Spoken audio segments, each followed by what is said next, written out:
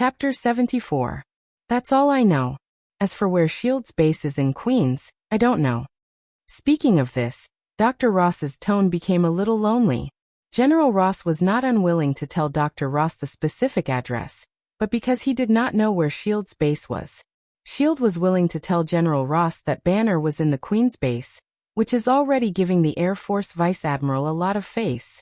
It doesn't matter, it's enough to know that Banner is still in New York. During the previous battle, Rog had already left a flying Thor technique on Hulk. So as long as he has Banner's approximate location, he can directly sense the flying Thor technique in the area, and then directly teleport through the flying Thor. When you get to Canada, call the number above, and then I will take Banner there.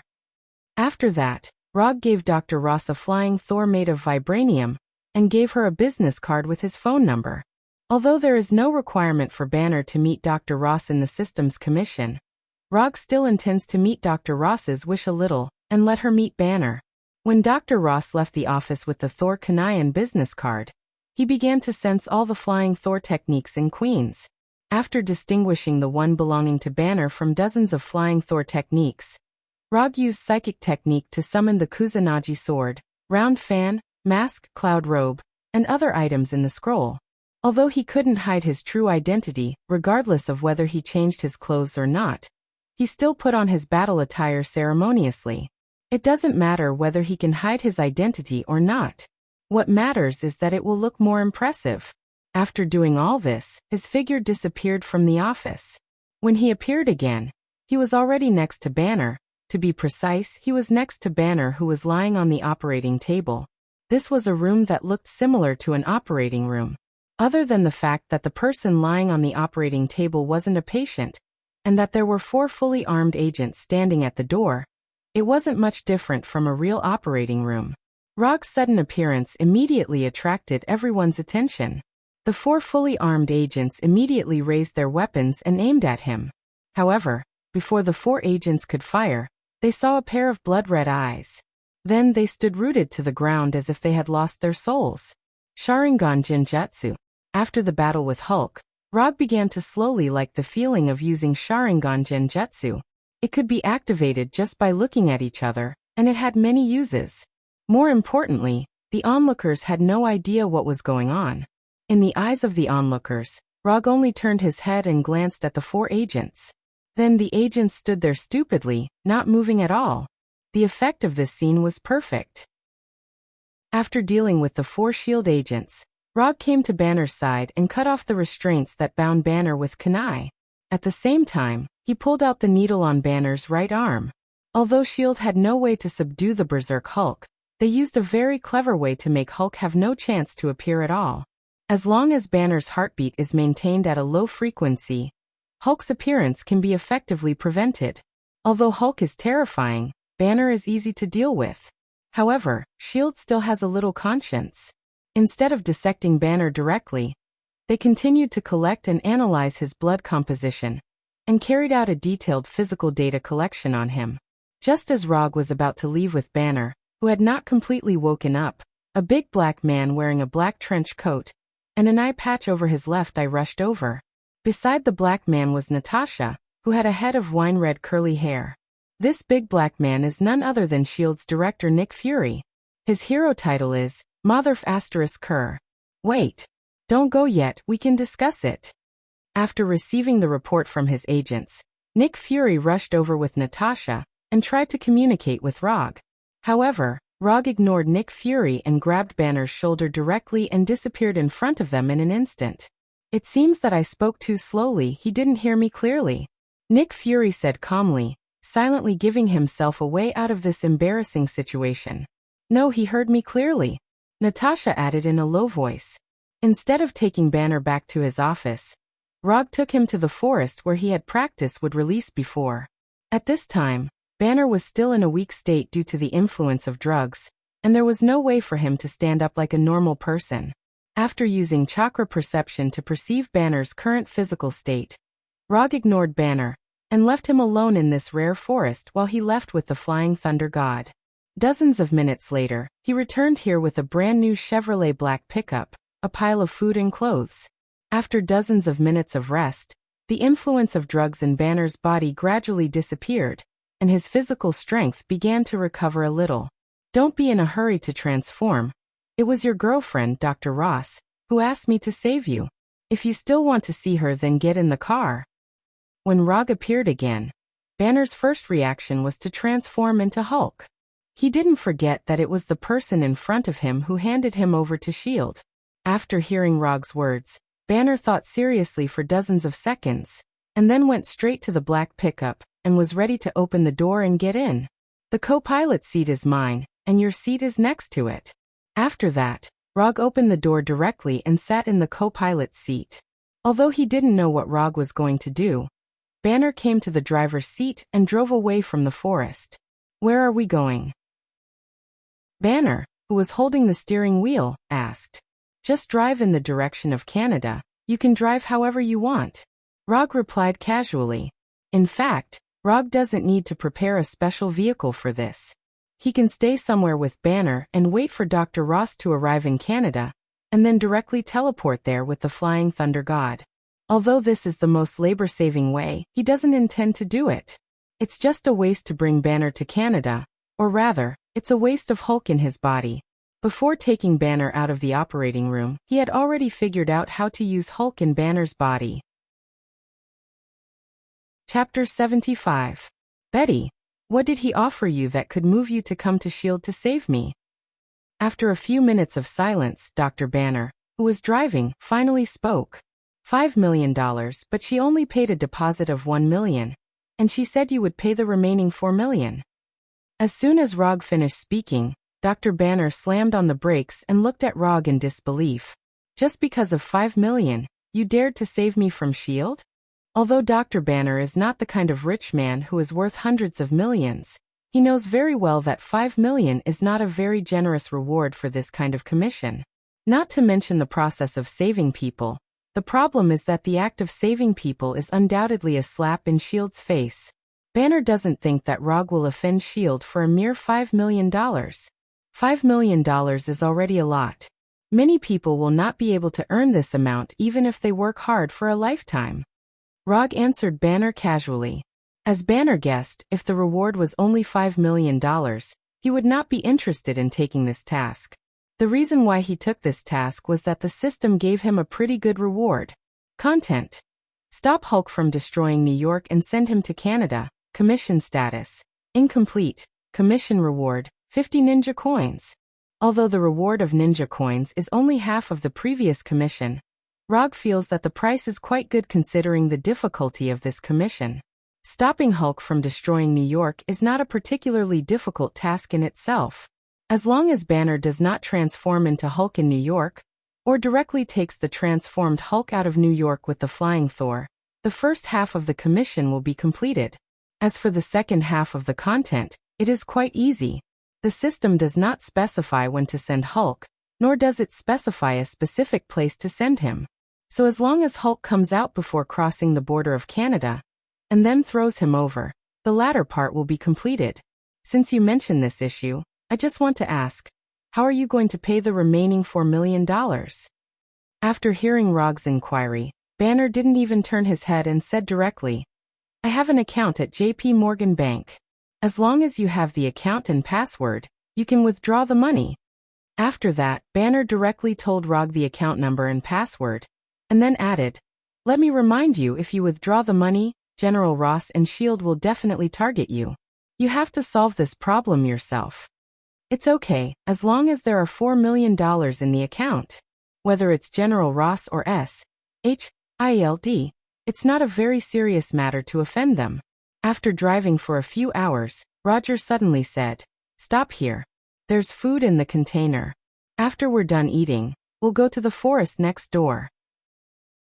Banner didn't know what Roger wanted to do, but he still pulled over as Roger told him to, and then opened the cargo box in the back. After opening the cargo box at the back, Banner was a little stunned.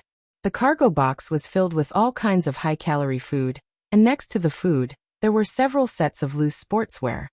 Remember to eat more. Rog's voice came from the car. Half an hour later, Rog and Banner parked the car outside the forest, and the two walked towards the depths of the forest.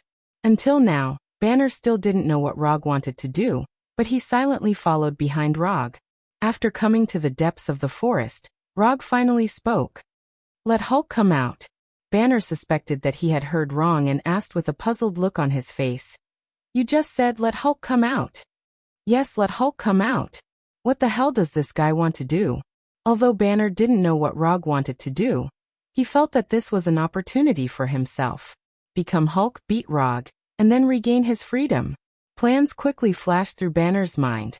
In that case, don't blame me. Not long after, under Banner's deliberate indulgence, a trace of green appeared on his skin, and his whole person began to grow bigger and stronger at a speed visible to the naked eye. When the 3 or 4 meter tall Hulk appeared again, Hulk first let out an angry roar like a beast, and then stared at Rog with his eyes, as if he wanted to eat him alive. However, before Hulk launched an attack, he saw Rog not far away suddenly clasped his fingers and formed a hand seal that he didn't know what to call. With the talent of Muji casting, Rog doesn't need to make any hand seals to perform ninjutsu.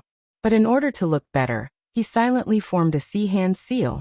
Mokutan, wood dragon technique. At the moment when Rog finished forming the sea hand seal, a wooden dragon more than 10 meters long, with a long hook nose and thorns all over its body, instantly rushed out of the ground and attacked Hulk directly. Facing the wooden dragon, Hulk had no intention of retreating, but instead took the initiative to run towards the wooden dragon. It's just a piece of wood, it can be broken easily. In just a blink of an eye, Hulk collided with the wooden dragon. Just as Hulk was about to tear the somewhat unsightly wooden dragon, the wooden dragon suddenly wrapped around him tightly. "A dragon made of wood can't stop me." Hulk began to exert his strength, trying to break free from the wooden dragon's bondage. But he soon noticed that something was wrong. There's something wrong with this piece of wood. With Hulk's strength, not to mention wood, even if he is entangled by iron chains, he can still break free. But at this time, not only did he not break free from the wooden dragon that entangled him, but he also found that his stamina was rapidly disappearing at a terrifying speed. Although Hulk's wisdom is not as good as Banner, he is definitely not stupid. The toughness of the wooden dragon far exceeded Hulk's expectations. What's more troublesome is that the longer the entanglement, the lower his stamina, and the less likely it is to break free. After a minute or two, Hulk changed back to Banner in extreme unwillingness. When Hulk disappeared, Rog also lifted his control of the wood dragon technique. Without the continuous input of chakra, this wooden dragon with a long hook nose and thorns all over its body also turned back to ordinary wood, losing all its peculiarities. Banner climbed out from under the wooden dragon that had turned into a wooden sculpture, and his whole person looked like he had just finished a marathon as he lay on the ground weakly. "After eating, change into new clothes, and then we'll get out of here." Banner now knows why Rog came here with a set of clothes and a bunch of things. Tens of minutes later, Banner, who returned to the car, started the pickup truck and drove towards Canada without saying a word. Chapter 76. When Rog and Banner drove towards Canada in a pickup truck, General Ross also received a piece of information about his daughter. After leaving Rog's office, Dr. Ross went directly to the airport and bought a ticket to Canada. Not long after Dr. Ross bought the ticket, General Ross received the relevant report. General Ross told Dr. Ross about Banner being held in S.H.I.E.L.D. In addition to the fact that Dr. Ross is his daughter, another reason is that he also wants Rog to get Banner out of S.H.I.E.L.D.'s base. General Ross can't go to S.H.I.E.L.D. to grab people, but he won't give up on Banner either. Banner is the only and successful test subject at present, so in any case he will not give Banner to S.H.I.E.L.D. Although General Ross doesn't know what Rog will do, he is sure that this guy, who is nominally a private detective, definitely has a way to bring Banner out of S.H.I.E.L.D.'s base. The scene at Culver University left an indelible impression on him, and strengthened his determination to capture Banner. Only with a humanoid weapon like Hulk can he fight against those unstable people who have mastered extraordinary abilities. General, Bronsky is here. Just after General Ross had ordered the intelligence personnel outside to continue to monitor Dr. Ross, Bronsky, wearing a military uniform, came to his office under the guidance of his assistant. After bringing Bronsky to the office, the assistant tactfully left the office and closed the door. "You also saw the scene at Culver University. What do you think?" General Ross asked directly. I saw two dangerous people who were out of control and had great power, and I was worried about whether the military had the ability to eliminate these two dangerous people. As a witness at the time, Bronsky gave a very official answer. How old are you this year? 45 years old. General Ross suddenly changed the subject and asked. 39 years old. Bronsky told his true age. You get old quickly, don't you? Yes. Then don't go out on missions anymore. With your record, you can be a colonel. General Ross suggested. No, I am a warrior. I will always be a warrior. Bronsky rejected General Ross's proposal without even thinking about it. He then continued. If I had the experience I have now 10 years ago, I would never have fought with myself. Looking at the determination in Bronsky's eyes, General Ross hesitated for a few seconds before saying, I can make you stronger. After hearing General Ross's answer, Bronsky's eyes were filled with excitement. During World War II, the Weapons Research and Development Department conducted a new experiment, the Biotechnology Strength Enhancement Experiment, hoping to create a super soldier. On the basis of the previous experiment, I restarted the related experiment. Banner was involved in the early stages of the work, but he didn't involve the use of weapons at all. He thought he was studying a way to resist radiation. I never told him the truth of the experiment. But he was so confident that he actually carried out human experiments privately. In the end, there was an accident, or rather, a lucky hit. We have developed a type of serum, a serum with great potential. I will arrange for you to be injected with this serum. After the injection, you will lead a team to arrest a man named Mr. Lon. We suspect that he is the one who helped Banner escape. Since Banner returned to the car, he hasn't said a word to Rog, and just silently drove in the direction of Canada. Rog didn't take Banner's silence to heart. He is now thinking about how to maximize the effect of the wood dragon technique. When he was fighting against Hulk just now, he didn't use the wood dragon technique to the limit. The wood dragon he can currently make can reach a maximum length of more than 30 meters. The reason why the length of the wood dragon was controlled to more than 10 meters just now was that Hulk was too small. Hulk is only more than 3 meters tall, and there is no need to waste chakra to make a larger wood dragon. A length of more than 10 meters is completely enough. When dealing with an enemy like Hulk, the wood dragon technique can play a good role, but this is only the first time. After all, as long as he has experienced it once, Hulk won't foolishly take the initiative to run to the wood dragon. The wood dragon can absorb the physical strength and energy of the target, but the physical strength and energy absorbed by the wood dragon will not be fed back to the caster. So Rog's original plan to use Hulk as a mobile power bank has failed before it even started. In addition, the wood dragon's movement speed is not fast, it can only be regarded as okay. If the target is fast enough, it can still be avoided. In general, the wood dragon technique is more suitable as a control skill than an attack skill. After eating something casually in the car for dinner, Rog took Hulk to a grassland with few people. Let's exercise after dinner. Let Hulk come out. Although Banner was very reluctant, the situation was stronger than him, so he still transformed into Hulk. After coming out again, Hulk didn't rush towards Rog recklessly like last time. Instead, he looked at Rog vigilantly, and after confirming that there was no strange wood dragon around, he rushed towards Rog. Rog made a hand seal again, but this time he didn't make a sea hand seal, but a way hand seal. No matter what kind of hand seal he makes, it won't affect him from casting the ninjutsu he wants to cast. Wood release, wood dragon technique. A long hook-nosed wood dragon more than 10 meters long emerged from the ground and rushed directly to Hulk, who was running wildly. After the last experience, Hulk didn't intend to fight with the wood dragon again.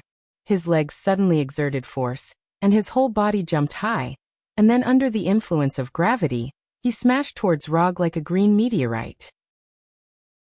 Looking at Hulk, who changed his tactics, Rog also stopped the wood dragon technique and made a hand seal again. Child hand seal. Seeing that the green meteorite like Hulk was about to hit Rog, a wood man about the same size as him with a wood dragon coiled around his arm, like Arhut, emerged from the ground again. After emerging from the ground, this wood Arhut didn't hesitate and rushed directly towards the falling Hulk. Boom! Hulk and wood Arhut slammed into each other. And then both of them were bounced away and fell on both sides of Rog. After landing, Hulk and Wood Arhut ran wildly again. However, Hulk's goal was Rog, and Wood Arhut's goal was Hulk. Just as Hulk was about to reach Rog, Wood Arhut came to him first and knocked him out. What followed was an intense brawl between the two of them, where their fists hit each other like wild beasts. Chapter 77. Hulk is a typical example of high attack, high defense, high HP, combining the characteristics of a fighter and a tank. In the face of such an enemy, meeting force with force is not a very wise choice. However, Rog didn't care about this, he just wanted to test the power of the wood puppet technique. For this reason, he also deliberately controlled the size of Arhut, to avoid the situation of bullying the weak. The current wooden Arhut was only 3 meters tall, which was the same height as Hulk. If he exerts his full strength, the size of Arhut can directly reach about 10 meters. Although Hulk's physical attack power is very strong, but the wood Arhut in front of him is also not weak. In his peak state, Arhut can catch a 9-tailed beast Dama with one hand. Even in the face of the complete Susanoo, he is not at a disadvantage. However, this peak state of Wood Arhut, Rog has no way to display it for the time being. Increasing the size of Wood Arhut to about 10 meters is already the limit he can reach now. After controlling Wood Arhut and Hulk to fight for more than 10 minutes, Rog had the intention to end the fight. Under his control, Wood Arhut, who was just randomly punching, suddenly took a step back, avoiding Hulk's fist. Then, before Hulk realized what happened, Wood Arhut showed his exquisite and seasoned fighting skills. The wooden Arhut moved forward and directly arrived in front of Hulk. It launched a set of attacks that seemed simple but were extremely powerful. Chest, left shoulder, lower abdomen, right shoulder, head straight punch, uppercut, left hook, elbow, rushing knee, moving left, piercing punch, hugging knee. Facing the sudden change in attack style and rhythm of Wood Arhut, Hulk was like a human sandbag, being constantly repelled by Wood Arhut. Boom.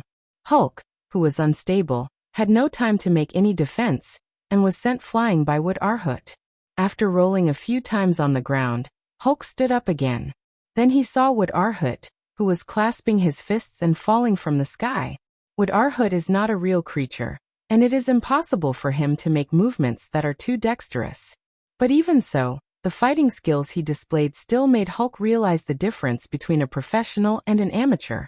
A few minutes later, the angry and unwilling Hulk once again changed back into Banner.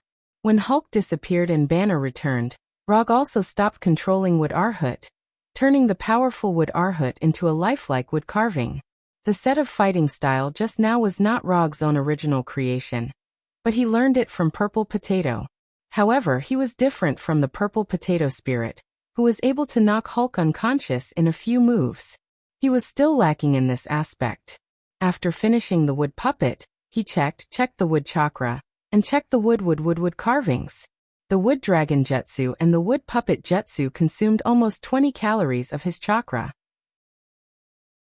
The wood dragon technique consumed a little less. After all, it only lasted for a short period of time, so it only used 2 or 3 cal of chakra. The biggest consumption was the wood puppet technique. Just making Wood Arhut had already used 2 or 3 cal of chakra, and maintaining Wood Arhut's attack used up more than 10 cal of chakra. This was just a 3-meter-tall Wood Arhut. If it was the Wood Arhut of Hashirama that was dozens of meters tall, then the amount of chakra required would be an extremely terrifying number. Rog now really understood why Hashirama needed chakra. Without a large amount of chakra, Wood Release would not be able to exert such an amazing effect. Wood Release is a Kekiai Genkai with a huge gap between the upper and lower limits. People who are good at it can even play with tailed beasts as pets. People who are not good at it can only do some greenery and study the 3 rooms and 2 halls technique. Change your clothes and go back to the car to sleep. We will set off tomorrow. Although Banner can't fully share Hulk's memories now, from those scattered memory fragments, he already knows what kind of person Rog is. This man usually looks kind, but he is crazier than anyone else when it comes to fighting. Banner doesn't know if it's his own illusion, but he feels that Hulk in his body seems to be complaining about something, as pitiful as a 1-ton green baby. When Banner changed into new clothes and returned to the car, Rog summoned a shadow clone, and let the shadow clone watch Banner. lest he make any wrong decisions on impulse. Then he flying thunder god went straight home. The hard experience is left to the shadow clone, and the comfortable life is enjoyed by the original body. This is the correct use of the shadow clone. Bathing, eating, playing Berserker's Creed, and then sleeping.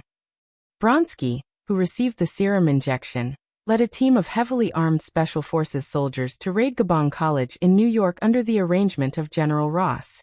They took away Dr. Samuel Stern, who was also known as Mr. Blue, and all the Banner blood samples in his laboratory. Looking at the Banner blood samples in one cabinet after another, a complicated look appeared on Bronsky's face. In a military base in New York. You can't treat me like this, I'm a cell biologist, I want to contact my lawyer.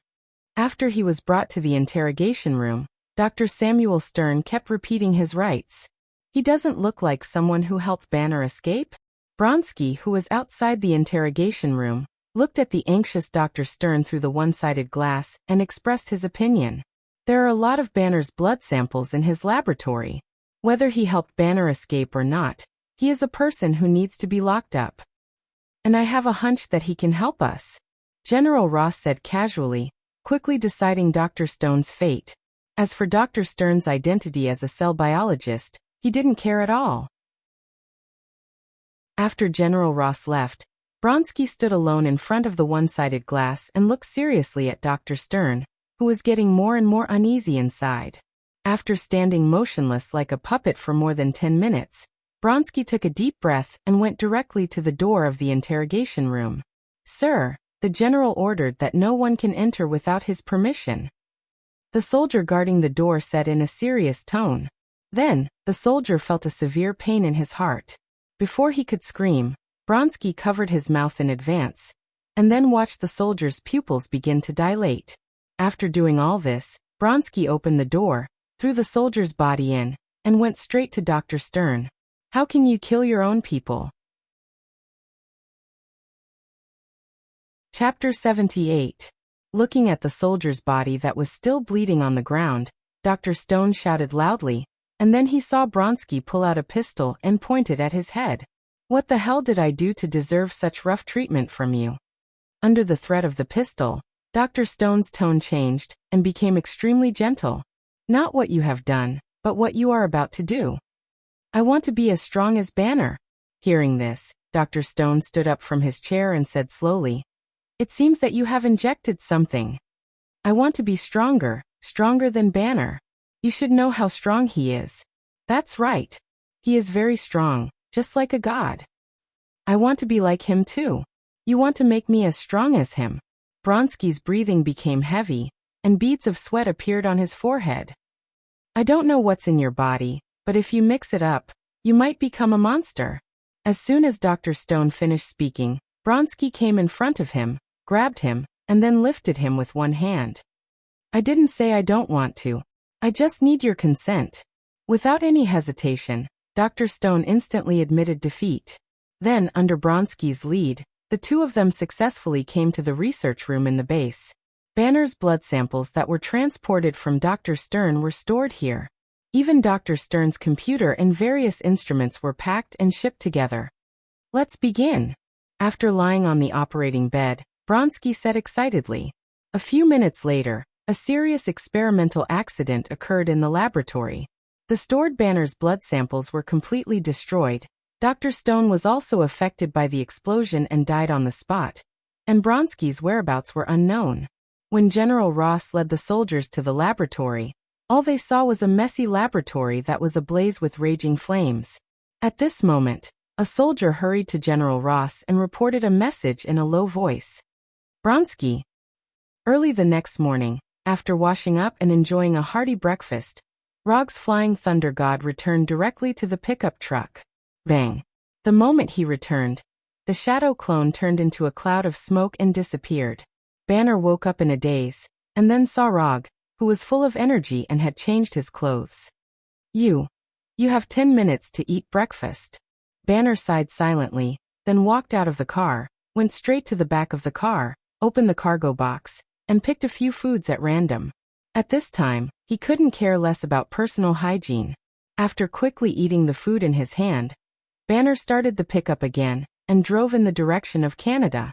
At noon, Rog used Flying Thunder God to return to the firm, arranged for Erica to go to the bank to withdraw Dr. Banner's money, and then took out the phone from the drawer that he had picked up purely by fate. There were a few missed calls on his phone, all from numbers he had never seen before, and one of them was a text message. The call was from Dr. Ross, and the text was also from her. The content of the text message was also very simple. It was the address of a hotel in Ottawa, the capital of Canada. After reading the message, Rog called Dr. Ross back and asked her to take the Flying Thor to the forest or park on the outskirts of Ottawa, and then inform him. After doing all this, he returned to the pickup truck with the Flying Thunder God. Banner was already used to Rog's ability to disappear and reappear in an instant, and he didn't even turn his head to look at Rog. Stop here and let Hulk out. After 2 experiences, Banner already knew what Rog wanted to do, so he got out of the car without saying a word and then took off his coat. Under Banner's guidance, Hulk appeared again. When he saw Rog again, Hulk did not attack as before, but silently stepped back a few steps, looking at Rog with great vigilance. "Don't worry, I won't hit you today."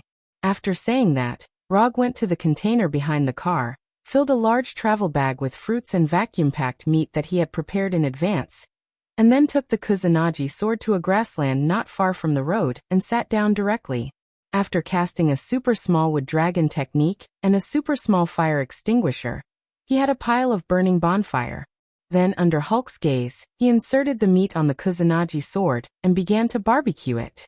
The barbecue will take a while. If you are hungry, you can eat some fruit first. If you don't like fruit, you can also go to the container and get something else. After saying that, Rog didn't care about Hulk anymore, as if all his mind was on the barbecue in front of him.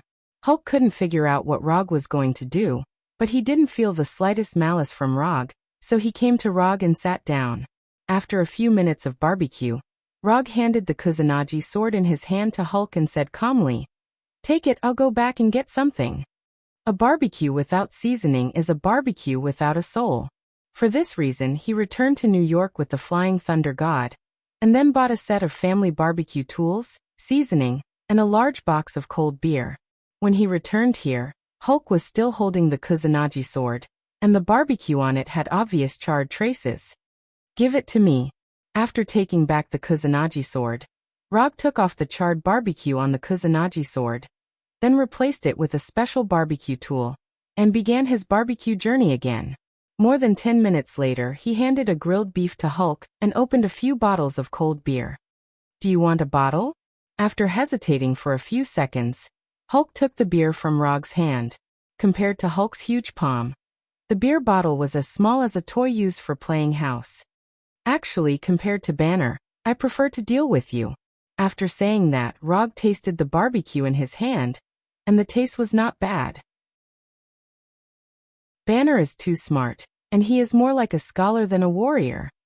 Of course, you are not a warrior, but at least you are better than Banner. You know how to fight.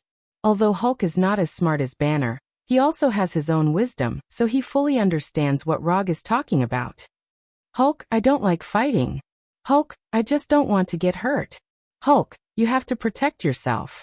Looking at Rog in front of him, Hulk spoke out his thoughts, and at the same time, he learned from Rog, eating the barbecue in his hand and drinking the beer. If you want to protect yourself, you need to be strong enough. Your body contains a powerful force, but you don't know how to use it. If you want to become stronger, I can teach you. Chapter 79. A moving piece of wood? A blue ball? Hulk put down the barbecue in his hand and used his hand to make a picture of Rog's Otama Rasengan. Not those, it's more suitable for you or fighting skills. Even if Rog is willing to teach Hulk would release and Rasengan, Hulk can't learn it because Hulk doesn't have chakra at all. But even if Hulk has chakra, Rog won't teach him would release and Rasengan. Would release is a bloodline limit, and he can't teach it if he wants to. Rasengan requires superb control of chakra, which is also not suitable for Hulk. If Hulk really has chakra, then the most suitable for him is the peak representative of taijutsu, Hashimen Tanku. Hulk opening the Hashimen Tanku. This picture is very exciting. Taijutsu. Hulk doesn't know what taijutsu is. Taijutsu is relying on the body to attack directly. Your usual attack style belongs to taijutsu. Taijutsu is just a name. If you like, you can also call it close combat or fighting. After eating the last piece of barbecue on the barbecue, Rog stood up and came in front of Hulk.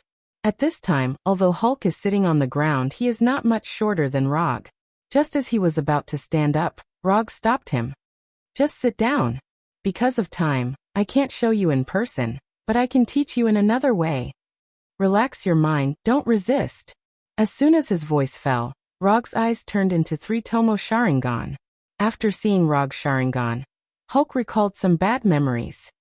I will leave you with an illusionary teaching scene. This illusion will not harm you. When you have time, or when Banner masters the body, you can take the time to learn it. Although Hulk doesn't understand what an illusion teaching scene is, he believes in his intuition at this time. He believes that Rog will not hurt him. With Hulk's active cooperation, Rog smoothly left an illusion teaching scene in his mind. In order to permanently engrave this illusion teaching scene in Hulk's memory, Rog used Sharingan's eye power to the limit for the first time. The scene created by Genjutsu is permanently engraved in the memory of the target. This is a trick he learned by accident when he recently studied Sharingan Genjutsu. He originally intended to develop a Genjutsu that could make the target permanently trapped in an illusion, but the result failed without suspense. When the power of the Sharingan he left in the target's body is exhausted, the target will get rid of the illusion and their consciousness will return to the real world. Although of the research and development of Genjutsu, of course. This little trick is a small skill is of Genjutsu of Genif of Genjutsu is of Genif of Genif his of him. For this reason he even gave this little technique, which could not be directly used in battle, a very simple name. Genjutsu. Because there is no need to maintain the illusion all the time, and there is no need to isolate the target's perception of the outside world, the consumption of this Genjutsu is not very large. The only thing to pay attention to is to constantly strengthen this illusion, so that the target permanently remembers everything in the illusion, rather than being completely blurred after a period of time like a dream. The illusion that Rog created for Hulk at this time is a ring the size of a football field. There are 2 Hulks fighting in the ring. These 2 Hulks are proficient in boxing, Muay Thai Sanda, Israeli fighting techniques, Brazilian Jiu-Jitsu, and the SCARS fighting system of the United States Special Forces. They will not be tired or injured, and they will fight over and over again. Simply put, this is like a real-life fighting teaching video created with Hulk as the standard. As for how much Hulk himself can learn from it, it depends on Hulk's own comprehension ability. After permanently engraving this illusion teaching scene in Hulk's memory, Rog's eyes also returned to their normal appearance. You should learn this first. If there is a chance in the future, I will teach you a top body technique called Hashiman Tanku. Although he said this, Rog himself still does not know Hashiman Tanku. And more importantly, he does not know how to let Hulk have chakra.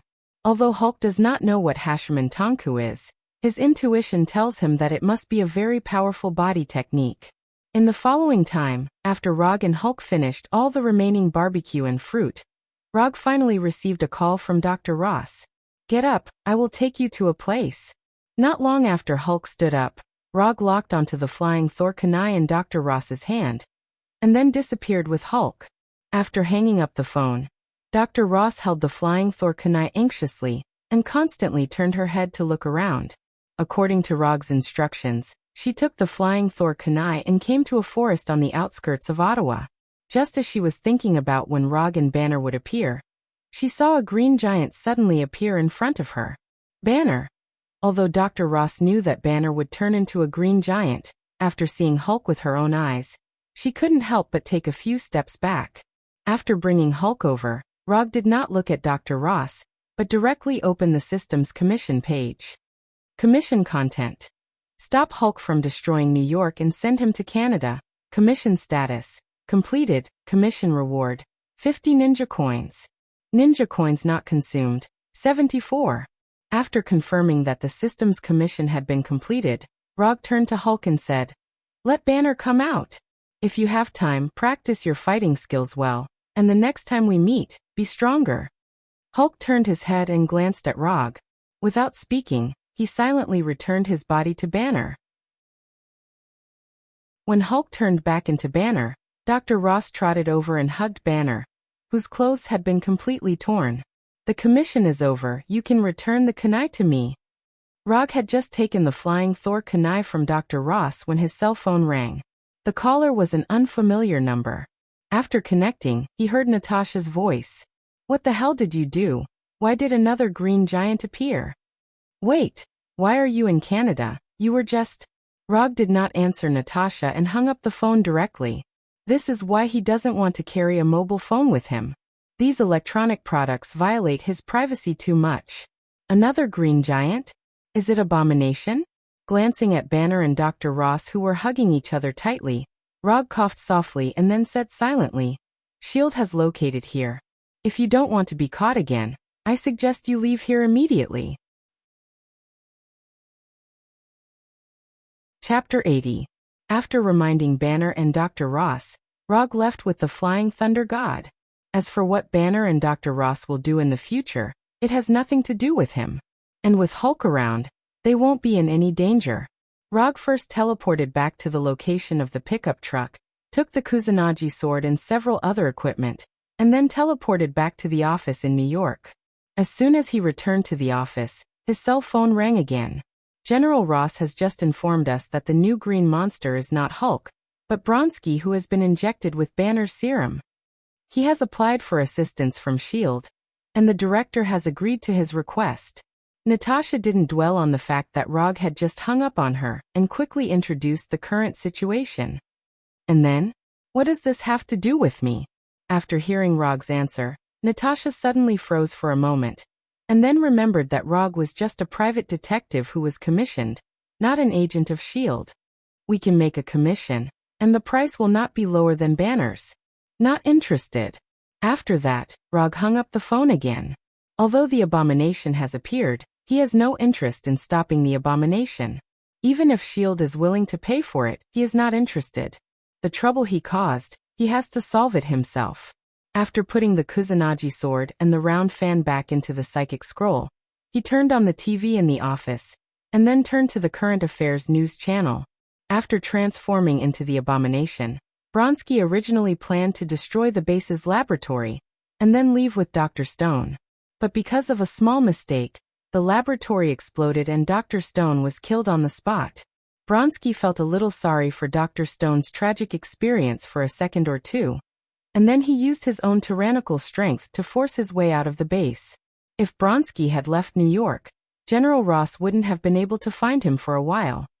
He didn't know if it was because of the influence of the serum or because of the absolute confidence brought by the sudden increase in strength, but instead of fleeing like Banner, Bronski took the initiative to show up and unscrupulously vented the powerful strength he had just gained in downtown New York. Thus, General Ross's army fought against the Abominations. Fighting the Abominations in the densely populated city of New York was not a wise decision for General Ross. They couldn't use weapons of mass destruction in the city, nor could they mobilize troops on a large scale. With the warriors under his command alone, it was absolutely impossible to stop Abomination.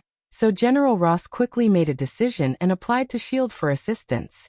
Then S.H.I.E.L.D.'s request for help came to Rog. Due to his outstanding performance in Culver University, everyone regarded him as the best candidate for this mission. However, they did not expect that Rog would directly reject them. Reading the news report, Rog leisurely drank his frozen Coca-Cola and considered whether he should go to the VIP front row to see the Abomination with his own eyes. But in the end, he gave up on the idea and asked Erica to order takeout for him. 20 minutes later, the door of the firm was pushed open. But what came in was not the takeout guy that Rog imagined, but Natasha, who was wearing a S.H.I.E.L.D. uniform. And in Natasha's hand, she was holding the takeout that should have been delivered by the takeout guy. Bronski now has power that is no weaker than Hulk. If he is allowed to continue like this, all of New York will be destroyed. After saying that, Natasha put the takeout in her hand in front of Rog, and then continued. "I know you don't have much affection for S.H.I.E.L.D., but the ordinary people outside need your help now. Okay, don't kidnap me with these so-called righteous acts. It's you who want to maintain world peace, But it's also you who are creating threats. If you hadn't been thinking about mastering the power that doesn't belong to you all day long, the monsters outside wouldn't have appeared. Rog didn't look at Natasha, but directly opened the takeout and took out the fried chicken legs and fries inside. Are you really not going to do anything? Natasha's tone was no longer as tough as before, but with a hint of pleading. It's not like you can't deal with Bronsky. Although he is now green and bigger, he is still a flesh and blood creature. He will be tired, hurt, and bleed you. Speaking of this, Rog suddenly thought of something and put down the fried chicken legs and the happy drink in his hand. A flesh and blood creature with its own consciousness. This guy should meet the standards of a psychic beast. In order to confirm his thoughts, he deliberately opened the system's introduction to the psychic blood contract scroll and carefully browsed through it. From Natasha's point of view, Rog seemed to be thinking about something seriously. She couldn't see the system page that appeared in front of Rog at all. It's not that I can't accept the commission, but I have a condition. After subduing this guy, he will belong to me. Okay. As long as you can subdue Bronsky, you can do whatever you want with Bronsky, S.H.I.E.L.D. and the military will never ask. After hearing Rog's words, Natasha agreed without thinking. After getting Natasha's guarantee, Rog exchanged a commission scroll from the system. When Professor Ross started the commission, he used up the last commission scroll. The reward is $100 million. You can write the rest yourself. Looking at the scroll that appeared out of thin air in Rog's hand, Natasha didn't have any surprise and directly took the scroll and wrote the content of the commission on it. Commission content. Subdue Bronsky abomination. Commission status. Incomplete. Commission reward. 30 ninja coins. When Natasha finished writing the scroll, a new commission task appeared on the system's commission page. Compared with Hulk, the system's evaluation of abomination is obviously much lower, and the reward given is not even half of Hulk's. Abomination's ranking is not good. Of course, this may also be the system's judgment after re-evaluating his current strength. Although 30 ninja coins is not very rich, it is enough for him to make this trip. And what he really wants now is not ninja coins, but a psychic beast that belongs to him. After spending 20 ninja coins to learn the psychic technique, Rog always felt that he had lost money. But the appearance of Abomination gave him some hope of making up for his psychological loss. Psychic beast, Abomination. Abomination's appearance is ugly, but since it has been classified as a psychic beast, its appearance is not very important. Chapter 81. I'll take this commission.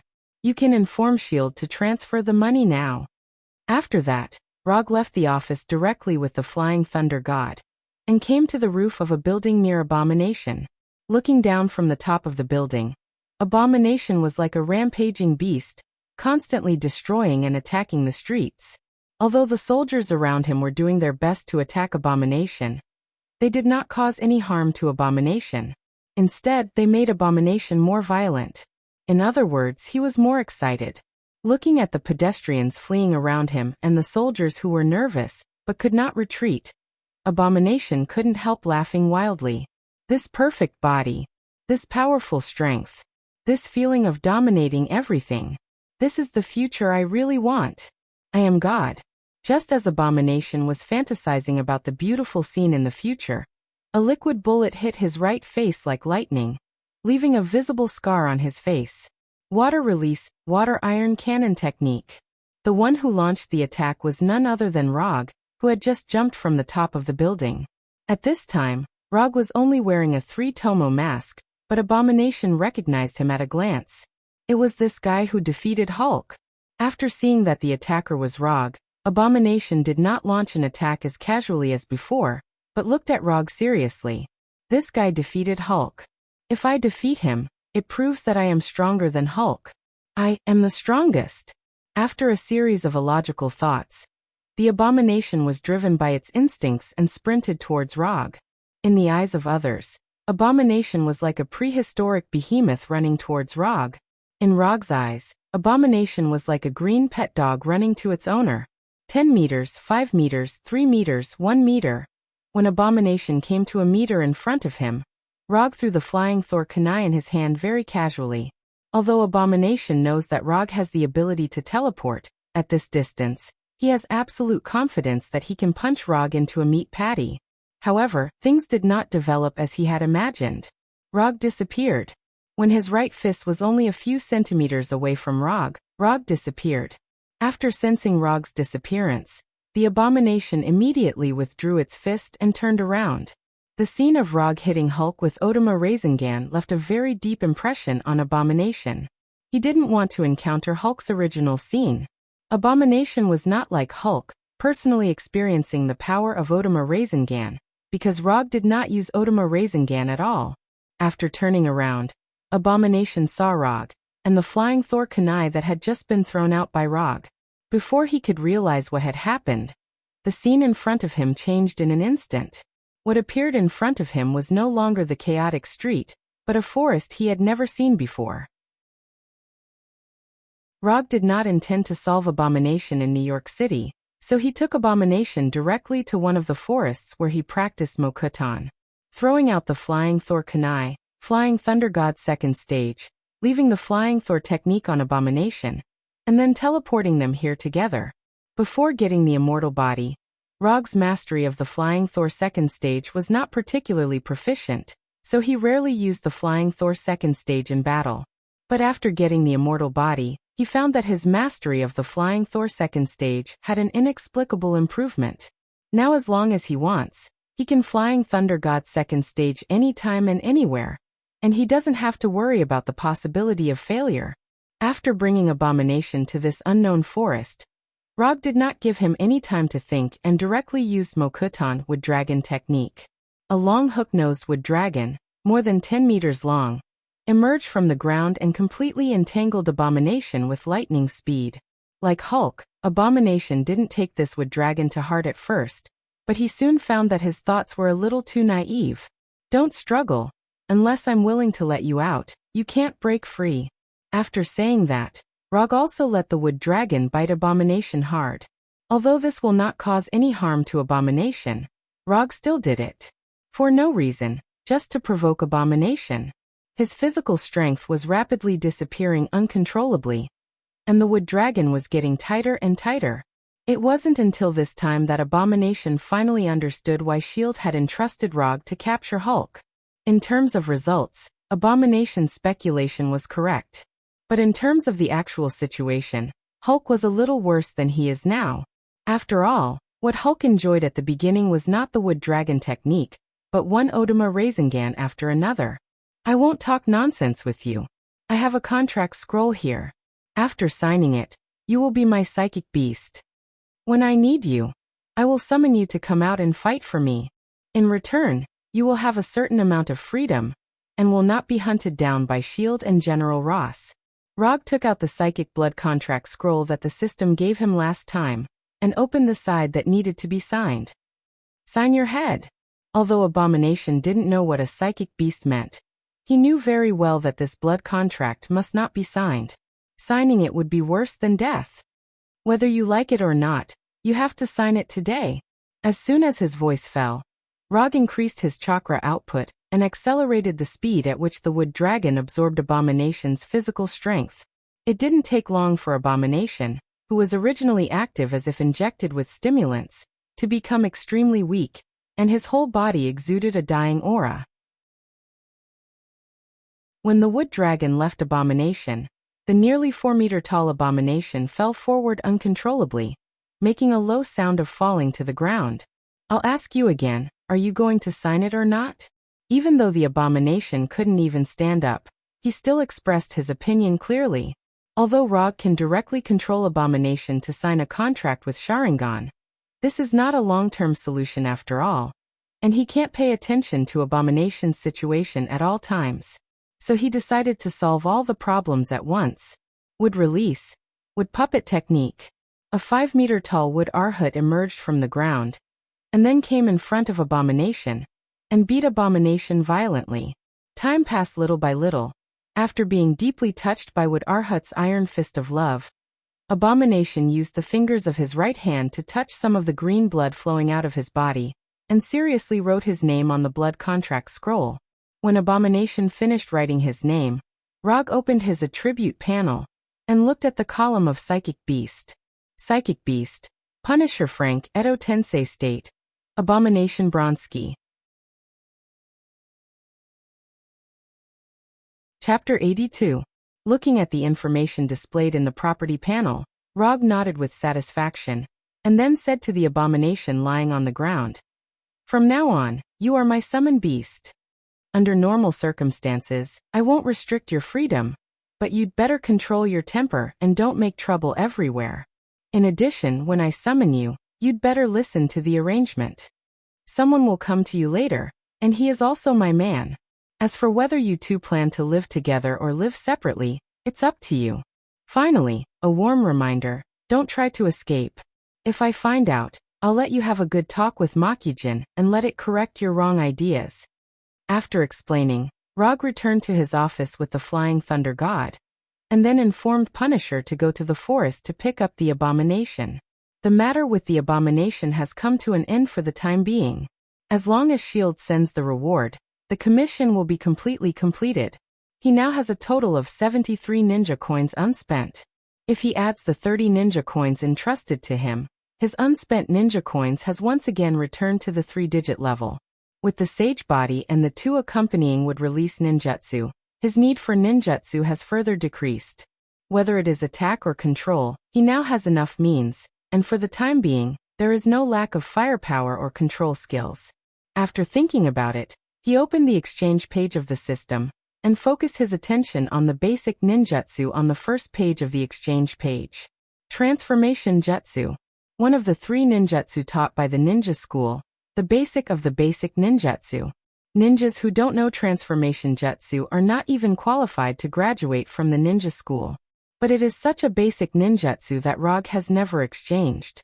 Clone jutsu, he only exchanged for substitute jutsu. And he also studied substitute jutsu to the extent of instinct. He will definitely not exchange for clone jutsu. He already has shadow clone jutsu, and exchanging for clone jutsu is purely a waste of ninja coins. Compared with clone jutsu, transformation jutsu is undoubtedly much more practical, and the future improvement may be greater.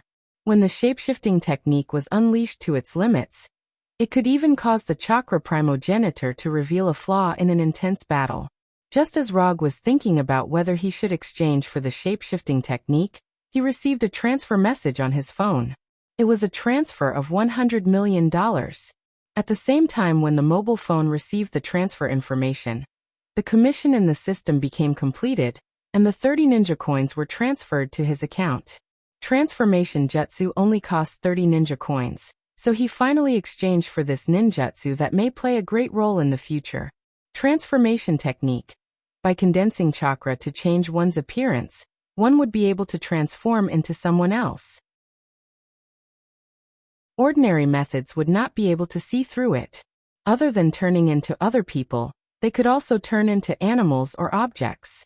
Whether it was transforming into a human, an animal, or an object, it was only a change in appearance, not a change in essence.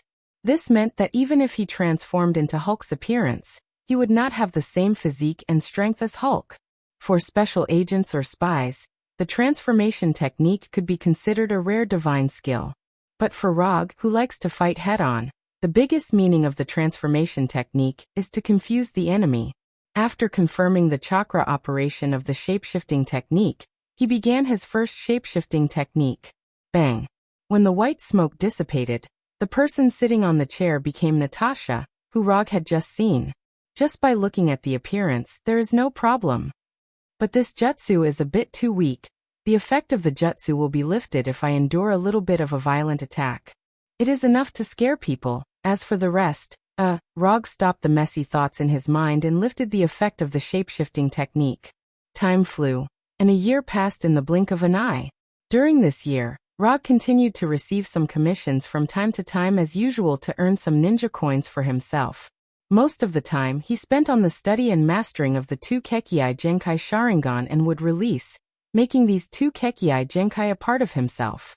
After the end of the day's practice, Rog opened his property panel and looked at his current status. Host, Rog Profession, Ninja Talent. No Seal Technique, 7 Attribute Chakra Kekkei Genkai. 3 Tomo Sharingan would release physique. Senju body Senju Hashirama. Ninjutsu. Substitution Jutsu, Body Flicker Jutsu. Hold Jutsu, Shadow Clone Jutsu. Flying Thunder God Level 2. Chakra Perception Rasengan Self-Taught. Odama Rasengan Self-Taught. Summoning Transformation Would Release. Wood Dragon Technique, Wood Human Technique Lightning Release. Chidori, Chidori Sharp Spear, Chidori Flow Fire. Release. Grand Fire Annihilation Water Release. Water Iron Cannon Genjutsu. Dark Walk Sharingan Genjutsu. False Memory Taijutsu. Strange Strength Chakra Amount. One Tail Summon Beast. Punisher Frank, Edo Tensei. Abomination Bronski Unconsumed Ninja Coins. 256 Ninjutsu hasn't changed much. It's still the same ninjutsu from a year ago. In terms of ninja coins, he didn't accept many commissions this year, and only earned more than 100 ninja coins. Rog originally intended to let Punisher and Abomination accept the commission together, but he found that the system perfectly avoided this loophole. If he didn't accept and execute the commission himself, the system wouldn't pass it at all.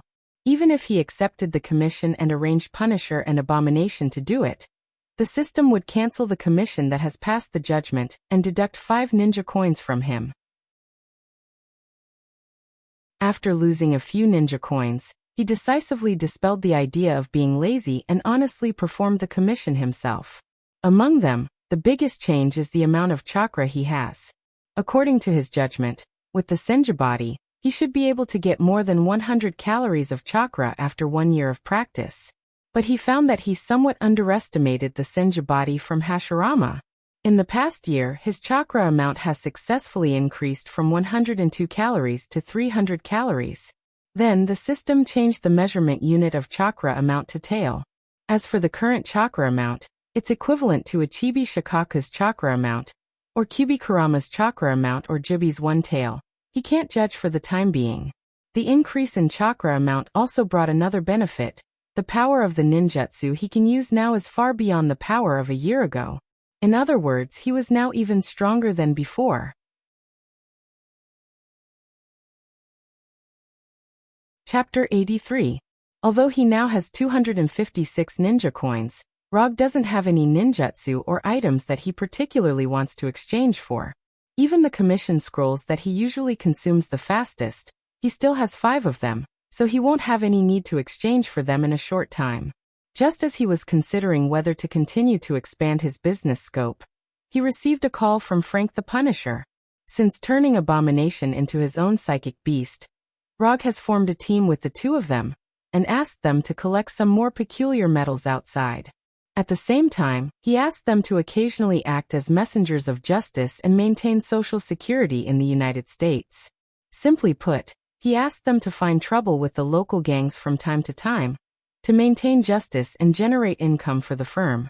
Because of their hard work, the firm's operating income has improved significantly, and even attracted the attention of the IRS. If it weren't for S.H.I.E.L.D.'s silent suppression of this matter, Rog would have been invited to tea by the tax bureau early in the morning. Of course, in return, Rog finally had an informal meeting with S.H.I.E.L.D.'s director, Nick Fury, and reached a consensus on certain issues. "My lord, we found the hammer that fell from the sky that you were talking about." As you expected, S.H.I.E.L.D.'s people found the hammer and built a simple research base around the hammer. The hammer the Punisher was talking about was Thor's Mjolnir. Although Rog knew that Thor's hammer would appear in New Mexico, he didn't know when Thor's hammer would fall. So half a year ago, he took the simplest and most crude approach. That is, he sent both Punisher and Abomination to New Mexico and asked them to keep an eye on the situation there. Waiting really paid off. After hanging up the call from Punisher, Rog began to sense the flying Thor technique on Punisher. Thor, we're finally going to meet. I hope you can bring me some unexpected surprises." When Punisher ended the call with Rog, a strong man with long blonde hair suddenly broke into the research base, quickly knocked down the guards in the base, and quickly approached Thor's hammer in the middle of the research base. This guy is good. Obviously, he has received professional combat training. The guards inside can't stop him. The speaker is Abomination Bronski, who is nearly 4 meters tall. At this time, Abomination has no previous fierce and arrogant attitude. After signing a psychic contract with Rog, Abomination escaped several times, But the results of the escape were not good. The best escape result was that he even saw the border of Canada. At that time, Abomination was trained by the combination of Wood Arhut and Wood Dragon for a whole month, and then he completely gave up. This is S.H.I.E.L.D.'s business. We don't have to do anything, we have to make sure that the hammer is not taken away. The Punisher also noticed Thor, who was rampaging in the research base, but he didn't take Thor seriously. Although Thor showed superb combat skills, in Punisher's view, he is at the same level as S.H.I.E.L.D.'s elite agents. Without his divine power, Thor really has nothing particularly noteworthy. Not only does he not have the power of Thor, but he doesn't even have the super strength and physique that an Asgard should have. Just as Thor invaded the research base, several lightning bolts suddenly flashed in the dark night sky, followed by heavy rain. One person go to the commanding heights, bring a weapon. At this time, the person in charge of this research base is none other than Agent Coulson. Although Thor's invasion caught S.H.I.E.L.D. by surprise, S.H.I.E.L.D. is a professional agency after all. The entire base instantly entered a state of alert, and more agents were chasing Thor. What's the situation? After issuing the order, Coulson came to the command room and asked. The hammer emitted a huge amount of electromagnetic waves. The system can't record it. The equipment can barely maintain it. The interference from this thing is too great. After listening to the report, Coulson took out the walkie-talkie and said, Barton, talk. Sir, do you want me to stop him? Or do you want to send more people to kill him? Barton stood in the basket of a crane and said calmly while pulling the composite bow in his hand. Wait for my order. Coulson did not issue an order to attack and walked quickly in Thor's current direction. After knocking down all the S.H.I.E.L.D. agents on the road, Thor finally came to the center of the research base, only a few meters away from Thor's hammer. Looking at Thor's hammer, Mjolnir, who has been with him for more than 1,000 years, a gratified smile appeared on Thor's face. As long as I can lift Thor's hammer again, I can regain the power of Thor. I am Asgard's Thor. Just when Thor thought he was about to end the test given to him by Odin, a strong black man more than 2 meters tall suddenly appeared in front of him, and then gave him a heavy punch, knocking him to the ground. You're quite big. Thor, who was knocked down, quickly stood up and said, But I've knocked down bigger ones. As soon as his voice fell, Thor's right fist hit the big black man in the face and the two instantly fought.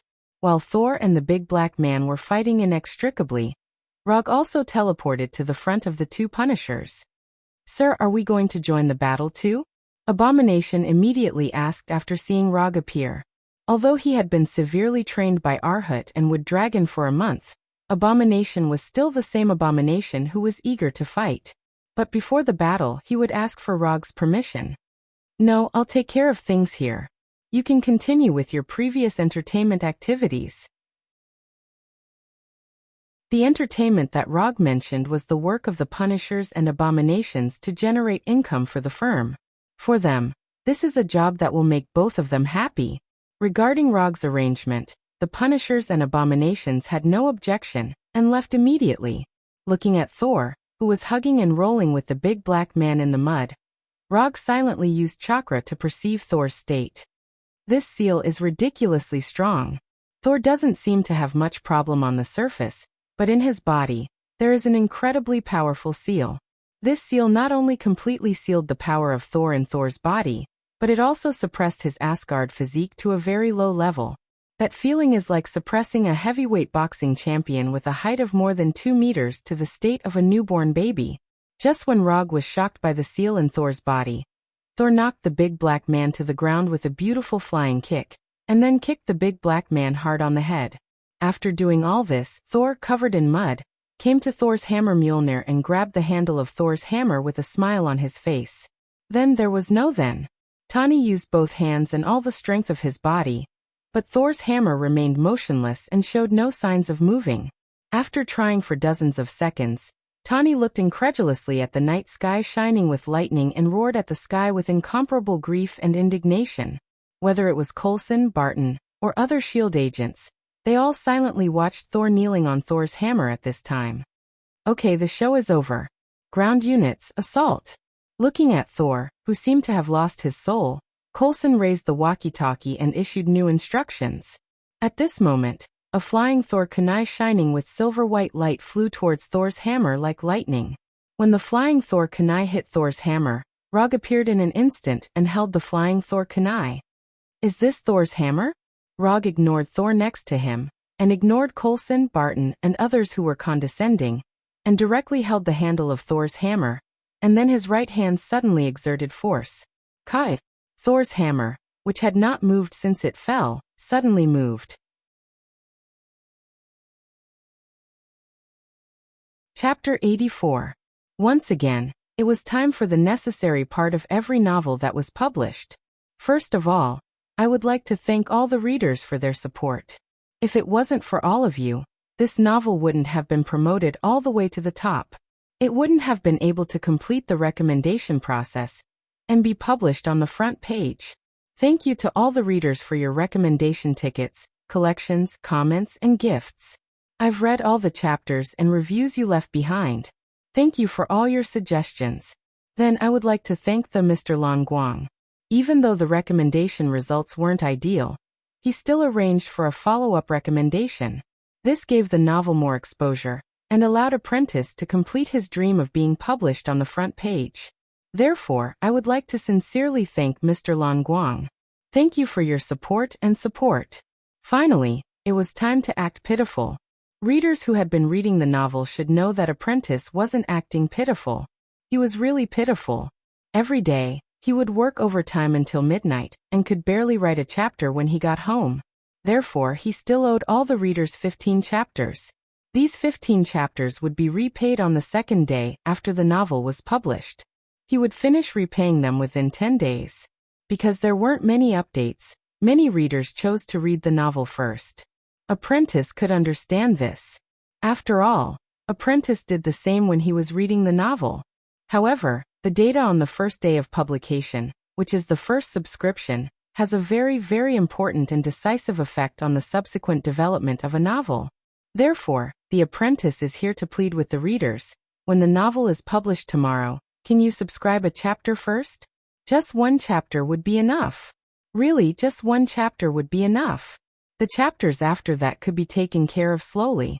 However, for the first VIP chapter tomorrow, Apprentice hopes that all the readers would subscribe to it. This was very, very important. Please. Due to his hand speed and his stockpile of manuscripts, the Apprentice was unable to release 10 or 100 chapters like other authors. However, he would release at least 5 chapters tomorrow, which was a 10,000-word update. He hoped that the readers would be a little happier after reading it.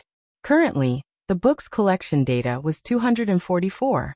Normally, the subscription ratio would be around 10:1. However, Apprentice wasn't that ambitious. Because there were some parts that weren't written particularly well, Apprentice would be satisfied if the subscription ratio was around 15:1. As long as the average subscription exceeded 1,600, every 100 subscriptions would add a chapter. If the average subscription exceeded 2,000, the daily minimum would increase from 2 to 3 chapters. If the average order could exceed 3,000, which meant that it was a premium product, the minimum daily order would be at least 4 chapters.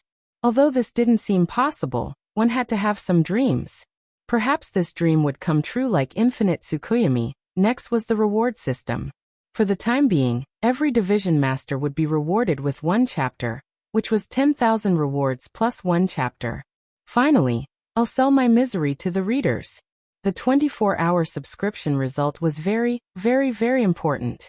Even the readers who were reading books hoped that they would be able to subscribe tomorrow. This was very, very, very important. Please everyone. Tomorrow at noon, I'll officially update the VIP chapter. Whether it's a hit or a flop, it all depends on the readers.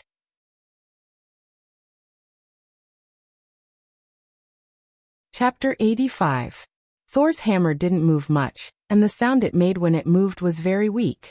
But even so, the movement of Thor's hammer still shocked everyone present. This hammer can actually be picked up. Coulson, Barton, and other S.H.I.E.L.D. agents all showed an incredulous look.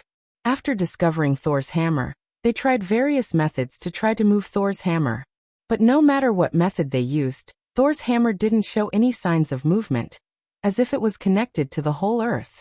Coulson, Barton, and others just felt incredible, but as the former owner of Thor's hammer, Thor was completely shocked at this time. No one knows Thor's hammer better than him. It is precisely because of this that he was shocked by the scene in front of him.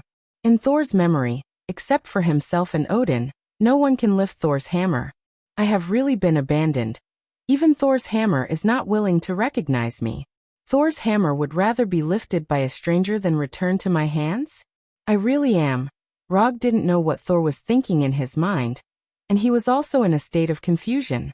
What's going on? Didn't they say that there was Odin's spell on Thor's hammer? Didn't they say that only people with a pure heart and justice can lift Thor's hammer? Didn't they say that as long as you can lift Thor's hammer, you can have Thor's power? Is there a bug in Odin's spell? Before Rog could figure out what was going on, Thor's hammer in his hand suddenly became extremely heavy, and then it fell directly to the ground with a bang. At the moment when Thor's hammer fell to the ground, a blue lightning bolt as thick as a bucket fell from the sky and directly struck Rog. Boom.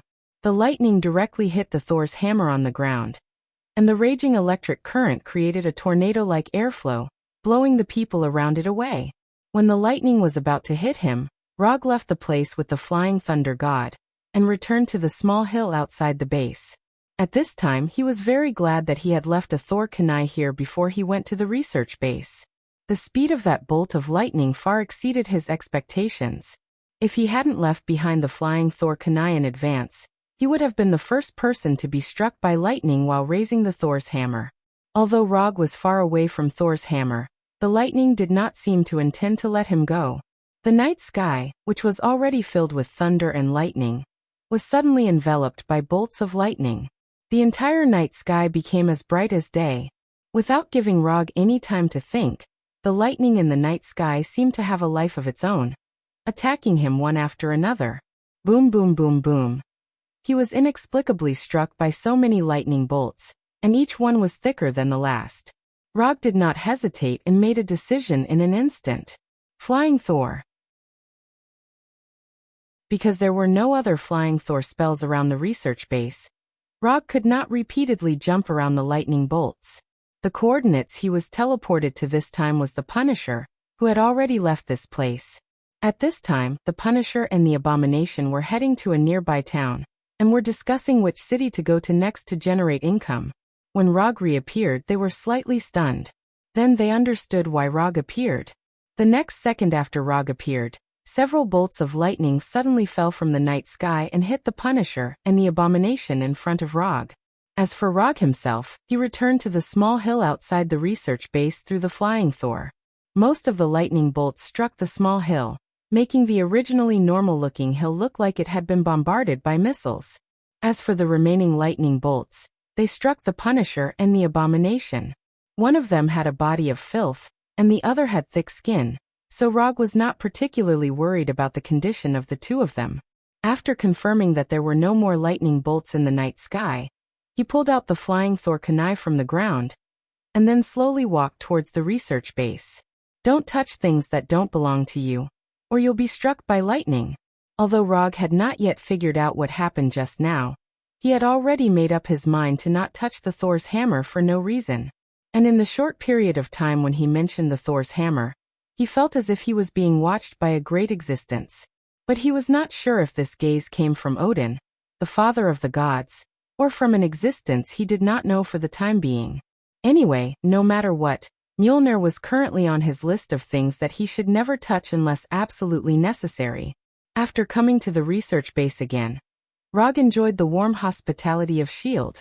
More than a dozen heavily armed guards raised their weapons and aimed at his head. Don't do anything stupid, just inform your supervisor Coulson directly. Although these S.H.I.E.L.D. guards did not know the true identity of Rog, they silently reported the situation after hearing the name of Coulson. It didn't take long for Coulson to walk out of the base and come directly to Rog. What are you doing here? Coulson looked at Rog with a little vigilance. Although S.H.I.E.L.D. is now in a friendly cooperation stage with Rog, he knows very well that this so-called cooperation may be suspended at any time. I heard that you found a very strange hammer, so I came to take a look. By the way, if you don't mind, I want to take the guy inside. Coulson didn't know the true identity of Thor at all. They just thought of Thor as a secret agent of a certain country. As for why this secret agent took the risk of robbing the hammer, they haven't figured it out yet. At this time, Thor is being held in a temporary interrogation room.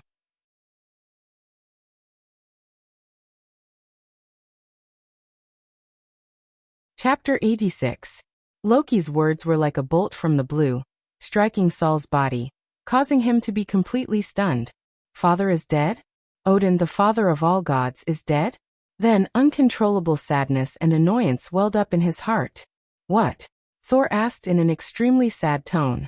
Banishing you, coupled with the threat of war, made him unable to bear it any longer. Don't blame yourself. I know you love him, I want to tell him, but he won't listen. Listening to Loki's words, Thor couldn't help but shed tears from the corners of his eyes. Knowing that you can no longer lift Thor's hammer, but still putting Thor's hammer beside you, this is too cruel. The burden of the throne now falls on me. Then can I go home?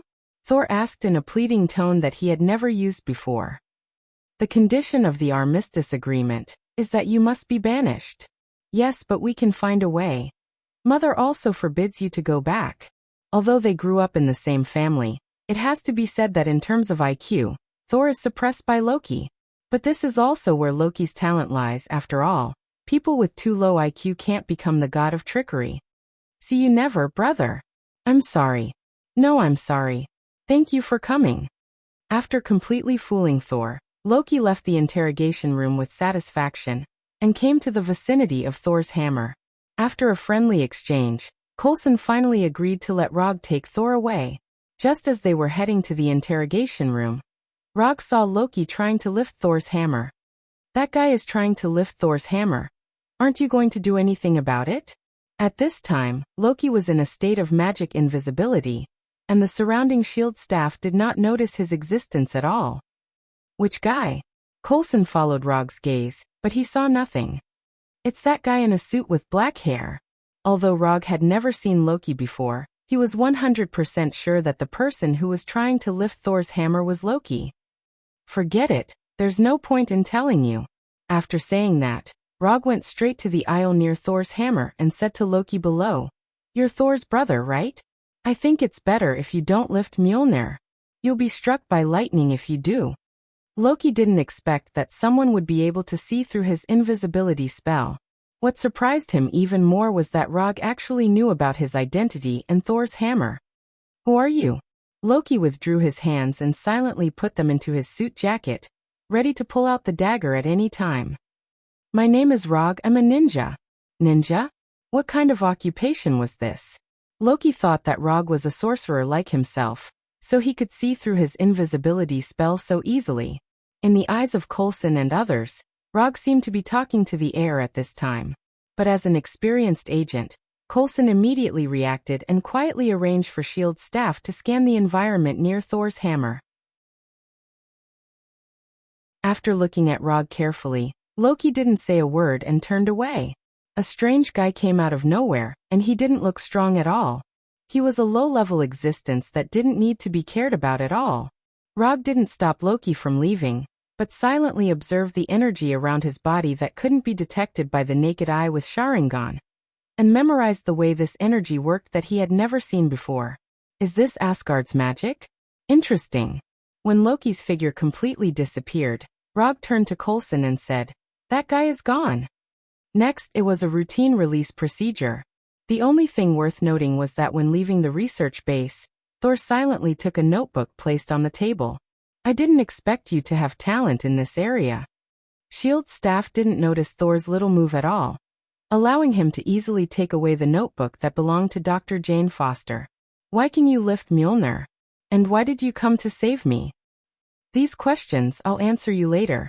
What you need now is to change into clean clothes and solve your food problem by the way. More than an hour later, in a 24-hour chain restaurant in Anticapuant, Rog, Thor, and Dr. Jane Foster looked at each other and maintained a strange silence. Who are you? Thor took the lead to break the silence. My name is Rog, I'm a private detective. Rog didn't say that he was a ninja, because if he said that he was a ninja, he would have to explain what a ninja was later. This would make the topic more complicated. Private detective?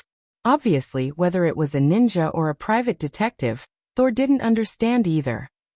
You can understand it as a person who gets paid, and then helps others solve their problems. Rog explained simply. I see, it's similar to mercenaries. Although Asgard didn't have a private detective, there were mercenaries, so Thor quickly understood the profession of a private detective. Strictly speaking, private detectives and mercenaries were two completely different professions. But no one cared about these small details now. Why can you lift Mjolnir? This is not something that Midgard people can do. You're a bit of regional discrimination. Although Asgard has a longer history, Midgard is not a backward place. And whether or not you can lift Mjolnir has nothing to do with Asgard. As long as your father's spell recognizes it, anyone can lift it. Dr. Forster, who was sitting next to Thor, looked at Thor and Rog with a confused expression. She knew every word that Thor and Rog said, but she didn't understand the meaning. My father. Thor's expression suddenly became lonely. I saw your brother just now, he's quite handsome, but a bit cunning, he's not an honest person. Loki has always been like this, he likes to play pranks since he was young. When he mentioned Loki, Thor's lonely face showed a hint of relief. Looking at Thor's current appearance, Rog couldn't help but sigh. They were both raised by the same parents. How could their IQs be so different? He had intended to remind Saul tactfully, and let him know that Odin was still alive. But now he gave up on that plan. Your father is not dead yet. Don't underestimate him. He is the father of all gods, a powerful existence in the entire universe.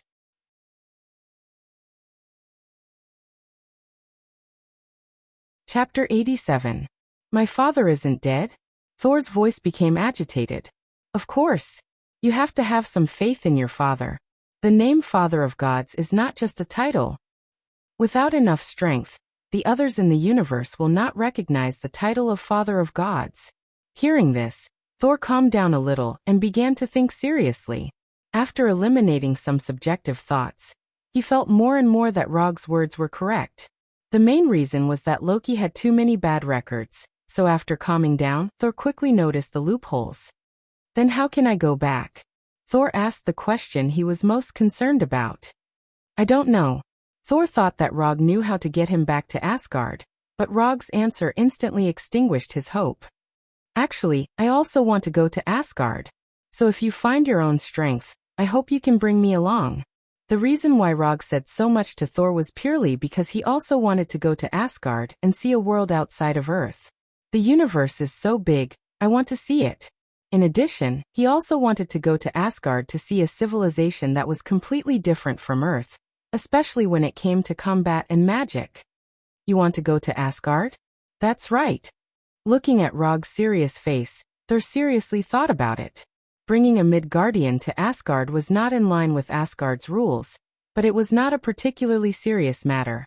After thinking seriously for a few minutes, Thor finally made a decision. If I can return to Asgard, I can bring you along. However, I have a condition. I hope you can protect the people here from harm during this period of time. Although Thor was not as smart as Loki, he had lived with Loki for more than 1,000 years after all. So after figuring out some things, he knew what Loki would do next. After losing Thor's power for a few days, he finally began to understand what Odin had often told him before. The responsibility of being a king. No problem. Not to mention just protecting the people here. Even if Thor asked him to deal with Loki, he would not refuse. After reaching an agreement with Thor, Rog left the restaurant and booked a room in the town's best hotel, and paid the room fee for a week in one lump sum. Rog wanted to book a room for Thor, but after thinking of Thor's Dr. Jane Foster, he silently gave up the idea. With Thor's appearance, even if he was unfamiliar with the place and had no money, he would never live on the streets. After all, this kind of man with a strong body, handsome face, and long blonde hair was very popular with the opposite sex in this country. In the next few days, Thor stayed with Dr. Jane Foster, teaching Dr. Jane Foster about the universe, and at the same time trying to learn about the Earth. In the evening, Thor usually stayed with Dr. Jane Foster. During the day, he would appear beside Rog. Although he had lost the power of Thor that he was proud of, and Asgard's innate strong physique had been suppressed to the level of ordinary people. Thor did not sink because of this. It was because he was now in the weakest period of his life that he needed strength more. Although he did not have the strength of the past, Thor quickly adapted to his current state and showed the fighting qualities that a top warrior should have. That punch just now was good, as expected of Asgard's former Thor. In order to make the battle more fair, Rog did not use chakra, nor did he open Sharingan. Your fighting skills are also very good, and there are not many people in Asgard's royal guards who can have your skills. While Rog and Thor were learning from each other, Thor's friends, 3 warriors of Sengoku and Sif came to Earth with the help of Heimdall. If possible, Sif and others would not want to go to Earth in a way that violates the king's orders. But there is no other way, who told Loki to sit on the throne of Asgard now. The huge energy of Bifrost connecting the 2 worlds not only attracted the attention of S.H.I.E.L.D., but also Rog's attention. That thing just now should be Bifrost. It looks like someone is looking for you. Rog pointed to the funnel-like spiral cloud in the distance. Yes, it's Bifrost that is teleporting. Thor's eyes instantly became serious, looking at the spiral cloud in the distance with a dignified expression.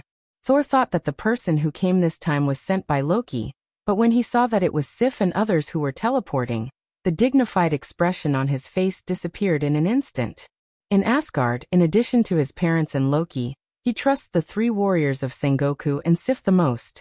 However, before he had time to talk to Sif and others, Bifrost opened again, sending the real enemy over. At the end of Bifrost's second teleportation, Rog used Chakra's perception to perceive the target of the teleportation. This almost cheat-like energy intensity is worthy of the destroyer specially built by Odin. Get ready for battle, the destroyer is here. Rog silently reminded Thor. When the flying dust raised by the teleportation gradually dissipated, Coulson and others, who had rushed over, finally saw the true appearance of the destroyer. Is it a robot made by Stark? I don't know, that guy wouldn't tell me anything. Coulson took the handheld loudspeaker from the S.H.I.E.L.D. agent next to him, came to the destroyer and said loudly, "Hello, your weapons and equipment are not registered. Please identify yourself immediately." The advancing destroyer stopped silently after hearing Coulson's words, and then opened the armor on its face. Just when Coulson and others thought that the destroyer would identify itself according to their request, they saw the flame-like orange-red light shining on the destroyer's body. Then there was a powerful high-temperature beam of light. Boom. It only took a few seconds for the destroyer to blast the S.H.I.E.L.D. vehicle in front of him into wreckage, and then he walked straight towards the town. Meet the enemy outside the town. You should know better than me what kind of power the destroyer has. If we fight in the town, even if we win, the town will probably be gone. Sensing the power of the high-temperature beam just fired by the destroyer, Rog turned to Thor and said, "We are responsible for stopping the destroyer. You are responsible for evacuating the town's residents." Thor did not refuse Rog's suggestion to meet the enemy outside the town, but he did not intend to let Rog participate in this battle. This is Asgard's business, and it should be solved by Asgard's people. No, the weak guy is responsible for evacuating the residents. You are the weakest here, so you are responsible.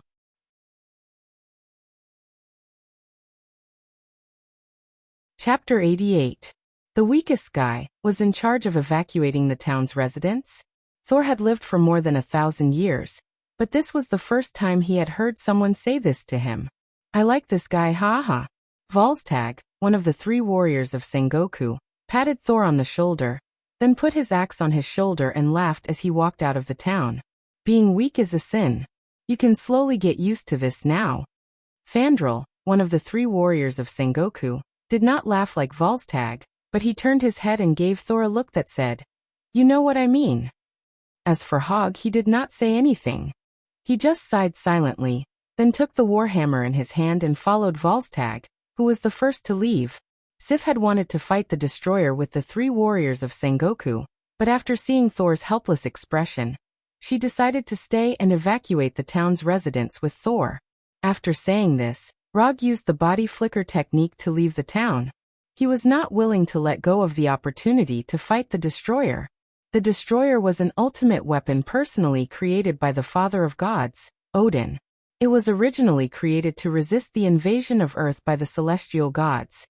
But after its creation, the most important thing the destroyer did was to guard Asgard's palace treasury.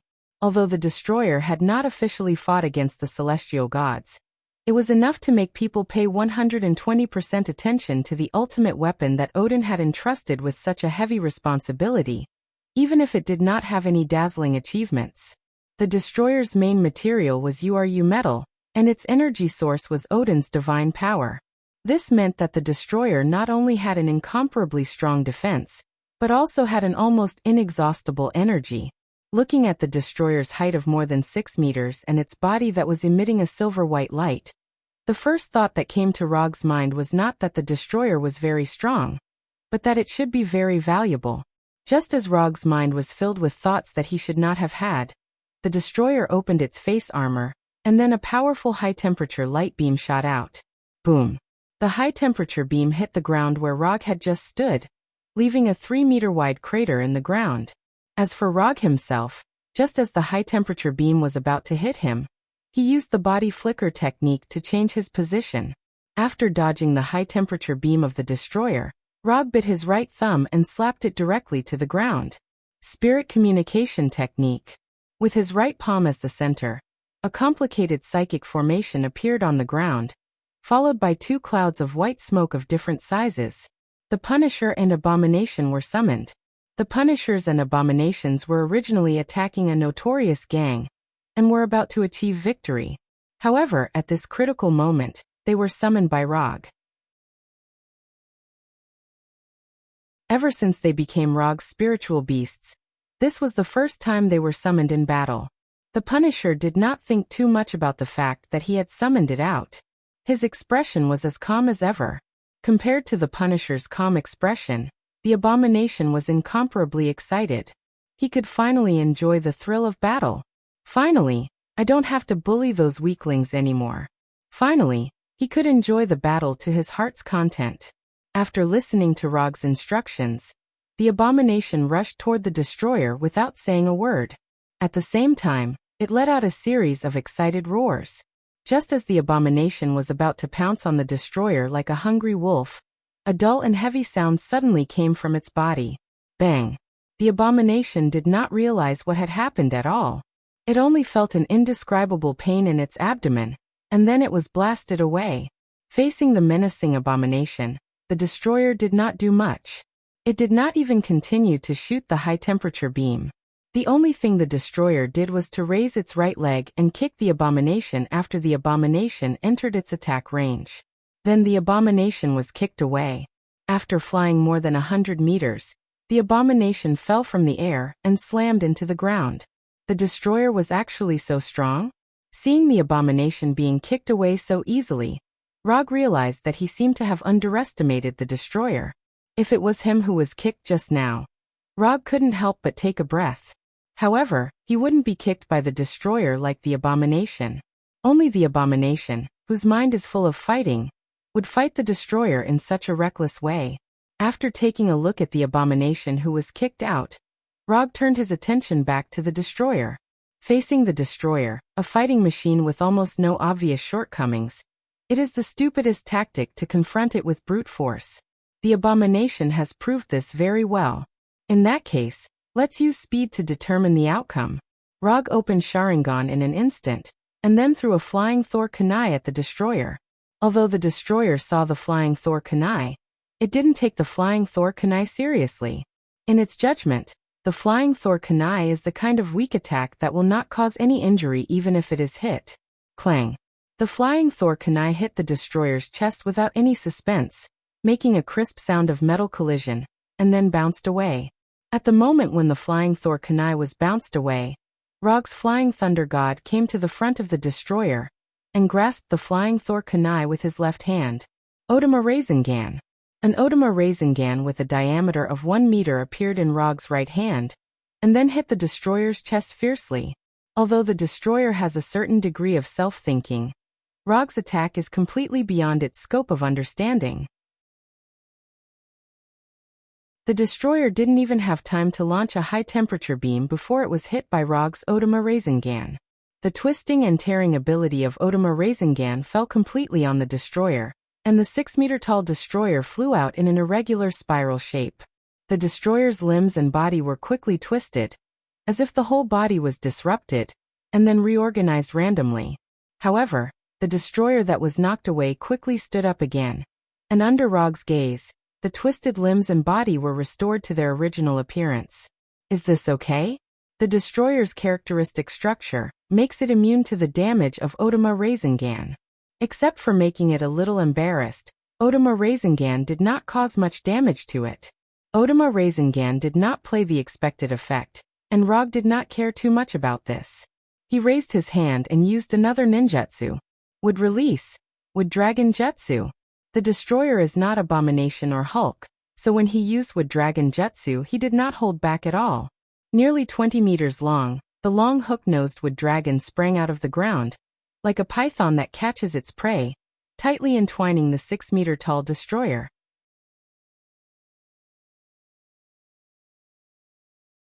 Chapter 89. It was the same entanglement effect, but when the Wood Dragon entangled the destroyer, it was obviously more strenuous than when it entangled the Hulk and the Abomination. This also caused Rog to have to increase the output of chakra of the Wood Dragon technique. The destroyer was more difficult to deal with than the Abomination and the Hulk because there was no such thing as physical strength in the destroyer. Therefore, the longer the destroyer was entangled with the Abomination and the Hulk, the less physical strength they had. Although the Wood Dragon could not absorb physical strength from the destroyer, in addition to absorbing the target's physical strength, the Wood Dragon could also absorb the energy in the target's body. However, when the Wood Dragon began to absorb the energy in the destroyer's body, an unexpected scene happened. The Wood Dragon successfully absorbed the energy in the destroyer's body, but as soon as the energy from Odin was absorbed, the nearly 20-meter-long Wood Dragon burned. In an instant, the hook-nosed Wood Dragon turned into a fire dragon. This sudden flame not only exceeded Rog's expectations, but also caused the 3 warriors of Sengoku behind him to look at each other. On the way here, the 3 warriors of Sengoku first witnessed the Abomination descend from the sky, and then the destroyer being sent flying by Rog. When they finally arrived at the battlefield where Rog and the destroyer were fighting, they saw the Wood Dragon entangling the destroyer instantly turn into a fire dragon. Although the 3 warriors of Sengoku had never fought against the destroyer, they knew very well how powerful this ultimate weapon that Odin had personally created was. But at this moment, they watched helplessly as the destroyer was restrained by Rog, an earthling. Although the Wood Dragon entangling the destroyer had turned into a fire dragon, the Wood Dragon showed no signs of burning or breaking. The reason why the Wood Dragon could still entangle the destroyer tightly was that Rog was frantically outputting his chakra. After his chakra unit changed from a card to a tail, he thought that he would not need to worry about the amount of chakra for a long time. But now he realized that his idea was a little too naive. After maintaining it for more than 10 seconds, Rog decisively gave up on maintaining the Wood Dragon's spell. Without the infusion of Rog's chakra, the burning wooden dragon quickly showed signs of burning. Its nearly 20-meter-long body was continuously corroded by the flames, and was torn apart into pieces of burning wood. Seeing this, the 3 warriors of Sengoku could not help but sigh. If the Wood Dragon had held on for a while longer, perhaps the destroyer would have stopped because of the lack of energy. Although this possibility wasn't high, it wasn't impossible. When the wooden dragon wrapped around the destroyer shattered into pieces of burning wood, Loki, who was sitting on the throne of Asgard's palace, suddenly stood up. This earthling was more difficult to deal with than he had imagined. Loki, who was holding the Gungnir, looked at Rog seriously through the destroyer's perspective. He quickly made a decision and headed to the Bifrost. Without the entanglement of the Wood Dragon, the destroyer also regained its ability to move. Just as the destroyer was about to use the high-temperature light beam to eliminate Rog, the obstacle, Rog in front of it silently formed a seal. Forming seals was not necessary for Rog. It was just that in order to make the following scene more ritualistic, he decided to add such a link at the last minute. The moment Rog finished forming the seal, a huge wooden figure more than 25 meters tall crawled out of the ground like an ancient beast. Mokutan wood puppet technique. Looking at this huge wooden figure that was 4 times its height, the destroyer's self-awareness immediately made an extremely dangerous judgment. Since absorbing the energy in the destroyer's body would cause the wood dragon to catch fire, there was no need to use the wood dragon to absorb energy. If the advantage of the wood dragon spell was to control the target and absorb energy, then the advantage of the wood puppet technique was its extremely strong physical influence.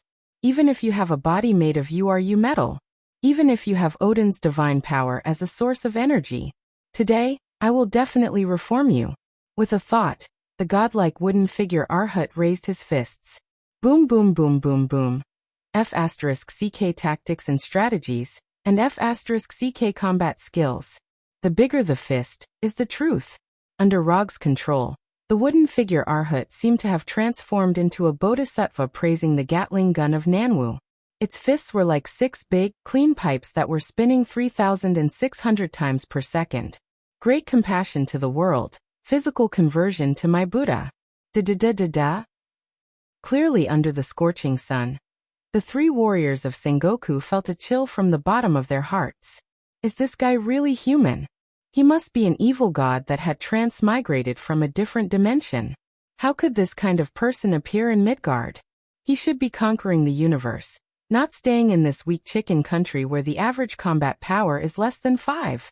At this time, Rog did not know what the 3 warriors of Sengoku were thinking. There was only one thought in his mind, and that was to blast the annoying silver-white human-shaped self-propelled armor in front of him into the block form that metal should have. The sound of missiles exploding continued to ring out, and the ground continued to vibrate with palpitating vibrations. Coulson and the others, who had first encountered the destroyer, also rushed over at this time. Then, like the 3 warriors of Sengoku, they looked at Rog, who was emitting a light blue light all over his body, with a shocked expression. In order to maintain the tyrannical and unreasonable influence of the wooden figure Arhut, Rog almost operated his chakra to the limit. Time passed little by little, and when the 25-meter-tall wooden figure Arhut finally stopped waving his fists, what appeared in front of them was a deep circular pit with a diameter of tens of meters. As for the originally majestic destroyer, its original appearance was completely unrecognizable. Even the orange-red light in the destroyer's body that seemed to never be extinguished had completely disappeared. It's finally over. When the wooden figure Arhut stopped, the people present could not help but breathe a sigh of relief. After confirming that there were no energy fluctuations on the destroyer, Rog also ended the wooden figure technique and gasped for breath. Such an intense output of chakra made him experience what it meant to be tired after being impulsive. If it were not for the sake of maintaining his image, he would not even want to stand now. He just wanted to lie on the ground and rest. Just when everyone thought that the matter had come to an end, the hammer of Thor, more than 10 kilometers away, suddenly soared into the sky and flew toward the town at a speed faster than the speed of sound. Then, a thundercloud quickly gathered in the sky, and a giant lightning bolt more than 10 meters thick struck down fiercely, making a thunderous sound that resounded for tens of kilometers.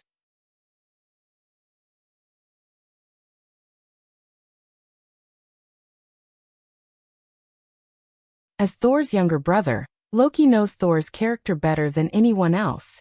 So after Thor regained control of Thor's power, he left the town as soon as possible. What Saul and the others saw was nothing more than an illusion he left behind. When he returned to the town, Rog was almost deceived by Loki's illusion.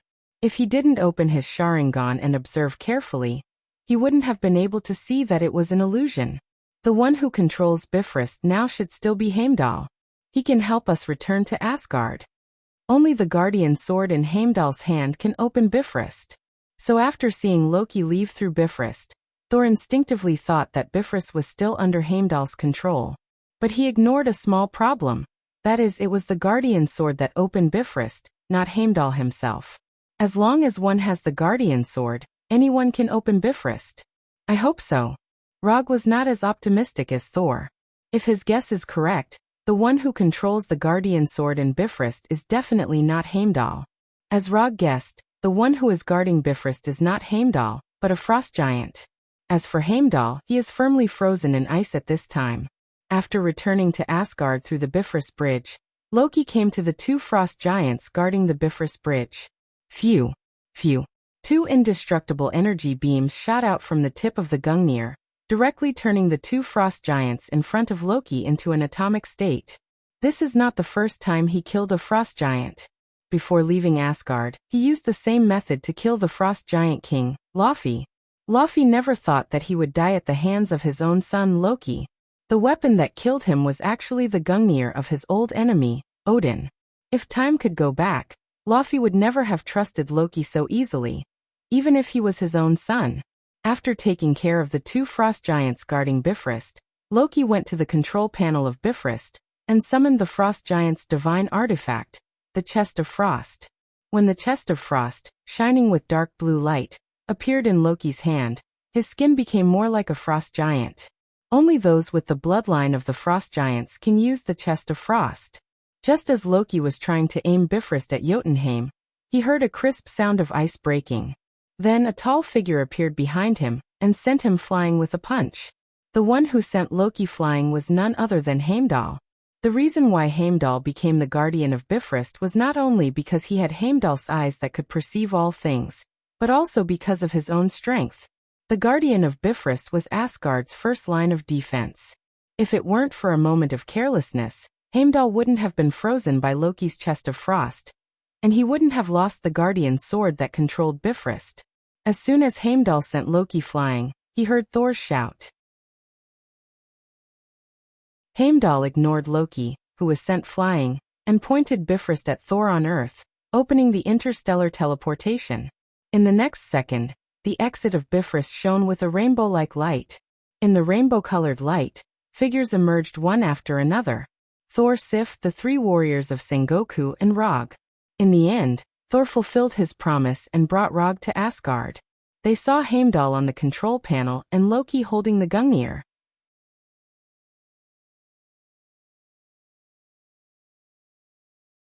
Chapter 91. Seeing Thor, Rog, and the others appear one by one, Loki's mood instantly became as cold as the chest of ice. If it was just Saul, he might not be a match for him. What's more, there was Rog next to Thor, who could defeat the destroyer. At this time, Loki began to regret going to Earth. Why did he stop Thor from evacuating the town's residents? Stopping Thor was one thing, but why did he have to add insult to injury? If he didn't add insult to injury, all of this wouldn't have happened. Loki, surrender. Now that things had developed to this point, Thor was still unwilling to force Loki into a desperate situation. No matter what, Loki was his younger brother, a brother who had accompanied him for thousands of years. Although this brother wasn't very obedient and would turn into a snake to scare him, he still couldn't be ruthless. Surrender? Why should I surrender? I am the evil god, Asgard, and the future king of the Nine Lands. As soon as his voice fell, the chest of ice appeared in Loki's left hand. In an instant, Loki's skin turned dark blue like a frost giant, and an extremely cold aura that seemed to be able to freeze the soul gushed out from his body. The moment Loki summoned the chest of ice, Thor didn't hesitate and directly threw Thor's hammer at Loki. Thor's hammer had just flown a short distance when it was hit by the ice energy from the chest of ice. In the blink of an eye, an icicle several meters in diameter appeared in front of Thor and the others. Thor's hammer was completely frozen by the icicle. After freezing Thor's hammer, Loki didn't stop attacking. Instead, he increased the energy output of the chest of ice. Although Loki didn't like to use force to solve problems, at a time like this, he didn't mind using this barbaric and violent method to get rid of all the people in front of him. As the divine artifact of the frost giants, the chest of ice had the power to freeze an entire planet. Although Loki couldn't unleash the full power of the chest of frost, it wouldn't be a problem for him to freeze Bifrost. Using the chest of frost, Loki regained control of the situation and picked up Odin's Gungnir. He held the box of frost in his left hand, and the spear of eternity in his right. Under the buff of these two divine tools, Loki instantly reached the peak of his life. The Bifrost Hall wasn't very wide to begin with. After being attacked by the chest of frost, most of the area was covered in huge blocks of ice. The energy from the casket of frost and the energy from the Gungnir constantly flew across the Bifrost, forcing Thor, Rog, and the others to temporarily leave the Bifrost Hall. Originally, Loki did not expect to deal with Thor, Rog, and the others here. From beginning to end, he only had one goal: control the Bifrost and destroy Jotunheim. Although Loki was also a frost giant, he didn't have any good impression of the frost giants who were like barbarians in Jotunheim, let alone treat them as his own kind. After forcing Thor, Rog, and the others out of the Bifrost Hall, Loki first used the chest of frost to freeze the entrance of the Bifrost. Then he went to the control panel of the Bifrost and aimed the muzzle of the Bifrost at Jotunheim. Interstellar teleportation wasn't the only function of the Bifrost. Strictly speaking, this wasn't even the main reason why the Bifrost was designed. The Bifrost was an out-and-out weapon of war. It was an ultimate weapon of war with the power to destroy a planet. When the Bifrost's power was maximized, the energy beam of the Bifrost could directly penetrate an entire planet. As for the interstellar teleportation function of the Bifrost, it was only to quickly send Asgard's army to the enemy planet. Why did the Bifrost's teleportation exit look like a cannon barrel? It was because the Bifrost was built according to the specifications of a war weapon. I didn't expect your brother to be more courageous than you. He destroyed an entire race just like that. How domineering. Rog didn't interfere in the battle between Thor and Loki. Even when Loki attacked him with the chest of frost and the Gungnir, he didn't have any intention of attacking Loki. The two of them had a conflict, so why should an outsider like him interfere? In the end, this was all a family conflict. Although the consequences of this family conflict were a little serious, no matter what, this was a family matter between Thor and Loki. Loki wasn't like this before. Is inheriting the throne really that important to him? Until now, Thor still couldn't understand why Loki wanted the throne so much that he didn't hesitate to sacrifice his life for it. After sighing silently, Thor began to summon Thor's hammer in the Bifrost. Under Thor's forceful summoning, the frozen Thor's hammer finally broke free from the shackles of the icicles and returned to his hand. I can't let Loki continue to make mistakes. As soon as his voice fell, Thor raised the Thor's hammer in his hand and slammed it into the Bifrost's deck. The energy of the Bifrost came from Asgard, and the deck was both a passage and an energy transmission channel. As long as the deck was destroyed, the Bifrost would lose all its energy supply, and naturally, it wouldn't be able to continue shooting energy torrents to destroy Jotunheim. Are you sure you want to do this? If you destroy the bridge, you won't be able to see Dr. Forster again. Rog silently reminded Thor. After hearing Roger's words, Saul's action of smashing the bridge paused for a second before he started again. Under Thor's full attack, the solid deck began to crack. As Thor continued to attack, the cracks began to expand, spreading like a spider web. Just as Thor was desperately attacking the Bifrost's deck, a golden energy beam flew out of the Bifrost and hit Thor like lightning, sending him flying. When Thor began to destroy the Bifrost's deck, Loki noticed this. So he broke the ice wall at the entrance of the hall and walked out with the box of ice and the Gungnir. Before Jotunheim was destroyed, he wouldn't let anyone destroy the Bifrost. He wanted to prove to everyone that he was the most suitable person to inherit Asgard's throne. After being sent flying by Loki, Saul quickly got up and leaped high into the air. Forgive me, Loki. Seeing Thor jump and raise the Thor's hammer in his hand, Loki instantly read Thor's thoughts. Thor's hammer finally fell on the Bifrost's deck. Boom! An indescribable explosion of energy sounded, and a powerful energy storm instantly destroyed the Bifrost's deck. The Bifrost was destroyed. The energy storm destroyed the Bifrost Hall, causing the Bifrost Hall, which was already on the edge of Asgard, to fall directly into the endless starry abyss.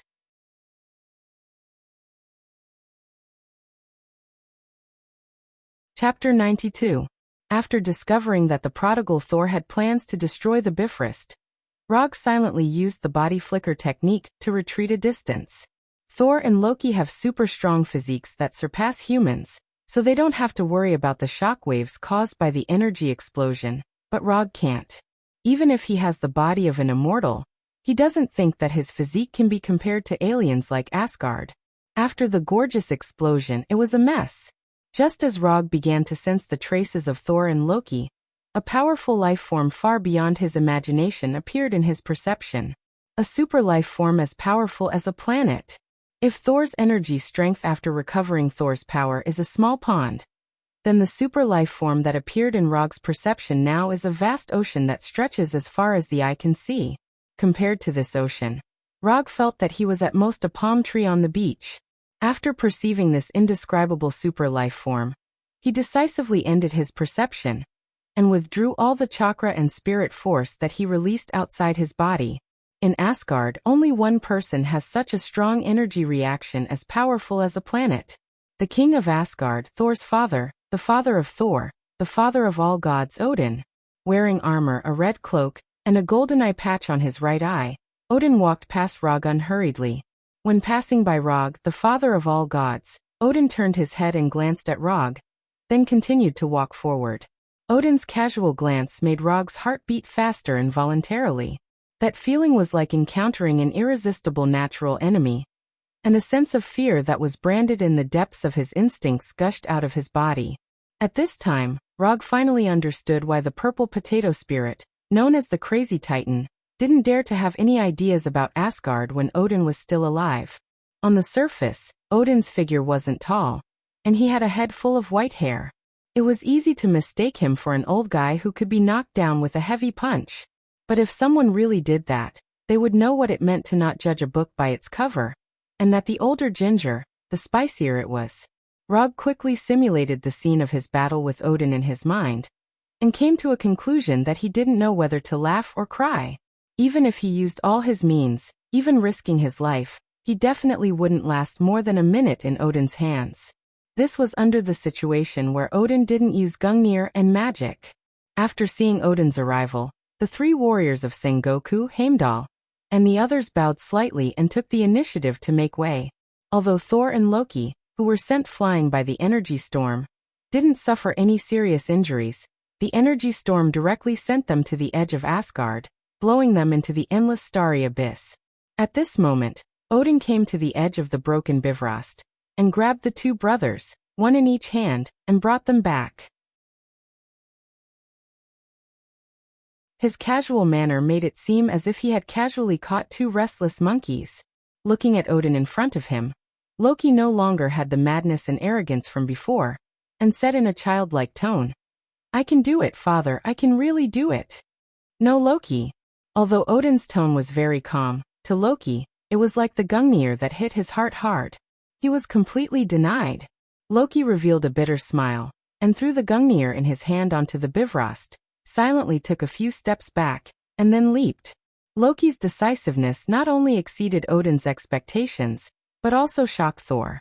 Odin continued to attack, intending to capture Loki, the naughty child, again. However, he had failed. Odin's left hand, which was formed by energy, directly passed through Loki's figure. An illusion. What Odin caught was only an illusion left behind by Loki. When the illusion was shattered, Loki's figure appeared in the depths of the starry sky, and then completely disappeared in the collapsed spatial passage. The god of trickery, Loki, used an illusion to fool the father of gods, Odin, and used his last stubbornness to protect his self-esteem. Loki used a suicidal method to put an end to this family dispute.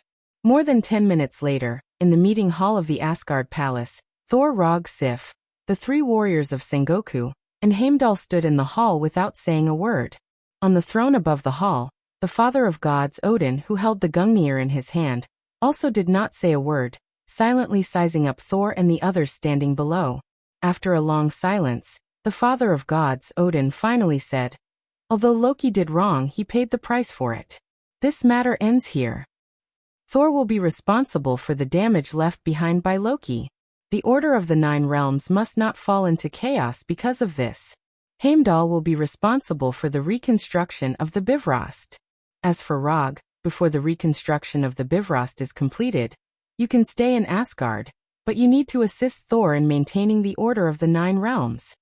Rog had no objections to Odin's arrangement.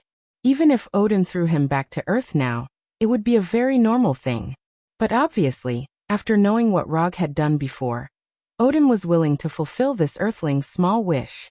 After waking up from the state of Odin's sleep, Odin learned everything through his pets, Fokin and fog. It was because of this that he agreed to Thor's request and did not send Rog back to Earth immediately. When night fell, a small banquet was held in a banquet hall in the Asgard palace.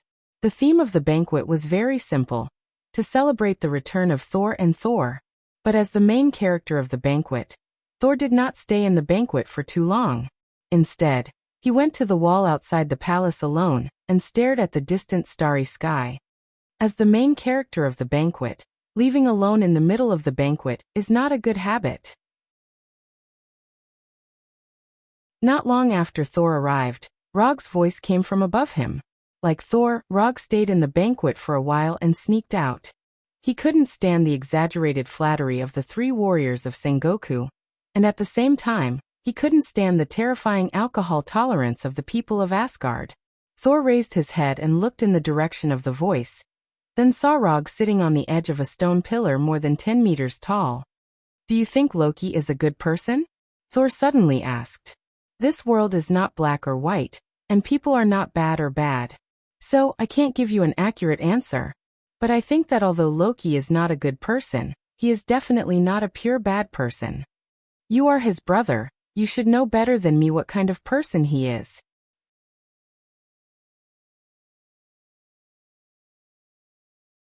Chapter 93. Odin asked Thor to maintain the order of the 9 realms, but in reality, the only thing that needed to be maintained was the order of Warnerheim. As long as Asgard was there, order would never be lost. Jotunheim, the home of the Frost Giants, was the country that suffered the most from this family dispute. However, the Frost Giant King Laufey had just died at the hands of Loki, so even if these Frost Giants had any ideas that they shouldn't have, they lacked the strength to do so. Muspelheim, the country of the flame giant Surtur, had the possibility of falling into chaos again, but it was only a possibility. Without the eternal fire, Surtur didn't have the strength to threaten Asgard, so he could be ignored for the time being. Midgard, or Earth, was a country blessed by the will of the universe, so it didn't need Asgard's protection. Svartalfheim, the home of the Dark Elves, was now in ruins, so it couldn't fall into chaos even if it wanted to. Alfheim, the Elven Kingdom, was a peaceful elven kingdom. Compared to fighting, the elves who stood aloof from worldly affairs preferred to grow flowers and plants. As long as you didn't provoke them, they wouldn't bother with you. As for Nidavel and Hyre, one was the home of the dwarves, and the other was the kingdom of the dead, so they didn't need to be too concerned. Only Vanaheim, where the Vanaheim gods were located, would have the ambition that they should not have after the Bifrost was destroyed. As a Ceres archenemy, Warner Protoss had the power to contend with Asgard's army. If Asgard hadn't produced 2 wise kings, Bauer and Odin, Warner Protoss wouldn't have been suppressed by Aseri for thousands of years. The destruction of the Bifrost meant that Asgard could no longer send troops to Warnerheim as quickly as before. For Warner Protoss, who had been itching for action, this was simply a super gift from the goddess of luck. On the 3rd day after the destruction of the Bifrost, Warner Protoss began to expel Asgard's troops. The war between Aseri and Warner Protoss reignited in Warnerheim. After receiving the urgent military information from Warnerheim's garrison, Asgard immediately entered a state of combat readiness and was ready to send troops at any time. "Is there a blacksmith with better craftsmanship here, who can enchant? I want to make a set of armor that suits me." According to Thor's instructions, Sif prepared a set of Asgardian armor for Log. However, Rog didn't really like this shiny golden armor with a cape. The design style of the armor had an extremely obvious Asgardian style. It was golden and shiny, bright enough to be eye-catching and flashy enough. But this wasn't to Rog's. As a ninja, how can he wear this kind of armor to the battlefield? This is simply an insult to the ninja profession. The dwarves of Nidavel are the best blacksmiths, but without the Bifrost, we can't go there right away. As for enchantment, this is an ability that only a few high-level blacksmiths have. As far as I know, only the dwarf king Eitri can do it. The father of gods and the queen also have the ability to enchant, but Sif didn't say the second half of the sentence, but Rog knew what she meant. It's better for a small character like you to not have such unrealistic fantasies. Although the father of gods Odin and Queen Freya had the ability to enchant equipment, it wasn't a privilege that everyone could enjoy. Even Sif herself only had a magic longsword enchanted by Odin. The enchantment isn't urgent. I have some strange metals here. If possible, I hope to use these metals to make a set of armor that suits me before we depart. As soon as his voice fell, Rog cast the summoning technique in the room and summoned the vibranium from the summoning scroll. The vibranium that was summoned was part of the 10 tons of vibranium sent by the Wakanda King T'Chaka last time. I didn't expect you to have vibranium. Sif just glanced at it casually and recognized that these black ores emitting a faint blue light were vibranium. You know about vibranium? Rog asked with some surprise. Before the vibranium meteorite fell to Earth, Asgard already had a complete set of vibranium forging methods. And in the past few hundred years, Asgard went to Wakanda many times to get vibranium. Several times I led the team there. What was called a foundation that had been settled over time. This was it. Compared to the average lifespan of the Asgard people of 5,000 years, the lifespan of the people of Earth was much shorter. Although vibranium is strong enough, it's not the metal of choice for forging equipment. Compared to vibranium, URU metal is more suitable. For example, this gift of the Earth Goddess in my hand is made of URU metal, and it has the enchantment of the Father of Gods. Sif pulled out the longsword hanging at her waist and waved it beautifully in front of Rog. The silver-white blade was gorgeous in design, and at the same time guaranteed lethality. Just by looking at it, Rog could tell that this longsword was made by a master.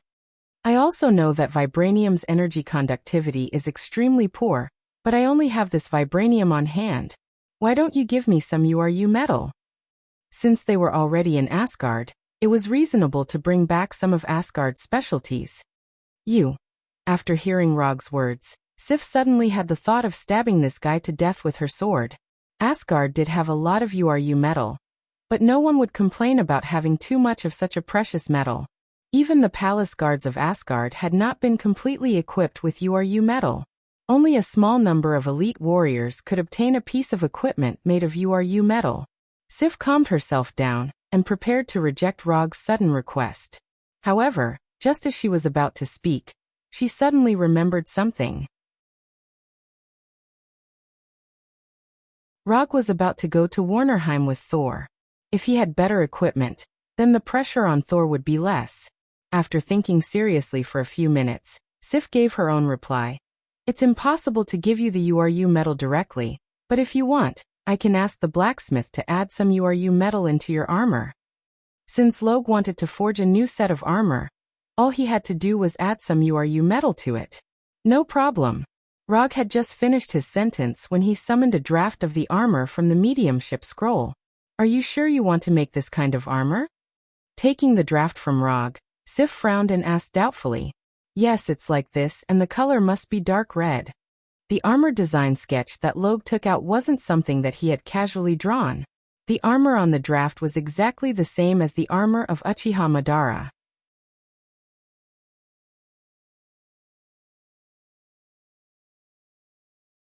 Chapter 94. Under Rog's insistence, Sif took away the design sketches of the armor and the unforged vibranium ore. Because of the loss of the Bifrost, it took Asgard 3 days to build the transmission magic array to Warnerheim and complete the final preparations for the expedition. Asgard's army has already been assembled. As long as Odin gives the order, this army, which symbolizes Asgard's strength, will set foot on the land of Warnerheim and put the flag of Asgard on every piece of land in Warnerheim. Half an hour before the army set off, Rog finally got his own armor from Sif. Compared to Asgard's golden armor, which exuded nobility and magnificence everywhere, the armor in Rog's hands could be regarded as extremely simple. Moreover, such a simple set of armor made people wonder how much defensive ability this set of armor had. Although Warner Protoss has been suppressed by Aseri, it doesn't mean that Warner Protoss is weak. Looking at Rog solemnly put on this simple armor that can be made by any craftsman, Sif can't help but begin to doubt Rog's strength. There are only 2 kinds of people who dare to wear this kind of armor on the battlefield. One is a rookie who doesn't have much combat experience and doesn't know the immensity of heaven and earth. The other is a king of the battlefield who has absolute confidence in his own skills and doesn't worry about being injured at all. Judging from Rog's age, Sif thinks he is more likely to be the former. After wearing the same armor as Madara, Rog opened his 3-tomo Sharingan and summoned the Kusanagi sword and the Thunder Fan. He had blood-red eyes, dark red armor, a Kusanagi sword hanging from his waist, and an unreasonably large Thunder Fan on his back. Sif doesn't know if it's her illusion, but when Rog put on the armor and took the weapons, she suddenly felt that the man in front of her seems to have such an invincible aura. The process of going to Warnerheim is not noteworthy, and it can even be regarded as a bit boring. Groups of troops walk into the transmission array, and then when the army in front is finished, the process is repeated. Compared with the transmission of Bifrost, this method of transmission is at least several generations behind, and it doesn't have the momentum of an army at all. Looking at the Rainbow Bridge's momentum of teleporting an army over with a clattering sound, and then looking at the slow teleportation of the magic array, the two were completely incomparable. But in any case, Asgard's army set off smoothly. Asgard is an army with a good tradition, so according to their customs, they first teleport the commander of the army, and then arrange for the army behind to be teleported. For this tradition of Asgard, Rog silently despised it. To put it nicely, this is called the commander taking the lead. To put it bluntly, this is to let the commander face unnecessary risks. If the enemy on the opposite side prepared an ambush in advance, or this transmission is completely a trap, then when all the troops of Asgard are teleported, they will see the cold corpse of the commander. It's no wonder that every king of Asgard is strong, because those who are not strong have been killed by Asgard's tradition. Along with Thor, Rog and the 3 warriors of Sengoku were also teleported. As for Sif, she is not on the list of this expedition. The reason was simple. Queen Frigga had personally struck her name off the list of expeditionary troops. When the colorful transmission light in front of them disappeared, the first thing Rog and the others saw was a Asgard camp that was about to collapse. There are corpses everywhere in the camp, and energy beams and arrows are flying around the camp like headless flies. After seeing Thor's figure, the Asgard officer in charge of the camp immediately greeted him and reported the current situation to Thor. After listening to the officer's report, Thor didn't give any specific orders. He simply said that he understood, then waved Thor's hammer and flew out. The 3 warriors of Sengoku were already used to Thor's actions, and immediately rushed out with their weapons. When the Asgard soldiers around him rushed towards the Warner Protoss army like hungry wolves, Rog walked out of the transmission circle unhurriedly. It's finally going to start. At first, Rog's speed was just a normal walking speed, but in a few breaths his speed began to increase. In the end, the Asgard soldiers only saw a red figure flash by. Rog didn't pull out the Kusanagi sword at his waist, nor did he touch the Thunder Fan behind him. At this time, he wanted to pay his respects to his idol. One man against an army. Thor in the air was about to swing Thor's hammer and descend from the sky. Then, he saw a scene he had never seen before. Thor thought his fighting style was wild enough, but now he knew what it meant to be bold on the battlefield. Rog, like a red lightning, came in front of a Warner Protoss soldier. Then, with a flash of his sword, the Warner Protoss soldier fell back, and bright red blood spurted out from his neck. Rog didn't use the Kusanagi sword. He just took the Warner Protoss soldier's long sword, and then used the long sword to end the life of the Warner Protoss soldier. After casually killing the soldier, Rog didn't stop his footsteps. He turned sideways and directly came in front of the other 3 Warner Protoss soldiers. Chi. The 3 Warner Protoss soldiers didn't realize what happened at all. The last scene that appeared in their eyes was a beautiful and fatal arc. In the blink of an eye, Rog had already killed 4 enemies. After killing the 3 Warner Protoss soldiers, Rog released his right hand that was holding the sword, and grasped the spear in the hands of one of the Warner Protoss soldiers. Stab, stab, entangle, point, pull an inconspicuous spear, in Rog's hand, as if it had a life of its own, constantly attacked the surrounding Warner Protoss soldiers. Rog was like a battlefield harvester, quickly reaping the lives of the Warner Protoss soldiers. Attracting attention on the battlefield wasn't a wise decision. But this was the effect he wanted. More and more Warner Protoss soldiers rushed towards him. At this time, he threw the spear in his hand. After the spear pierced through the 3 enemies in front, it finally stopped. Rog didn't pay attention to the spear, because now he had a new weapon. One by one, the Warner Protoss soldiers rushed up, trying to completely surround him, and then cut down the guy who was rampaging on the battlefield. But no matter how many soldiers rushed up, Rog's pace wasn't affected at all. Now he didn't care about the weapon in his hand at all. Whatever weapon in the hands of the Warner Protoss soldiers, he would use that weapon. Sword, axe, hammer, spear. No matter what weapon it was, as long as it was in his hands, it could exert amazing power. As more and more enemies besieged him, his Sharingan also turned faster and faster. The dynamic visual ability of the Sharingan was perfectly displayed at this moment. With a simple glance, he could see all the movements of these soldiers. With a wave of his hand, he could take away the lives of these soldiers. Rog's battlefield rose bloomed.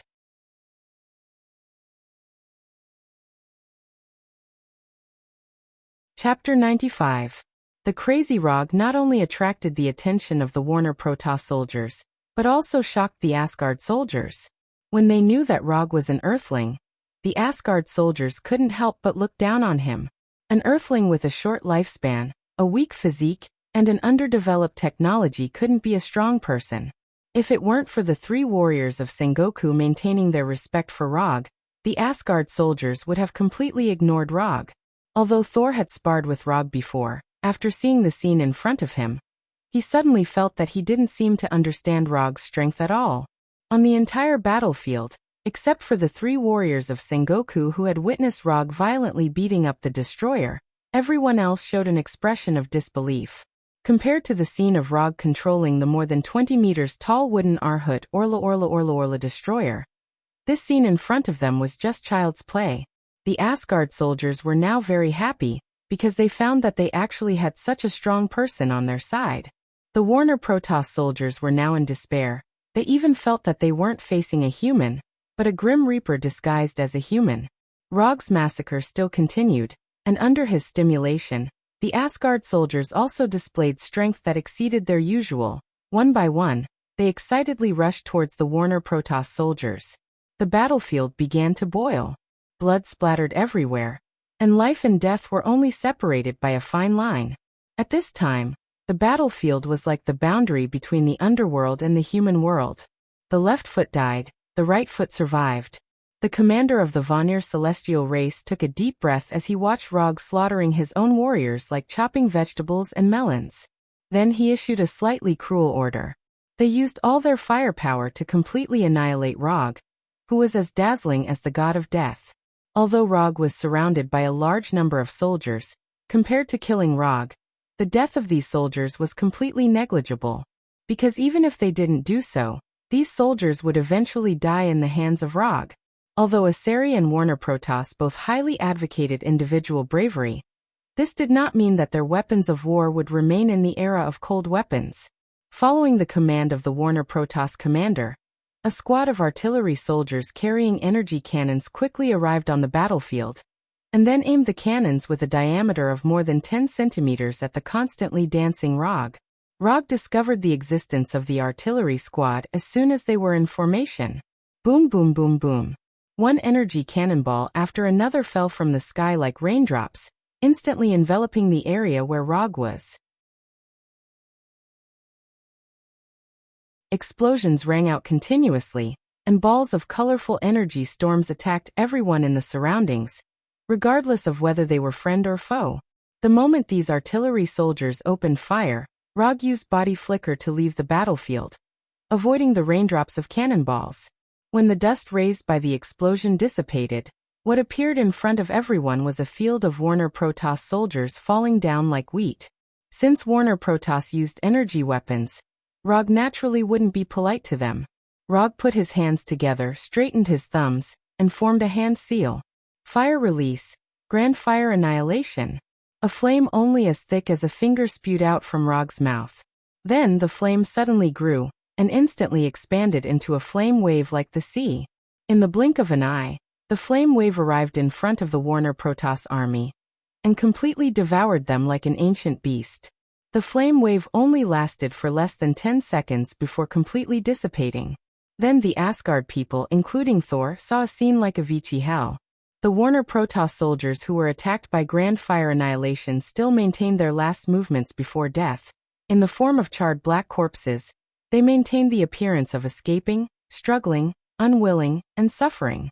Wherever the flame passed, it was all scorched earth. Those who were attacked by the flame were all dead. Even Thor, who had been on the battlefield for a long time, couldn't help but suck in a breath of cold air after seeing the scene in front of him. The originally noisy battlefield suddenly fell into a strange silence. After increasing the amount of chakra to 1 tael, this was the first time Rog used Grand Fire Annihilation. From the situation on the scene, the increase in chakra not only increased the attack range of Grand Fire Annihilation, but also significantly increased the temperature of the flame. After clearing the Warner Protoss army in front of him, Rog pulled out the Kusanagi sword from his waist and rushed toward the Warner Protoss army on the other side. The first battle of the Asgard army finally ended with Rog's brilliant performance. According to the post-battle statistics, the Warner Divine race had lost 2,000 men in this battle, including 200 of the Warner Divine race's trump card bloodshed warriors. When Rog wiped off the blood on his Kusanagi sword and returned to Asgard's camp, all the Asgard soldiers he met on the way silently took a step back and slightly bowed to him, who said that Earthlings can't fight. When Earthlings go crazy, they are crazier than Asgard's craziest four-clawed devil beast. With just a simple camp defense battle, Rog established a higher position in the hearts of these Asgard soldiers than the 3 warriors of Sengoku. The bigger the fist, not only is the truth, but it is also the best way to gain respect. After arriving at the commander's tent in the middle of the camp, Rog saw Thor with an ugly expression, and the 3 warriors of Sengoku, who didn't say a word. As for the other commanders, he didn't know any of them. Although Asgard's advance camp was defended, this was the only camp that Asgard still had in Warnerheim. When Asgard was preparing for war, the Warner Protoss almost went all out and captured all of Asgard's camps. This meant that the army in this camp was all of Asgard's troops in Warnerheim. We lost 22 camps, and now the whole of Warnerheim is under the control of Warner Protoss. If we want to restore order here, then not only do we have to recover the lost camps, but we also have to drive Warner Protoss back to their homeland. This means that what is in front of us now is an army of more than 100,000 Warner Protoss. Even with all 23 camps, the total number of Asgard's troops in Warnerheim was just over 50,000. Before leaving, Thor was already mentally prepared for the worst. But he didn't think that the situation in Warnerheim would be this bad. It's only 100,000 people. We have 4,000 people now. As long as each of us kills 25 enemies, it's not that difficult. After listening to Thor's words, Rog gave his own suggestion. Wasn't it a simple matter to kill 25 people?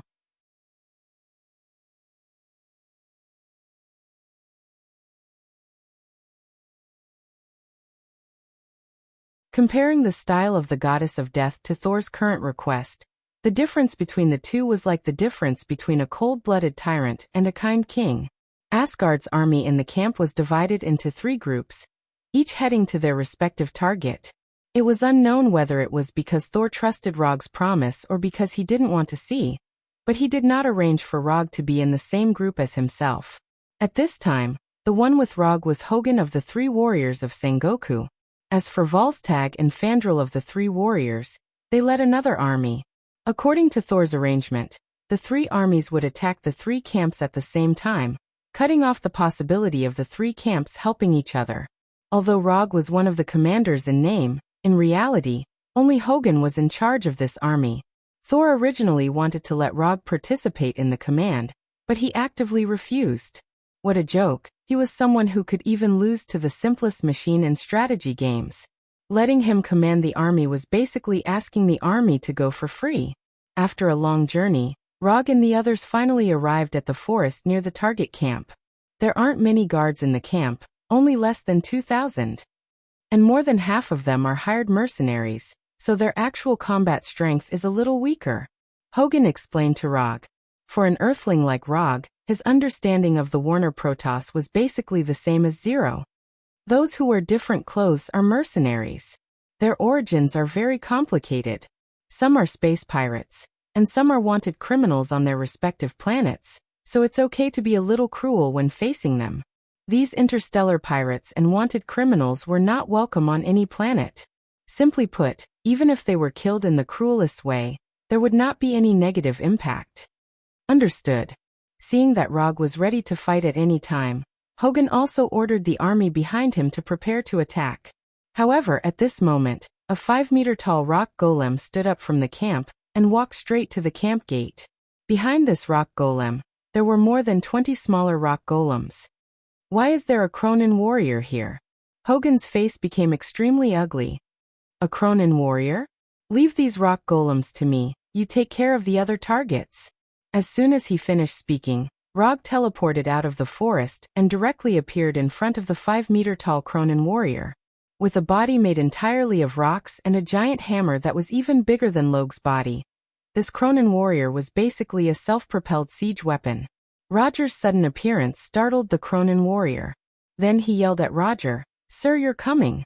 Unfortunately, Rog did not learn the alien language and could not understand what the Cronin warrior was saying. However, after seeing the Cronin warrior use his hand to make an uncivilized gesture, Rog disappeared again. Odama Rasengan. Rog suddenly appeared in front of the Cronin warrior and slapped the 1-meter diameter Odama Rasengan in his right hand onto the warrior's face. Boom! Amidst the violent explosion, pieces of shattered rock scattered in all directions like raindrops. Under the terrifying impact and twisting force of the Odama Rasengan, the 5-meter-tall Cronin warrior involuntarily took a few steps back and then fell down uncontrollably. When the Cronin warrior fell down, people realized that the Cronin warrior's rock head had completely disappeared. One-hit kill. The Cronin warrior, known as the meat grinder of the battlefield, fell just like that, without any resistance.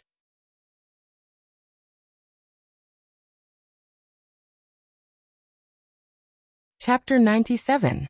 The Cronin warrior, who was famous for his defense, actually got his head blown off in one hit. And the one who got his head blown off was a Cronin warrior, who was more than 5 meters tall, and had the potential to become a lord. What happened to the world? Even the experienced and knowledgeable Asgard warriors and Warner Protoss warriors couldn't help but wonder if they were hallucinating after seeing this scene. The ones who were the most shocked were the 20 or so Cronin warriors behind them. For Cronin warriors, there was a simple and brutal standard to judge them. That was, the bigger the body, the stronger the strength. However, their boss, who was more than twice their height, fell in front of them just like that. For these Cronin warriors, this was like a bolt from the blue. Compared to the shocked onlookers who were wondering if they were hallucinating, Rog himself was incomparably calm. Let alone a stone man. Even if a steel giant was hit by his Odama Rasengan, even if it didn't die, it would definitely lose half of its life. What's more, after the Cronin warrior made that obscene gesture, he silently increased the output of chakra. In broad daylight, in front of everyone, he actually made such an obscene gesture. This was simply the regression of civilization, the collapse of etiquette, and the deterioration of wisdom. Therefore, Rog felt that he had to correct this Cronin warrior's uncivilized behavior. After dealing with the Cronin warrior, Rog's gaze landed on the 20 little Cronin warriors behind. Although they were little Cronin warriors, that was only in comparison to the Cronin warriors that had fallen. These little Cronin warriors were still in a state of shock. Each one of them was more than 2 meters tall, and had arms thicker than Rog's thighs. Squeak. While these Cronin warriors were still in shock from the death of their boss, they heard a sound that sounded like 1,000 birds chirping at the same time. Following the sound, they saw Rog holding the Kusanagi sword and the light blue electric current visible to the naked eye. Kusanagi sword, Chidori blade. Rog didn't give these Cronin warriors too much time to react. When these Cronin warriors looked at him, his figure suddenly disappeared. Then there was the sound of stones cracking one after another. These cracking sounds were crisp, short, and cruel. In front of the Chidori blade that could easily cut through steel, the defense that these Cronin warriors were so proud of was like paper. As the Kusanagi swords continued to slash their bodies, A smooth cut appeared on their rocky bodies. Then, under the influence of gravity, their stone bodies were split in half and fell heavily to the ground. There was no blood splattering everywhere, and no internal organs flowing all over the ground. After being cleanly cut in half by the Kusanagi sword, the dead Cronin warriors turned into pieces of gravel in just a few seconds. Compared to the Cronin warriors, the first Cronin warrior's body's Chidori was the warrior's. Rog didn't know if this was a reflection of strength, or if there was some kind of mutation in the warriors. He only glanced at the warrior's body for a moment, then turned his attention back to the rest of the Cronin warriors. After decapitating the last Cronin warrior, Rog stopped and put the Kusanagi sword back into the scabbard. From when he first appeared to when he put the sword back into the scabbard, less than a minute had passed. When Rog began to turn around and leave, Hogan and the Asgard warriors finally reacted and rushed out of the forest. What followed was an ordinary attack in defense of the camp that couldn't be any more ordinary. After dealing with the Cronin warriors, Rog didn't participate in the next battle. Instead, he went to a big tree and sat down casually. Although Asgard's warriors didn't have as many enemies in the camp, whether it was in terms of equipment or individual strength, the Asgard warriors had the upper hand. Other than the Cronin warriors, the other enemies in the camp couldn't arouse his interest at all. Although the mercenaries all looked different, and the color of their blood was also different, that was all there was to it. Looking at the one-sided battle in the camp, Rog began to feel curious.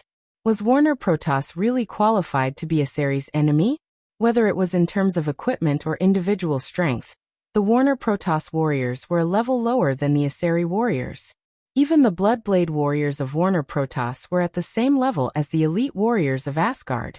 But one was an ace, and the other was only an elite. But soon, Rog knew why Warner Protoss was Asari's enemy. Just as he was about to fall asleep, he felt a strong energy wave descend into the camp. He opened his eyes and saw a huge tornado with a diameter of nearly 10 meters. This sudden tornado didn't differentiate between friend and foe, and attacked everyone in the camp. Then the entire camp was ravaged into ruins. When the tornado disappeared, Rog saw 3 men wearing light blue armor and green cloaks. Chakra perception. Without any hesitation, Rog decisively used chakra perception, and began to sense the 3 enemies that didn't look like ordinary enemies. This energy intensity is very good. Rog, who had a bored look on his face, instantly became extremely spirited and eager to give it a try. Compared to the ordinary Warner Protoss warriors, these 3 enemies that suddenly appeared not only had stronger strength, but Rog also felt the aura of a storm from them. This kind of aura, Rog also felt from Thor. The difference was that Thor's aura was lightning, but what he felt now was the aura of a storm. After the tornado ended, the 3 enemies that suddenly appeared raised the spears in their hands at the same time. The originally clear sky was suddenly shrouded by dark clouds and torrential rain poured down. Along with the torrential rain, there was also a tornado strong enough to blow away Asgard's warriors. If these 3 people didn't appear, Asgard's warriors would be able to completely take over the camp in a short time. But now, Asgard's warriors were constantly blown away by the tornado, and the great situation that they created before was suddenly cleared. Water release, water iron cannon.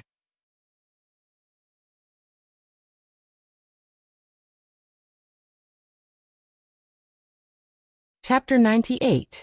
Amidst the storm, the liquid bullets fired by the iron water cannon technique were inconspicuous and didn't attract any attention.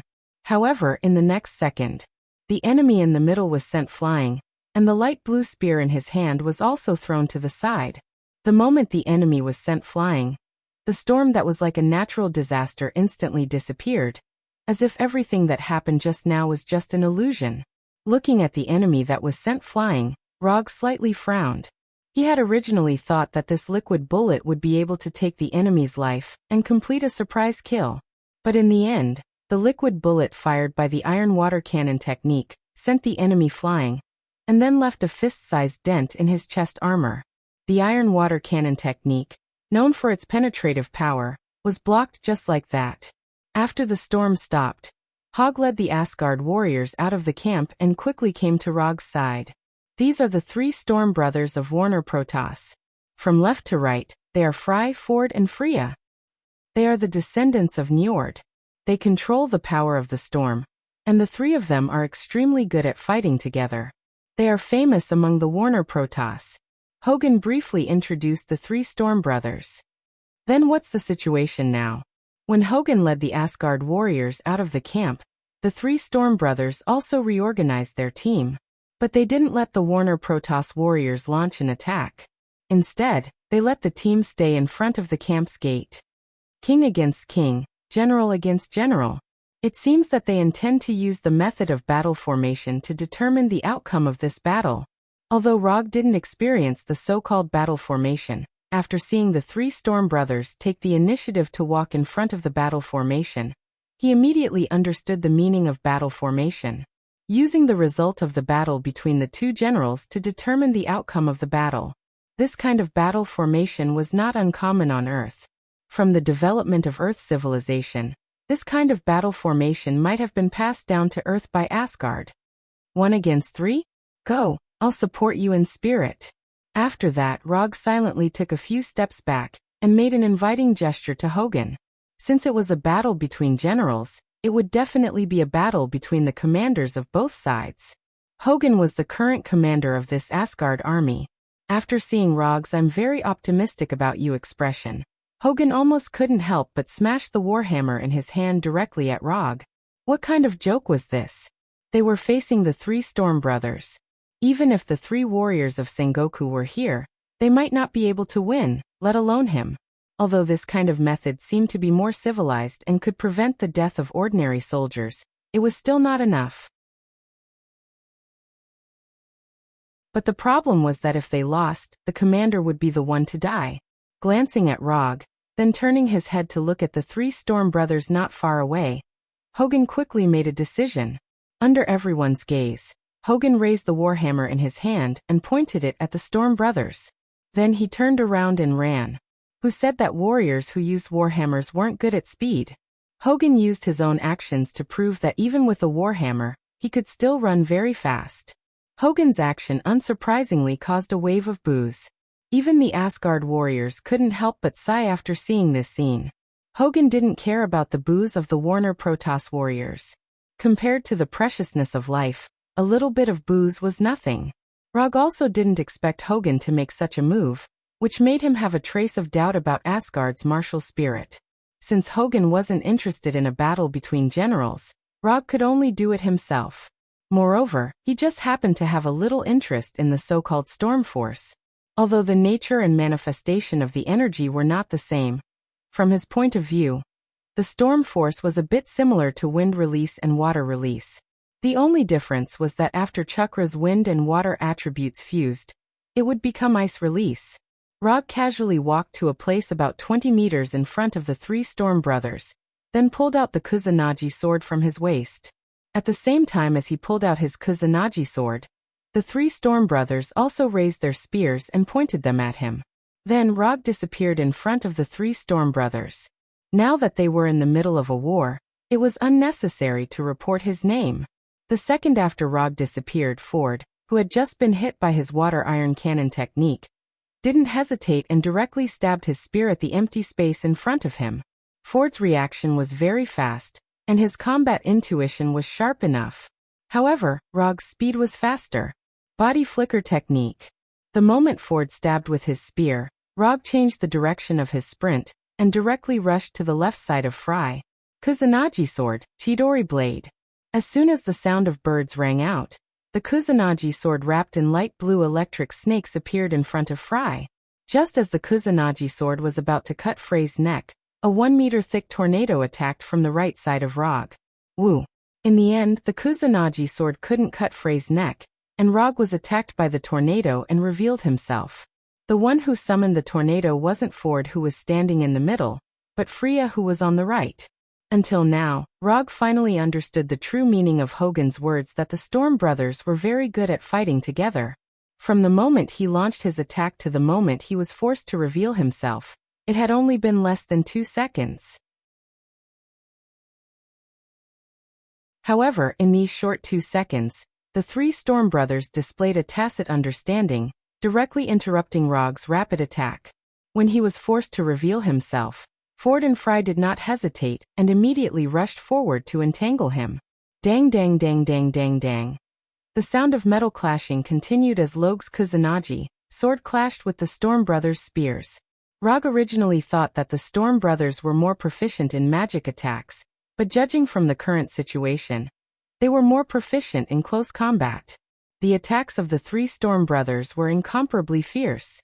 The 3 spears continuously stabbed towards Rog from different directions. Whether it was the power and speed of the attack, or the angle and timing of the attack, they were all impeccable. Even Thor had no choice but to retreat in the face of the Storm brothers' joint attack. But Rog is not Thor, and he has the Sharingan. Relying on the dynamic vision of the Sharingan, Rog blocked every attack of the Storm brothers. Don't underestimate people too much. 1 against 3, Rog not only did not choose to retreat, but also took the time to counterattack. As if they felt that Rog was difficult to deal with, the Storm brothers suddenly accelerated their attack rhythm. The 3 of them moved forward at the same time, further reducing Rog's area of activity. Finally willing to come in?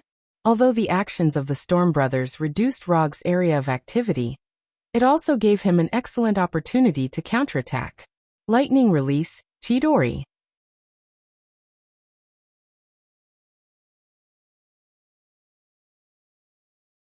Chapter 99. What are you supposed to do when 3 adult men with bad intentions approach you with a stick in their hands? The answer is simple: electrocute them. Visible electric currents instantly covered Rog's body.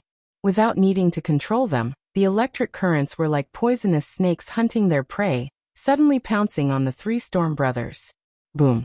In the blink of an eye, the 3 Storm brothers were sent flying and then heavily hit the ground. Never get close to a man who can electrocute people, especially one who has a sword in his hand.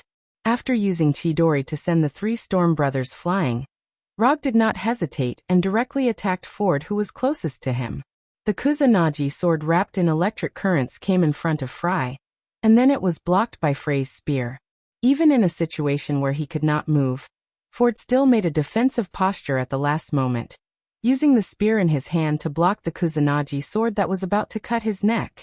Relying on his battle instincts honed over the years, Ford fought for a precious chance to survive. As for the rest, he just needed to leave it to Fry and Freya. Just as Ford predicted, after discovering that he was attacked, Fry and Freya raised the spears in their hands, and 2 tornadoes gushed out from the tip of the spears, directly attacking Rog's back. Fry and Freya's attack was just right before Rog's second attack. If he continued to attack Ford, he would also be hit by the tornadoes behind him. Should he finish him off, or should he leave? The answer was to leave. The 2 tornadoes swept past Rog's position like lightning, then dissipated into the air. After teleporting away, Rog did not continue to attack the Storm brothers. Instead, he allowed the 3 of them to gather together. You are very strong, but you are not a match for the 3 of us. If you want to blame someone, blame yourself for being alone. Fry, who was standing in the middle, said to Rog. At the same time, he raised the spear in his hand, ready to attack at any time. To be able to remain unscathed under the joint attack of the 3 brothers, and even launch 2 extremely threatening attacks, such an opponent was worthy of them going all out. Are you bullying me with numbers? Since that's the case, I'll show you what a real 1 versus 3 is. As soon as he finished speaking, Rog used the shadow clone technique. Bang bang bang bang bang. After 8 clouds of white smoke, 8 identical shadow clones appeared beside the main body. What kind of spell was this? Looking at the 8 shadow clones around Rog, the 3 Storm brothers couldn't help but stare blankly. This was not an illusion, but a physical clone. After discovering that the shadow clones beside Rog were not illusions, the Storm brothers silently gripped the spears in their hands. 1 Rog was hard enough to deal with, and now there were 8 more. Can this world still be good? Compared to the vigilant faces of the 3 Storm brothers, Hogan had an indifferent expression. Ever since he saw Rog's wood puppet technique and wood dragon technique, his evaluation of Rog had increased explosively. Even if Rog now turned into Sif's appearance, he wouldn't be surprised. When the shadow clones appeared, Asgard's soldiers were silent for a few seconds, and then burst into loud cheers. The second round begins now. As soon as Rog finished speaking, he and the 8 shadow clones disappeared from everyone's sight. In the next second, they appeared around the 3 Storm Brothers. 9 Kusanagi swords surrounded by lightning snakes stabbed towards the 3 Storm Brothers at the same time. Although the Kusanagi swords in the hands of the shadow clones can't be compared to the real Kusanagi swords, but if they were stabbed, they would still die. The Storm Brothers didn't dare to have the slightest carelessness. The 3 of them stood back to back and waved the spears in their hands. After the fight just now, Rog also grasped some information about the Storm Brothers. The Storm Brothers can indeed summon hurricanes and storms, but they can't do it in close combat. This also meant that the 3 Storm Brothers could only choose between long-range damage and melee combat. As long as the attack is fast enough, the Storm Brothers won't have the chance to release the power of the storm. And speed is what Rog is best at. Originally, the scene of the 3 Storm Brothers besieging Rog has now turned into a scene of 9 Rog besieging the 3 Storm Brothers. Rog and the Shadow Clones' attack speed is getting faster and faster. Not long after, it has exceeded the limit that can be seen by the naked eye. For the onlookers, Hogan and the others, this is not good news. Because now they can only see the Storm Brothers constantly waving their spears, but they can't see Rog's figure at all. Clang clang clang clang clang. The Kusanagi sword and the spears collided continuously, and the Storm Brothers were facing more and more pressure. Just when they planned to resist Rog's attack and release the power of the storm at the cost of minor injuries, Rog's voice suddenly sounded in their ears. First one. The Storm Brothers' hair stood up, and a dangerous thought suddenly flashed in their mind. Then, Fry and Ford saw a beautiful bloodline flying in front of their eyes. It's Freya. Although the Storm Brothers' strength is about the same, after the fight, Rog found that Freya's strength is slightly weaker than Ford and Fry. Usually, this small difference won't have any impact. But in the ultra-fast attack and defense that Rog deliberately created, this small difference in strength is infinitely magnified. No matter how high the tacit understanding is, it's impossible to be completely the same. Even if they are completely connected, their strength and physical fitness can't be completely the same. As long as it's not completely the same, it means there's a flaw. Even with his throat cut by the Kusanagi sword, Freya still doesn't understand how Rog did it. The 3 of them have honed their 3-person cooperation for thousands of years. How can there be a flaw? Freya doesn't understand this, and he has no way to know the answer. After killing Freya in a flash, Rog directly set his eyes on Ford. Pick the soft persimmon. Beat the enemy to death. Since Freya is dead, Ford is the soft persimmon. However, just as Rog changed his target, a tornado far stronger than before appeared in an instant, and he and his shadow clone were both blown away. The tornado, with a diameter of tens of meters, was like a crazy dragon that went out of control. The sky was instantly covered by black clouds, and the whole world seemed to have entered into darkness. Torrential rain poured down, and the giant tornado became bigger and bigger. A few seconds later, Ford and Fry walked out of the eye of the tornado, their bodies shining with a dazzling light blue light. Finally decided to go all out.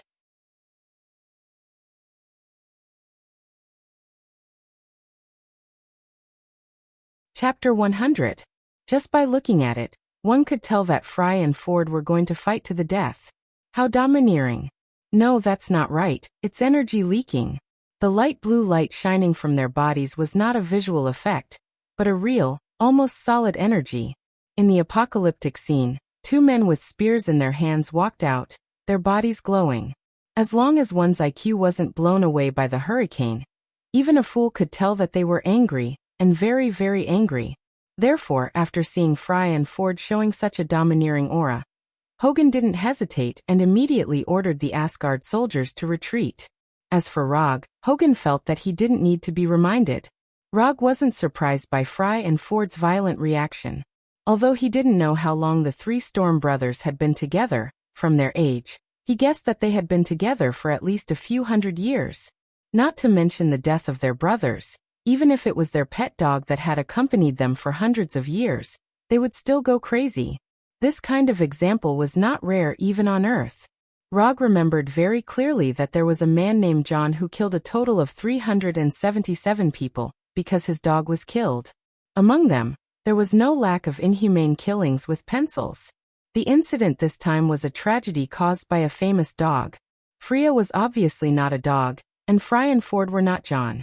But in any case, it was normal for Fry and Ford to have some violent reactions. Ford's wasteful energy leakage, although it seemed very irrational, was the best choice they could make at the moment. With the three of them working together, they couldn't defeat Rog in close combat.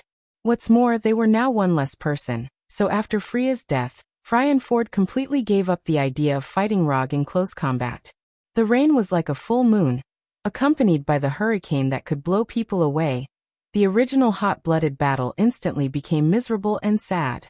In order to not be blown away by the hurricane, Rog gathered chakra at his feet to make himself stand firmly on the ground, and then put away the Kusanagi sword in his hand. Since the enemy has started to use their big move, he naturally has to use a big move to repay the enemy. Mokutan, wood puppet technique. The ground under Rog's feet began to roll, and a 20-meter-tall wood arhat climbed out of the ground, like a messenger of death crawling out of the abyss. In order to make himself look cool, Rog deliberately covered his whole body with a light blue chakra coat, adding a visual effect that only V16 VIPs can have. In addition to the sparkling visual effect, he also deliberately set the place where Wood Arhat climbed out at his feet, and he stood on top of Wood Arhat's head. Although he still didn't know the legendary ultimate move of giving you a handicap of 2 hands, this didn't affect him from experiencing the effect of the shrunken simple test suit in advance. On this battlefield, I won't allow anyone to be more pretentious than me. Standing on top of Wood Arhat's head, Rog looked down at the Ferverd brothers with an arrogant expression. After seeing Rog once again summon Wood Arhat, Hogan, who was retreating, stopped, and his heart was suddenly filled with a sense of security. As one of the parties who had seen Wood Arhat beat up the destroyer, Hogan has a blind confidence in Wood Arhat. Compared with Hogan, who was full of a sense of security, the Ferverd brothers frowned deeply. They thought that Rog was only a warrior who was good at close combat, but the appearance of Wood Arhat completely broke their idea. How can a person who can summon such a giant creature only be good at close combat? And on Wood Arhat's body, they felt an extremely strong breath of life. Although the appearance of Wood Arhat shocked Ford and Fry, it could not extinguish their anger of revenge for Freya. Even if the one standing in front of them now was Odin, the father of the gods, they would not give up. Regardless of whether they could beat him or not, if they didn't even have the courage to fight, then even if they eventually left here alive, they would leave a very obvious psychological flaw in the future. Without further hesitation, Fry and Ford raised the spears in their hands, and the torrential rain seemed to come to life in an instant. Hundreds of millions of raindrops hit Rog like bullets. Along with the raindrops, there was a hurricane that was enough to destroy houses and raise trees. At this moment, Rog seemed to be targeted by the whole world, and all he could see were enemies. Rog did not care about the raindrops that were like bullets, nor did he care about the hurricanes that were like natural disasters. He stood motionless on top of Wood Arhat's head. The light blue chakra coat set him off like a god. The torrential rain did not dim the light on his body, and the hurricane did not shake his body in the slightest.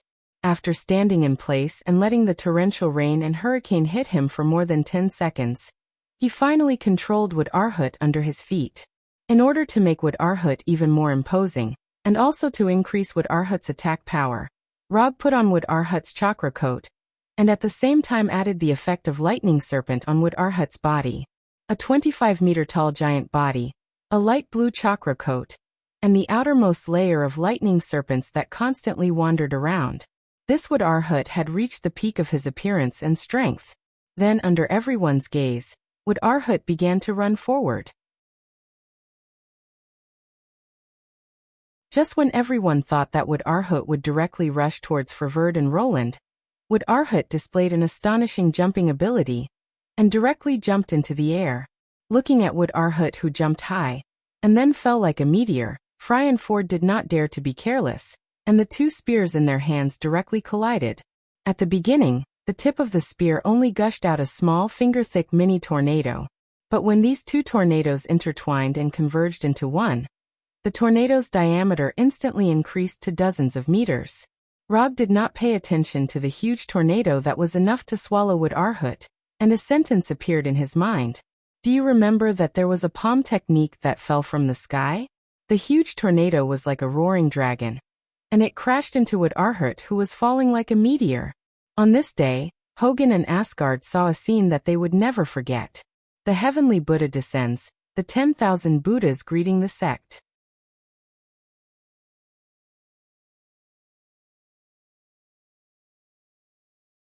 Chapter 101. Although the warriors of Asgard and Warner Protoss didn't know what a Buddha was, it didn't affect their shock at the scene in front of them. A 20-meter-tall behemoth broke through the obstruction and attack of the giant tornado, and descended from the sky in a domineering manner. Relying on gravity and Rog's burst of chakra, Wood Arhut emitted a blue light and had electric snakes coiling around it. He stretched out his right hand and pressed down on Ford and Fry with his huge palm. Boom!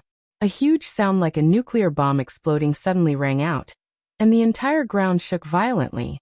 When the shock wave from the explosion completely dissipated, Hogun and the others could finally see the scene in front of them clearly.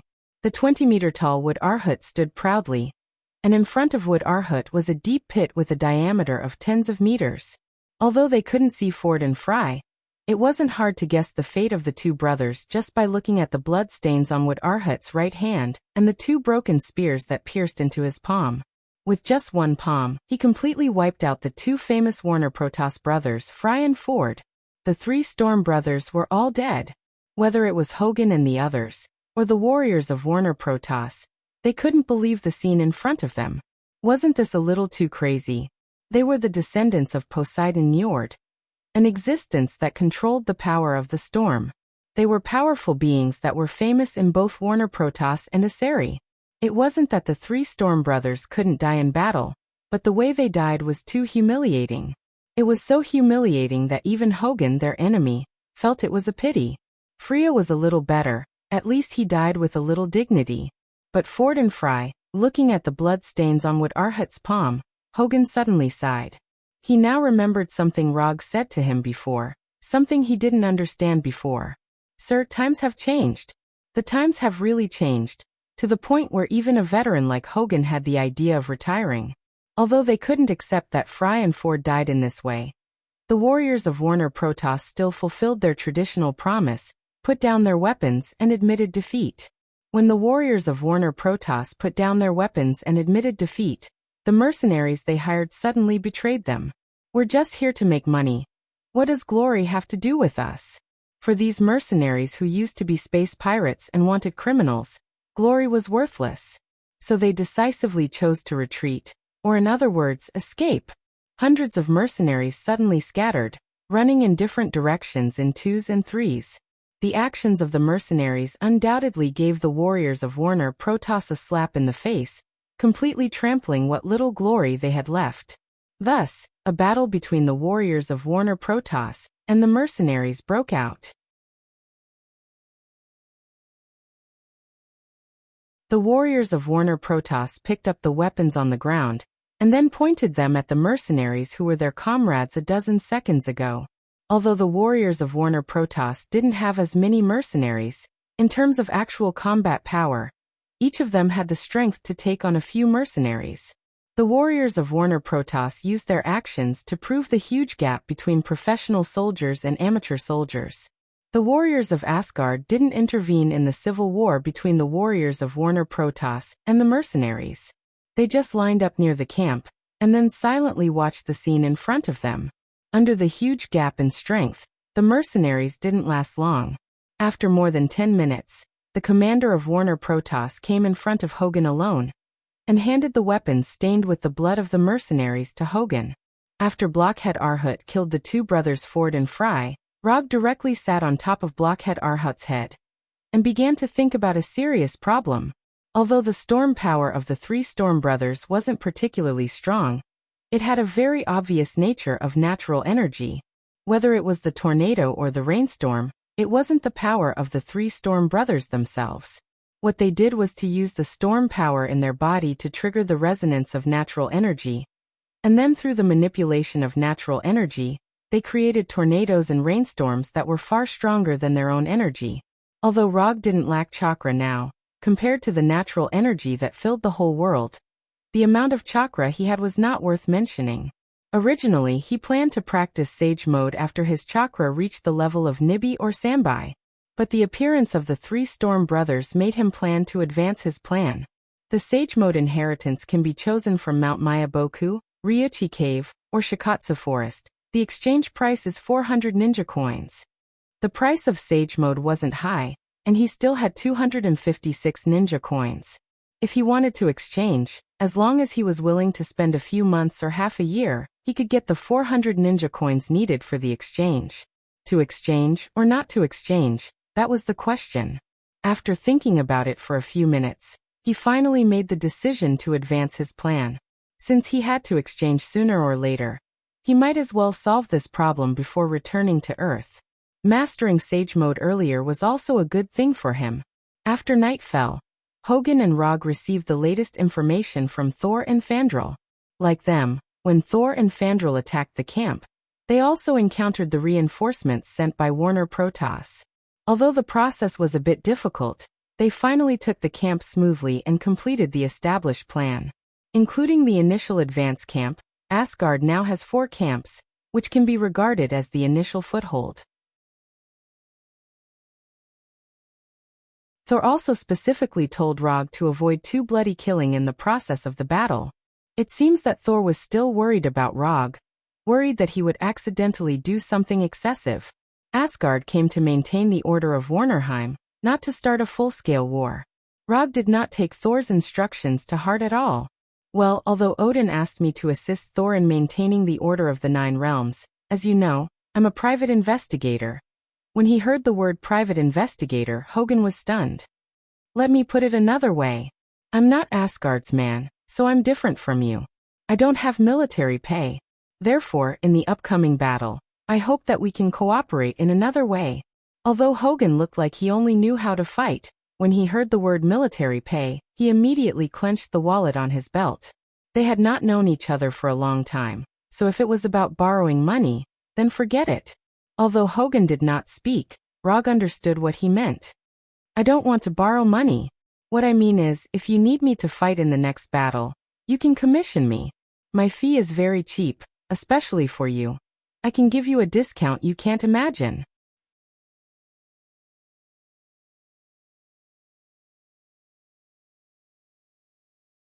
Chapter 102. Mission? Are you planning to be a mercenary? Hogan, who was originally vigilant, suddenly looked distressed after hearing Rog's words. Are you betraying the warrior's honor? How can you be a mercenary? You're degenerating yourself. You won't be able to go to the Hall of Valhalla after you die like this.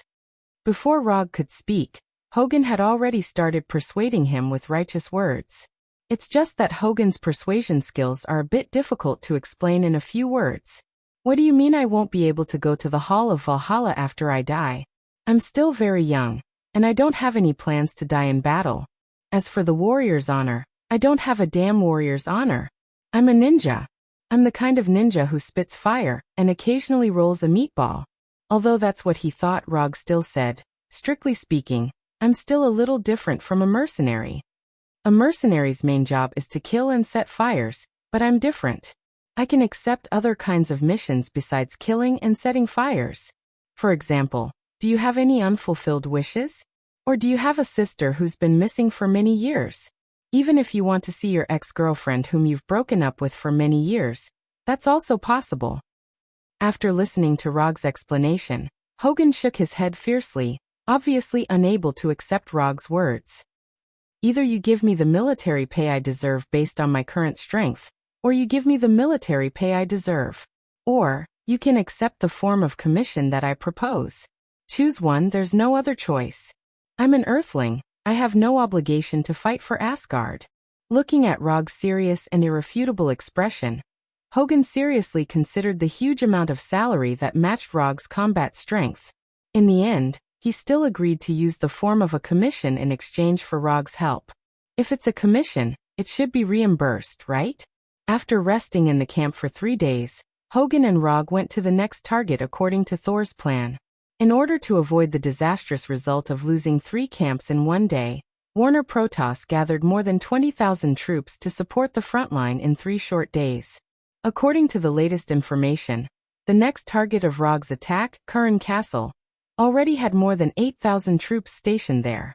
Curran Castle originally had less than 2,000 troops, but after learning of the death of the 3 Storm brothers, Warner Protoss sent 6,000 troops to reinforce Curran Castle.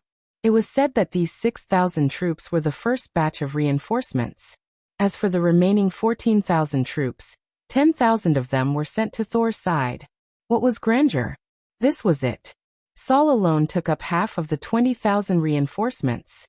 That's why sometimes being too famous wasn't a good thing. Because Warner Protoss's troops were holed up in the city, Rog and Hogan easily arrived at Curran Castle. Curran Castle wasn't a big city, and the walls were only 10 meters high. Any warrior with a little bit of strength could easily climb over the walls. If it weren't for the dozens of shining energy cannons on the walls, Rog would have thought that he had returned to the Middle Ages in Europe. 8,000 people attacking a city with a garrison of 8,000. This quest is amazing. After arriving at Curran Castle, Rog used Chakra's perception to sense the situation inside Curran Castle. There was no special energy reaction, which meant that there were just a lot of troops stationed there. There wasn't any enemy that needed special attention. We are the warriors of Asgard. Don't compare us with those miscellaneous troops. Although the number of troops was far less than the enemy, Hogan's confidence wasn't affected in the slightest. He didn't know where he got his confidence from. 1,000 against 8,000. That means one person can kill 8 enemies. Moreover, we are the ones attacking the city. Thor really knows how to arrange missions. We don't need to attack Curran Castle. We just need to pin them down here. Asgard's reinforcements are already on the way. No wonder Hogan was so confident. Rog thought that he was hiding some big move. Compared to attacking Curran Castle, it was much easier to pin down the troops stationed in the city. However, Rog didn't intend to waste too much time here. Do you still remember the mission I told you before? There is a good opportunity right now. Do you want to give it a try? Rog tempted Hogan like a devil from hell. What opportunity? As expected, Hogan took the bait. It's very simple. You just need to entrust me to help you take down Curran Castle. As for the reward, you can use URU metal instead. A city without high-level combatants, even if there were more people, at most it would take a little more time. You want to attack Curran Castle alone? Hogan looked at Rog in disbelief. He knew that Rog's combat strength was very strong, and he had mastered a lot of strange abilities. However, there were 8,000 troops stationed in Curran Castle. Even if there were 8,000 pigs, it wasn't something that one person could handle. Not to mention that these people could fight back, run away, and attack in groups. Yes, as long as you give a reasonable reward, I can help you take down Curran Castle. Even though he had seen Rog fight several times, Hogan still couldn't believe that Rog could take down Curran Castle alone. Write down the content of the mission and the reward. Anyway, if I can't complete the mission, you won't lose anything. As long as I pay some URU metal, I can get Curran Castle. This deal is profitable no matter how you look at it. While Hogan was still hesitating, Rog directly took out the mission scroll from the summon scroll, and then handed it to Hogan. Maybe he was moved by Rog, or maybe he wanted to make Rog give up, but Hogan finally wrote down the mission on the scroll. When he wrote down the reward, he hesitated for a few minutes, and then wrote down a number that he wasn't very confident in. URU metal, 5 kilograms. Hogan just signed his name, and the relevant mission information appeared in the system's mission page. Mission content. Capture Curran Castle. Mission status. Incomplete. Mission reward. 80 ninja coins. Rog thought that this would be a very simple and easy mission, but after seeing the mission reward given by the system, he felt that he seemed to have overlooked something. If it was just a simple mission, the system would never give a reward of 80 ninja coins. This made Rog smell a trace of danger. Show me the latest information about Curran Castle. For the sake of safety, he decided to carefully study the current situation of Curran Castle. Even if he was very strong, he still needed to be cautious. This was a valuable experience that Rog learned from a certain hero.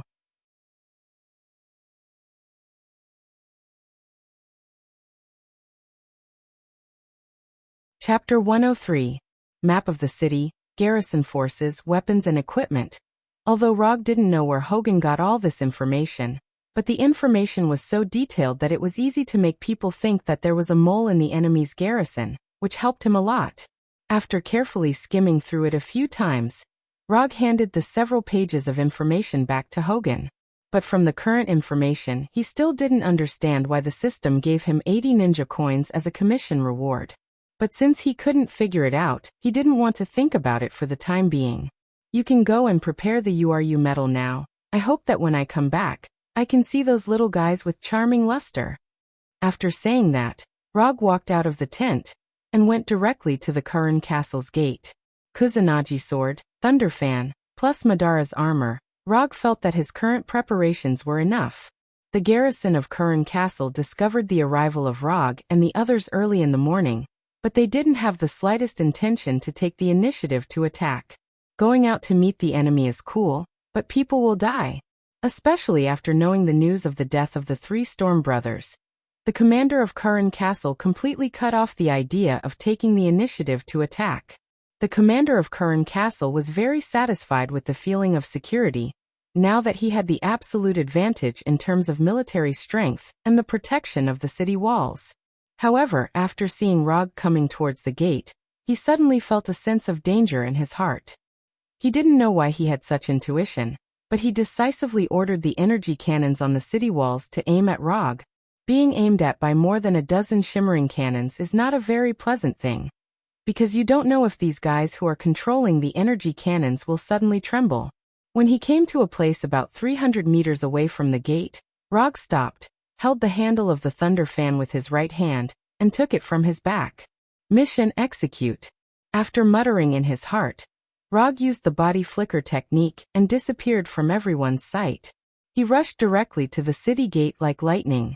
With the body flicker technique, he only needed 2 to 3 seconds to cover the distance of 300 meters. While the garrisons on the city wall were still searching for him, he had already crossed the city wall and arrived in front of the garrisons with the Thunderclap fan in hand. Ever since Rog obtained the Thunderclap round fan, he had always used it as a defensive equipment. But after fighting with the 3 Storm brothers, he felt that he could slightly change the purpose of the thunderous fan. The troops stationed in Curran Castle had no idea how he had appeared. The only thing they could see now was the thunder fan that was flashing with blue lightning. Boom. Boom. Boom. 4 to 5 arm-thick bolts of blue lightning struck the garrison on the city wall like lightning serpents, instantly wiping out the garrison on Rog's right. Rog didn't use any ninjutsu. He just injected the Thunder Attribute Chakra into the Thunderclap round fan, and then released it. Although this way of using it was simple and crude, it was very effective. With the sound of these lightning bolts, the siege of Curran Castle officially began. The huge gap in strength often means the birth of a tragedy. When Rog came to the city wall of Curran Castle, his personal performance began. In the face of these garrisons who were far weaker than him, Rog was like a hungry wolf rushing into a flock of sheep. Although the garrisons of Curran Castle tried to stop Rog, they soon found that it was completely impossible. No matter how many of them went up, Rog could always break through their encirclement in the first time, and then give them several lightning bolts. What made them even more desperate was that with the passage of time, Rog's speed seemed to be getting faster and faster. They were now completely unable to see Rog's figure. All they could see now was one lightning bolt after another, and an unreasonably large fan. It wasn't until today that the garrisons of Curran Castle learned that the fan can also kill people.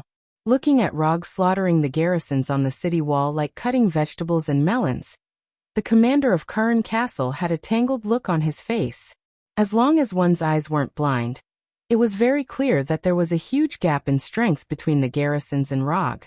Although he was the commander of Curran Castle, he had to admit that his men were no different from ants in front of Rog.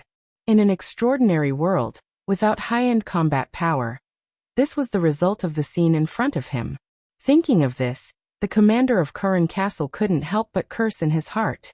After those bastards in the military knew that the 3 Storm brothers had died in battle, they refused to send high-end combat power over.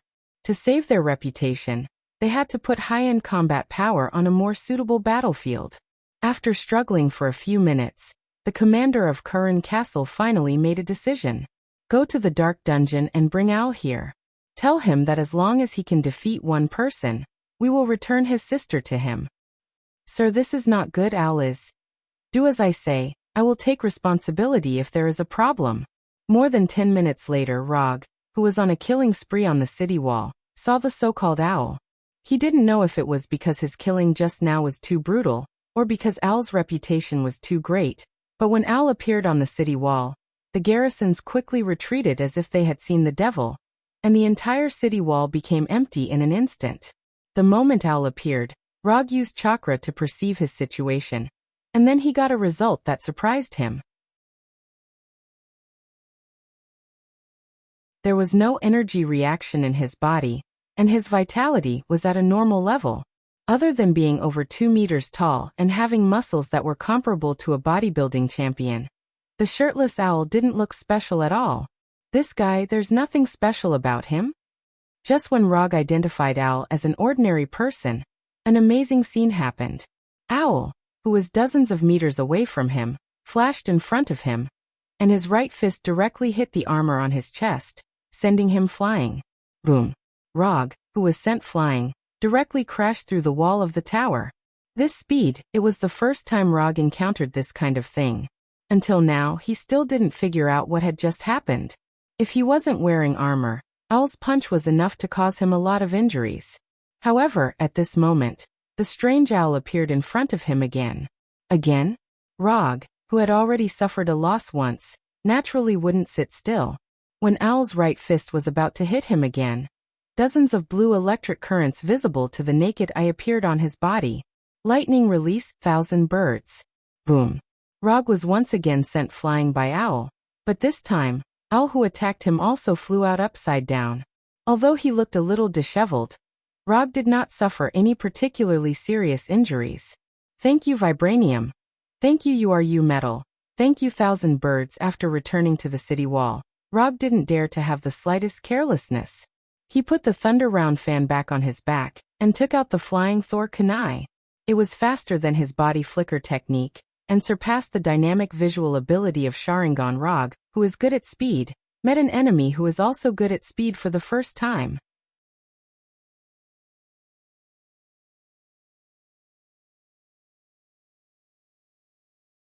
Chapter 104. What was going on with this guy? If a person possessed unimaginable super speed, then generally speaking, there were only 2 possibilities. One was to master the extraordinary power related to speed, and the other was a superpower born from the genetic mutation of the body. But at this time, Owl was obviously neither of the 2 situations. There was no energy in his body, and his life force was at a normal level. There were no signs of genetic mutation. Owl, who had attacked Rog twice in a row, did not stop there. When the numbness caused by the 1,000-bird flow slightly eased, he launched a third attack on Rog. It was still a straightforward attack. Although Owl had incredible speed, his attack method was so simple that it made people speechless. Relying on speed to come in front of the enemy, and then using his fist to attack the enemy, Rog, who had suffered twice, naturally would not be hit by such a simple attack again. At the moment when Owl's figure disappeared, he also used the blink technique to leave the place. Even so, Owl still kept up with his speed. Just when Owl's right fist was about to hit his head, his figure suddenly disappeared in front of Owl. Flying Thor. Rog returned to his previous position and picked up the flying Thor kunai that he deliberately left in place. What kind of experience was it to fight with an enemy with super speed? This question had always been answered by Rog's enemy. And now, he could finally answer this question himself. The answer was only one word: aggrieved. To be precise, it was extremely aggrieved. Unable to see the enemy's trace, unable to dodge the enemy's attack, unable to keep up with the enemy's movements. No matter what the situation was, it was enough to make people feel extremely aggrieved. What was more troublesome was that behind this aggrieved feeling, Death followed closely. The blink technique was definitely out of the question. Owl's speed had obviously exceeded the blink technique's speed. This also meant that Rog only had one last choice left. The Flying Thor technique. Rog did not expect that there would be a day when he would use the Flying Thor to compete with someone in speed. And it was with a strange man who had super speed for some unknown reason. Were they trying to determine who was the fastest man? Rog didn't have a problem with the word fastest, nor did he have a problem with the word man. It was just that he had an instinctive repulsion when he put the fastest time with a man. Just when Rog was still thinking about it, Owl recovered from his doubts and no longer cared about how Rog disappeared just now. In this regard, Owl was very similar to Rog. Since he couldn't figure it out, he wouldn't think about it anymore. Before Owl launched an attack, Rog took the initiative to throw the Flying Thor kunai in his hand to Owl. After throwing out the Flying Thor kunai, he didn't care whether the kunai hit Owl or not. Instead, he used the body flicker technique to leave the place, and then took out another Flying Thor kunai. Although the speed of the Flying Thor kunai is very fast, it is obviously not impossible to hit Owl. Owl just tilted his body slightly, and avoided the Flying Thor kunai flying towards his head. But just when he had just avoided the first Flying Thor kunai, the second Flying Thor kunai also came in front of him. Then the third, the fourth, the fifth. It wasn't until after throwing out 8 Flying Thor kunai that Rog stopped this seemingly meaningless attack. Because each time the Flying Thor kunai was thrown from a different angle, these Flying Thor kunai that Owl dodged were inserted in different positions on the city wall. If you carefully observe the landing point of these Flying Thor kunai, you will find that these Flying Thor kunai seem to be thrown out randomly, but in fact, each Flying Thor kunai presents a similar angle. The preliminary work has been prepared, then it's time to perform. Rog threw the Flying Thor kunai in his hand, and then disappeared with the kunai in an instant. Although Owl didn't know what Rog was going to do, at the moment when Rog disappeared, he also entered an incredible state of speed. From the perspective of a bystander, Rog and Owl seemed to have completely disappeared, and the entire city wall became empty in an instant. So an awkward scene happened. Whether it was the garrison on the Karin castle or the Asgard soldiers outside the city, they could only silently stare at the empty city wall like fools, and then pray for the appearance of Rog and Owl. If it weren't for Rog and Owl's figures occasionally appearing on the city wall, they would even suspect that Rog and Owl had already left the Karin castle. Rog repeatedly jumped between the Flying Thor kunai, and Owl would also appear in front of him at the moment when he finished teleporting. Then he would jump again and Owl would start to chase again. The whole process seemed to be very harmonious. After all, no one could touch each other, and naturally, there would be no so-called battle. Owl was like a hound that would never be tired, constantly chasing Rog the prey. Although Rog could stop and counterattack, he didn't have such an idea at all. Before figuring out why Owl had such incredible speed, he would not have the intention to attack Owl. Until now, he finally understood why the system gave 80 ninja coins as a commission reward. An enemy with super speed is more difficult to deal with than an enemy with super physique. On the surface, Rog was just using the Flying Thor to constantly teleport to avoid being hit by Owl. But in fact, he was silently perceiving everything in Owl's body through chakra perception. This was the first time he was perceiving an enemy so seriously. Almost after chakra perception's perception ability was exerted to the limit, he finally perceived a trace of abnormality in Owl's body.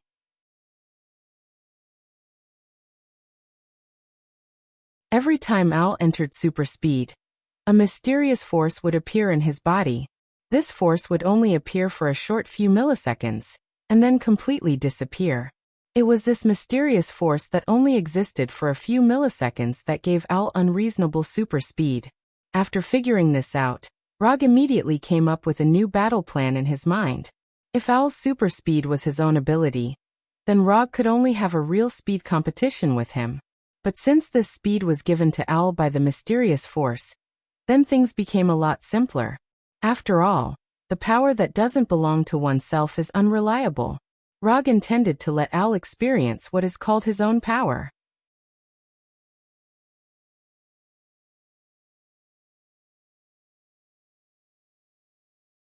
Chapter 105.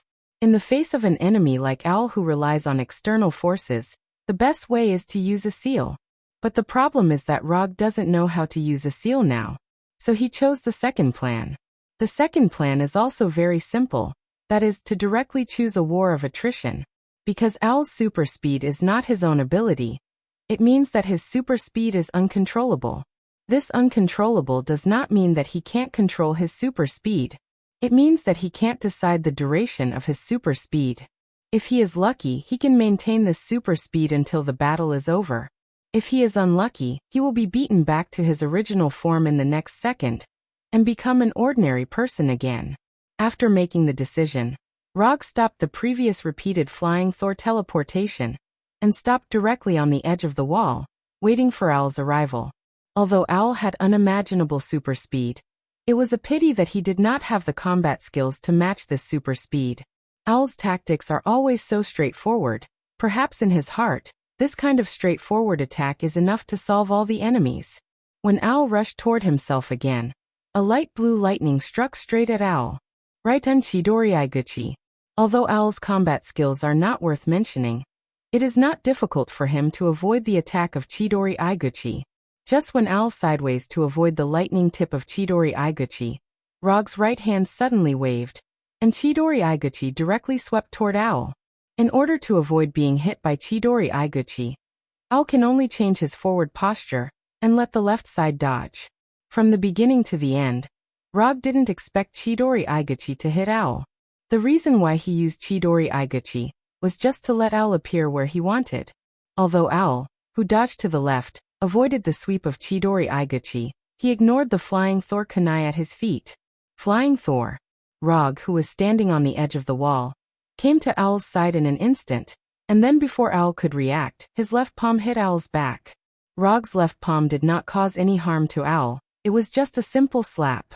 If time permits, Rog doesn't mind letting Owl experience the taste of Rasengan. Although it only takes a little time to cast Rasengan, this time is enough for Owl to use super speed to leave here. After being patted by Rog, Owl also realized something. But at this moment, it was meaningless. Flying Thor. If it wasn't for the Flying Thor spell on Owl's body, Rog wouldn't be interested in touching a male's body. The outcome of this battle had been decided. Relying on the super speed granted by the mysterious power in its body, Owl continued to jump for more than 10 minutes. In the end, when the mysterious force did not continue to appear, Rog used the flying Thor kunai in his hand to cut across Owl's neck, completely ending his life. Without Owl's restraint, Rog once again began his one-man siege.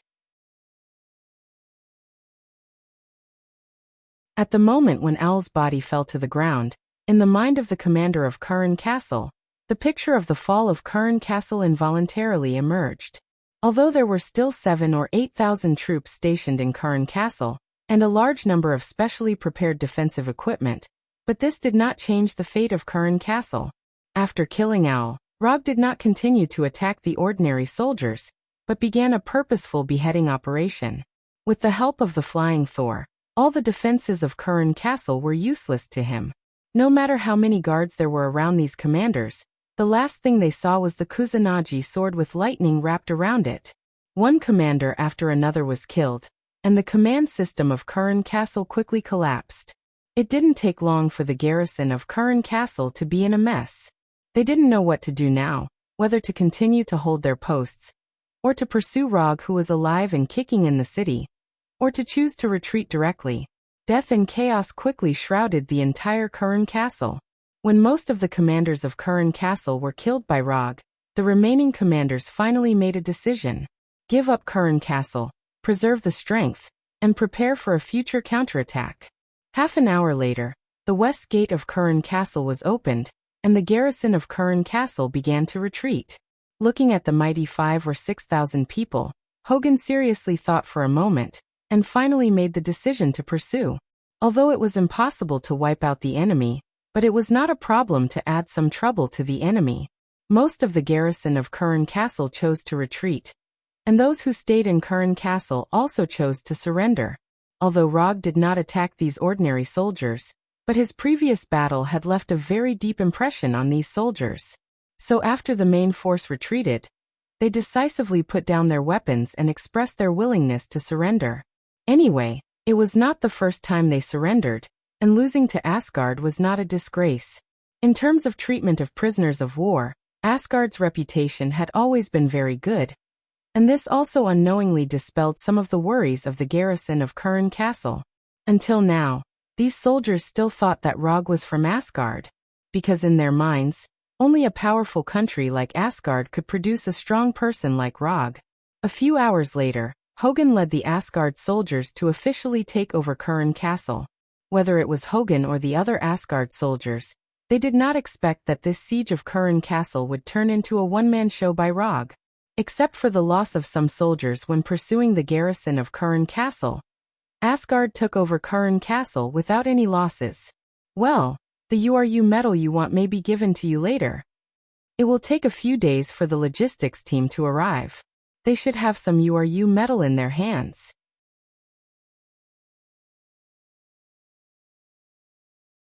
After all, they are the only ones who have army craftsmen, Hogun said to Rog with some embarrassment. The mission was completed, but he could not pay the reward. This was even more embarrassing for him than losing the battle. That's not urgent. I have a question now. Rog told Hogun about the special characteristics of Owl in detail, hoping to get some information from Hogun. If I'm not wrong, the energy on Owl's body should be the awakened divine power. But under normal circumstances, awakened divine power will exist forever, and will not disappear like this, Hogun said with uncertainty. Awakened divine power? What is that? Rog continued to ask. The reason why Asari and Warner Protoss are called the Protoss is because we have a kind of energy called divine power. But not everyone can awaken divine power.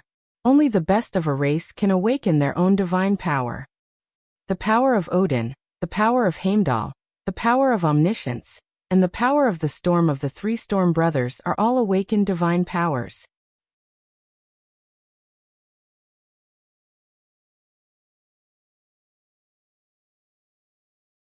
Chapter 106. Although Hogun didn't awaken divine power, as an Asgard, and an Asgard officer with a high position, he still has enough understanding of divine power. Through Hogun's explanation, Rog also roughly understood the so-called divine power. In short, divine power is the racial superpower of Asari and Warner Protoss. However, this superpower is not caused by genetic mutation, and the difficulty and conditions of awakening are a bit high. According to Hogun, the proportion of awakening divine power is about 1 in 10,000. Of course, this is just a rough proportion. For those who are born in a good family, the possibility of awakening divine power is hundreds of times higher than ordinary people. This is the fundamental reason why Asari and Warner Protoss can maintain the aristocratic rule. From this point of view, Al was undoubtedly a lucky guy who was bursting with luck. But unfortunately, he doesn't seem to have received a complete education on divine power. Otherwise, the speed divine power in his body wouldn't show such a strange state. Both lucky and unlucky, Al may be the kind of person who has the legendary Schrodinger's luck. After waiting for a few days in Curran Castle, Hogun finally waited for Asgard's reinforcements and logistics team, and then handed over the agreed URU medal to Rog. Unconsumed ninja coins, 336. The system's commission reward is in his hand, and the URU medal is also in his hand. Rog's mood also became better. Because there is no next attack plan for the time being, Rog finally experienced a real alien trip in Curran Castle. There were all kinds of unknown Vanaheim specialty snacks, alien races from an unknown planet, alien weapons with strange shapes, and alien skin colors and hair colors that were all different from the aliens. Rog was like a real tourist, appearing in every corner of Curran Castle, tavern, weapon shop, food street, romance street. Although Curran Castle has just experienced war, it has no impact on the lives of the residents in the city. Everything in the city is developing according to this established trajectory. Without investigation, there is no right to speak. After a few days of tourist life, Rog found that he still prefers Earthlings, or alien races that don't look much different from Earthlings, such as Warner Protoss, because of the focus of Warner Protoss. After waiting in Curran Castle for a week, Hogun and Rog finally received the latest news from Thor. The process was a bit difficult, but Thor still completed the established goal and successfully took the target city. Fandral and Volstagg had also successfully completed their mission, and the number of Asgard's camps in Vanaheim had increased to 7. Although there are still 16 camps under the control of Warner Protoss, Asgard's early plan can be regarded as perfectly completed. From departure to the present, a total, less than 2 weeks. According to this progress, it will take at most 3 months for Asgard to restore order in Warnerheim. 3 months, for Asgard with an average lifespan of 5,000 years, is a short period of time that doesn't need to be calculative. However, things didn't develop as smoothly as Asgard expected. 3 months passed in the blink of an eye. In the past 3 months, Asgard sent several reinforcements, increasing the number of Asgard soldiers in Warnerheim to more than 50,000. But even so, Asgard only recovered 7 camps in the past 3 months. Of the 23 camps, 14 have returned to Asgard's hands. The remaining 9 are still firmly in the hands of Warner Protoss. In the process of Asgard recovering the camps, Rog didn't stay idle. He accepted several commissions from Thor and the 3 warriors of Sengoku. But he doesn't know if the system did it on purpose. But most of the commissions from Thor and the 3 warriors of Sengoku didn't pass the system's judgment. The few commissions that passed the judgment didn't give a high reward. Unconsumed ninja coins, 385. After 3 months, Rog's unconsumed ninja coins increased from 336 to 385. He only needed 15 ninja coins to get the Sage Mode inheritance, which is worth 400 ninja coins. After 3 months of serious consideration, Rog finally decided on which Sacred Grounds Immortal Technique inheritance he wanted to learn. In fact, he didn't need to think for so long. With the Wood Release and Hashirama Sage Mode, he only has one choice, and that is the Shikatsu Forest Sage Mode inheritance. The Toad Senjutsu of Mount Mayaboku is only suitable for people like Prince Ming. Even a fierce person like Jiraiya only got an incomplete Sage Mode after decades of learning. As for the Ryuchi Cave, Rog only thought for a second and refused. No matter what era it is, stay away from men who play with snakes. Their spirit is a bit. He doesn't know if the system will pack a summon contract of a living slug after redeeming the Sage Mode inheritance. Just when Rog started to imagine some beautiful things, Thor came to him with Thor's hammer. Sif came with Thor. Sif finally appeared on Asgard's list. As for whether it was her own wish or Queen Freya's arrangement, only the 2 of them knew. There are more and more garrisons in Maguang City. I hope you can go in and see if there are any loopholes in the defense line. We have been delayed here for too long, Thor said to Rog with some tiredness. The Maguang City he mentioned was the culprit that caused their progress to be seriously delayed. Asgard wasn't the only one who will increase their forces. After Thor joined Rog and others, Warnerheim also increased their frontline forces. There are now more than 40,000 garrisons in Maguang City, and there is no lack of Warner Protoss's high-end combat power. Maguang City is one of the 5 main cities in Warnerheim. It has high walls and many soldiers, and it is easy to defend and difficult to attack. What's more troublesome is that this is a place that has to be fought for. Whether they can take down Maguang City directly determines whether Asgard can successfully recover the rest of the camp. In the past 3 months, Asgard spent most of his time attacking Maguang City. It has been almost 2 months since the day of the attack. In the past 2 months, Thor has climbed the walls of Maguang City more than once, but he was beaten back. Thor is a Ceres Thor, and Warner Protoss naturally has their own Thor, and more than one. Now in charge of commanding the Maguang City garrison is Warner Protoss's 2 Thor, 2 female Thor. In other words, the twin female Thor, Vigtigny and Weigelf.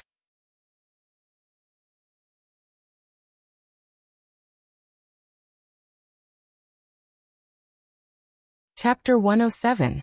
Unlike Thor, who currently needs Thor's hammer to control his own thunder power, Vigtigny and Weigelf can already use their own thunder power without any external help. Just by looking at this point, Saul had already fallen behind the 2 female thunder gods on the opposite side. If it weren't for Thor, the current situation would not be Asgard's soldiers besieging Maguang City, but Maguang City's garrison chasing after Asgard's soldiers. Old rules, you know. As soon as the voice fell, Rog summoned a commission scroll and threw it directly to Thor.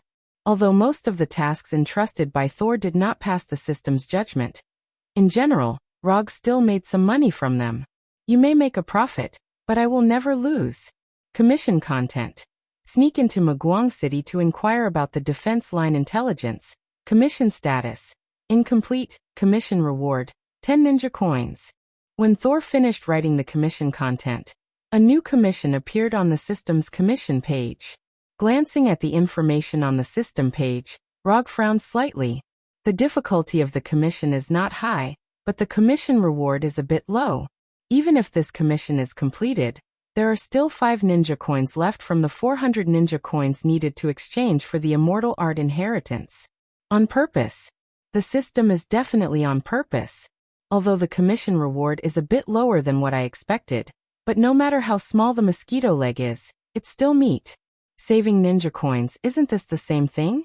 Before leaving, Rog glanced at the reward on the scroll. 10 kilograms of URU metal. It's not too much, not too little, it's enough. Since accepting commissions, Rog has asked for URU metal as the commission reward every time. This also led to a bit of an awkward situation. Those precious weapons that originally needed to be repaired with URU metal have not been repaired because of Rog. Those who can use URU metal weapons are basically famous in the army. So in addition to Thor and the 3 warriors of Sengoku, those officers with damaged weapons have a lot of complaints about Rog. If it weren't for Rog's strength far beyond them, maybe these officers would sneak into his tent in the middle of the night. And then, after throwing the commission scroll into the summon scroll, Rog left the tent and walked in the direction of Maguang City. As a ninja, sneaking is the foundation of the foundation. This was especially true for Logue, as infiltration was his specialty. What is the perfect sneak? As long as the witnesses are killed, it is a perfect sneak, said a certain assassin who didn't want to reveal his name. Said confidently. Once, Rog was also a loyal fan of the Kong-style sneak method. But after coming to Warnerheim, his sneak method has changed slightly. In the end, he is still a ninja, so after mastering the transformation jutsu, he returned to the normal way of sneaking. More than 10 minutes later, a Warner Protoss soldier came out of the forest outside Maguang City, then took advantage of the night to climb over the wall of Maguang City, and entered Maguang City. In the City Lord Hall of Maguang City, the 2 sisters Vigtigny and Weigelf were carefully looking at the topographic map outside the city, and from time to time, they asked other generals next to them. At this time, Weigelf, as the younger sister, suddenly frowned. Sister, something may happen tonight. After hearing Weigelf's words, the City Lord Hall instantly quieted down. Although Weigelf's strength is weaker than her sister Vigtigny, she has a strong sixth sense that is completely unreasonable. Raise the level of alert, change the temporary password of the entire army, double the number of patrols. Without any hesitation, Vigtigny immediately issued the latest order. Anything that can make Weigelf have an intuition is not a trivial matter. This has been unquestionably confirmed in the past 1,000 years. The next second after Vigtigny issued the order, more than a dozen generals quickly left the City Lord Hall and began to implement the latest order. Can you predict who it is? Is it Thor or Rog? Vigtigny asked. I don't know, but I think the possibility of it being Rog is higher, Weigelf said with some uncertainty. After hearing Rog's name, Vigtigny's face became extremely cold, like an iceberg that has not melted for thousands of years. If you want to pick the person in the opposite Asgard army that she wants to kill the most, then Vigtigny will always have only one answer, and that is Rog. Even Asgard's commander, Thor, has to be ranked behind Rog. The reason why Vigtigny hates Rog so much is purely Thor's fault. A month ago, Thor gave him a commission to go to Maguang City's database to get a copy of Maguang City's construction log. It was a very simple commission, and it didn't require fighting and killing, as long as he got the information. Originally, this commission was indeed very simple, but Thor and Rog did not expect that someone would fall asleep in the database. And this person was not someone else, but the highest commander of Maguang City. As a commander, it was normal for him to learn about the defense of the city in the database. Because he was too tired, it was also normal for him to fall asleep in the database. The only abnormal thing was that the book that Victigny pressed under her hand happened to be the Maguang City's construction log that Rog wanted to steal. The next thing was very simple.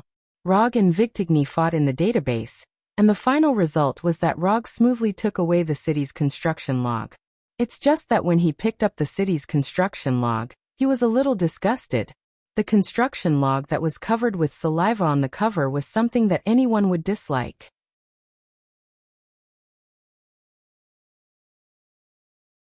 Moreover, before the Flying Thunder God left the database, he said a very normal sentence, but it completely ignited Victigny's anger.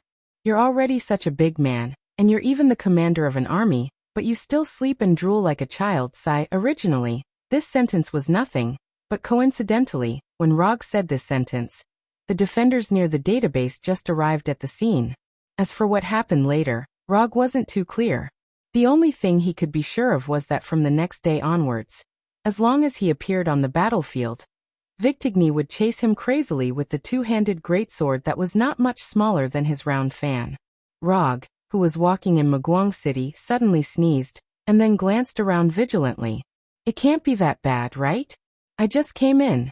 Although Rog didn't fight much with the two sisters, Victigny, he knew very well how terrifying the intuition of the sister Weigelf was. Weigelf was the only person he had met who could see through his shadow clone and transformation technique.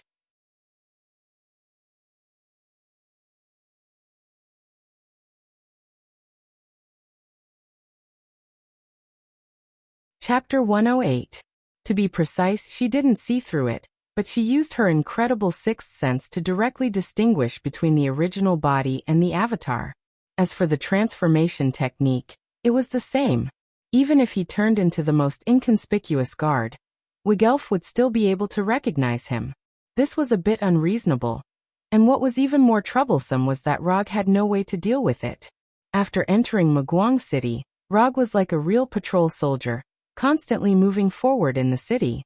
In order to make himself look less lonely, he also deliberately summoned 9 shadow avatars, and let them disguise themselves as patrol soldiers. As a result, a standard patrol team was born. If someone paid a little attention, they would find that the people in this patrol team were all soldiers who died in battle. In the silent night, a small patrol team made up of the dead who had died in battle was patrolling the city like ghosts. With the addition of some sparse drizzle and a bleak breeze, it was a typical opening to a horror story. Although there were many garrisons in Maguang City, they were not very familiar with each other. So even if there was a completely unfamiliar patrol team passing by in front of them, they did not have any doubts. The military discipline is quite strict, and the line of defense is also very reasonable. From the looks of the soldiers, their food and sleep are not bad, and their mental state is also very normal. Generally speaking, this is a good army with good combat effectiveness. After pretending to patrol for more than an hour, Rog came to a conclusion that he already knew. If the level of the garrison in Maguang City was not good, even with the 2 female Thor Victigny and Weigelf, they could not stop the attack of the Asgard soldiers. Could it be that he could only go back like this tonight? Although no matter whether the loopholes in the line of defense were found or not, it would not affect the final judgment of the commission.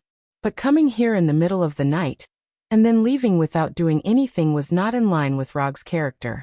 Just as he was considering whether to do something temporarily to let the garrison of Maguang City have a full night, a real patrol team came towards them. Password. Rog wanted to bring his doppelganger team over, but the leader of the opposing team asked for the password. Rog didn't answer, he just silently opened his Sharingan. Sharingan. Ninjutsu. After seeing Rog's blood-red eyes, the patrol captain was instantly hypnotized. Just as the patrol captain was about to lead the team away, a young soldier in the middle of the team suddenly shouted, "Captain, they didn't answer the password." As the saying goes, if you don't seek death, you won't die. Rog had originally planned to let this team go and stir up trouble elsewhere. However, this young soldier directly interrupted his plan and successfully obtained a VIP ticket to hell for himself. Kill them all. Rog and the others weren't the only ones here. There were also the other garrisons that had just been replaced. The 9 doppelgangers shot at the same time, more than 40 garrisons, including the patrol team, only lasted for less than a minute before all of them turned into corpses. When the doppelganger killed all the surrounding witnesses, Rog removed the doppelganger and quickly left. Although the garrisons didn't have time to send out an alarm signal, their bodies would be found sooner or later, so Rog didn't bother to continue to disguise himself and directly rushed to the more valuable targets. If you want to quickly destroy the morale of an army, there are 2 ways. One is to carry out a decapitation operation and directly destroy the command system of the army. This is Rog's preferred method, but here, the difficulty of the decapitation operation is a bit high, so he directly abandoned this plan. As for the second method, it is to destroy the logistical support system of the army, that is, burn the military food. This kind of thing, Rog just did it once half a month ago, and he can be regarded as a skilled technician. Under the cover of the night, Rog moved forward quickly like a ghost. Although he still didn't know where the rations were hidden, it wasn't a difficult task for him to find them. Intimidation, threats, torture, hypnosis. After several efficient inquiries, Rog successfully learned the location of Maguang City's military food storage from a few unlucky guys. Because of his attack half a month ago, Maguang City no longer concentrated all the military food in one place, but stored it in 5 different warehouses. They have become cautious. The amount of military food stored in the 5 warehouses varied. Rog directly excluded the warehouse with the most military food, and planned to go to the warehouse with the second most military food. Just as he took a few steps, he suddenly remembered something, and then took out an Asgard gold coin from his pocket. He saw him throw the gold coin, and then after confirming the front and back, he repeated this action 3 times. After these rounds of random selection, he finally determined the final goal. The warehouse with the 4th most military food storage. The reason why he used the method of throwing the gold coin to determine the target was purely because Weigelfa's strong 6th sense left a deep impression on him. He didn't want to fall into an ambush prepared by the enemy because of a random choice he made. After determining the target warehouse, Rog didn't go immediately but summoned 4 shadow clones. In the face of an enemy like Weigelf, no matter how cautious he is, it is not too much. The main body went to the 4th warehouse, and the 4 shadow clones went to the other 4 warehouses.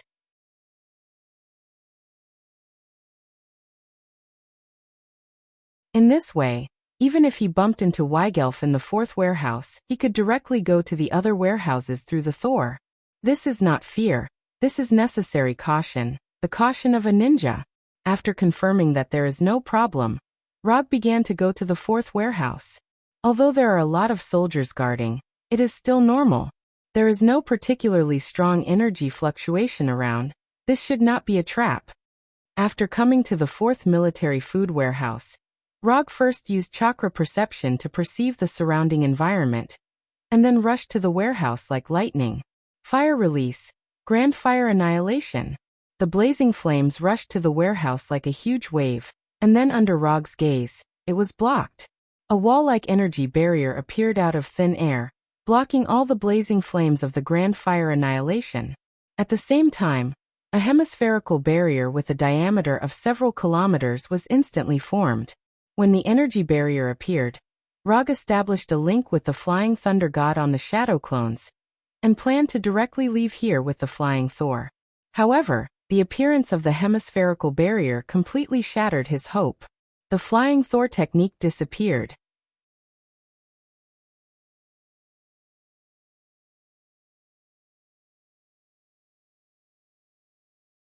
Chapter 109.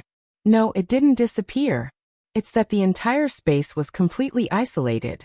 Although the strength of the shadow doppelganger is not as good as his main body, but to silently destroy his shadow doppelganger and erase the Flying Thunder God technique from the shadow doppelganger, it is definitely not something that the Vannas of Maguang City can do.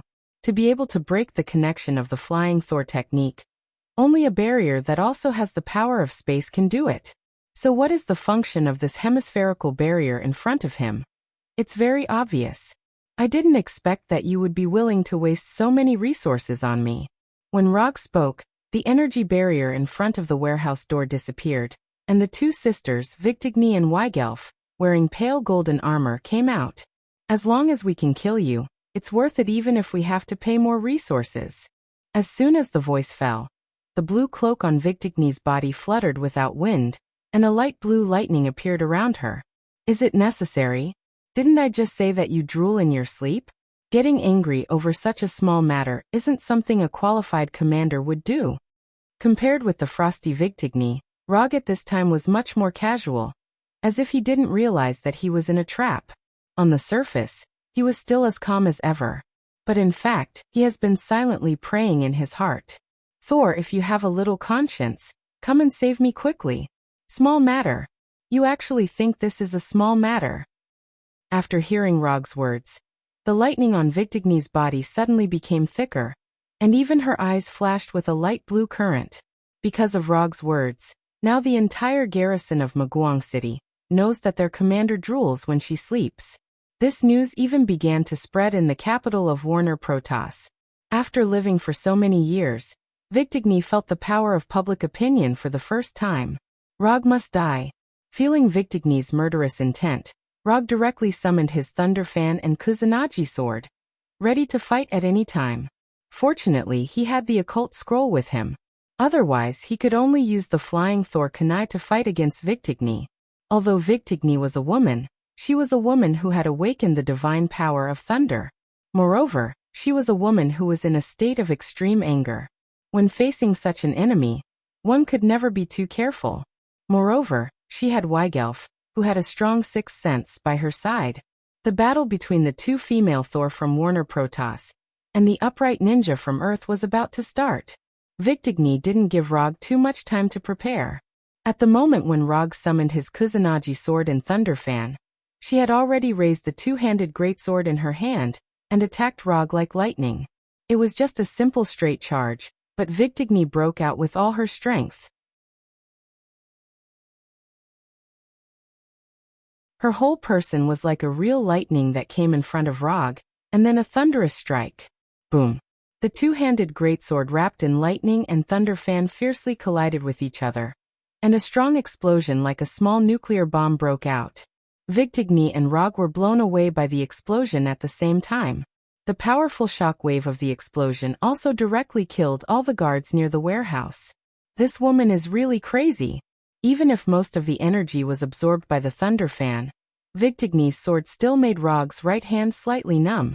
If he didn't have Sage Body and used Strange Body technique at the first moment, Victigny's sword was enough to send him flying. Shadow Clone technique. Before Rog landed on the ground, he quickly used Shadow Clone technique. His whole person seemed to be infinitely multiplying, and instantly created 30 shadow clones. Of course, these shadow clones were not used to attack Victigny. In front of Victigny, who controlled lightning, these shadow clones were no different from balloons.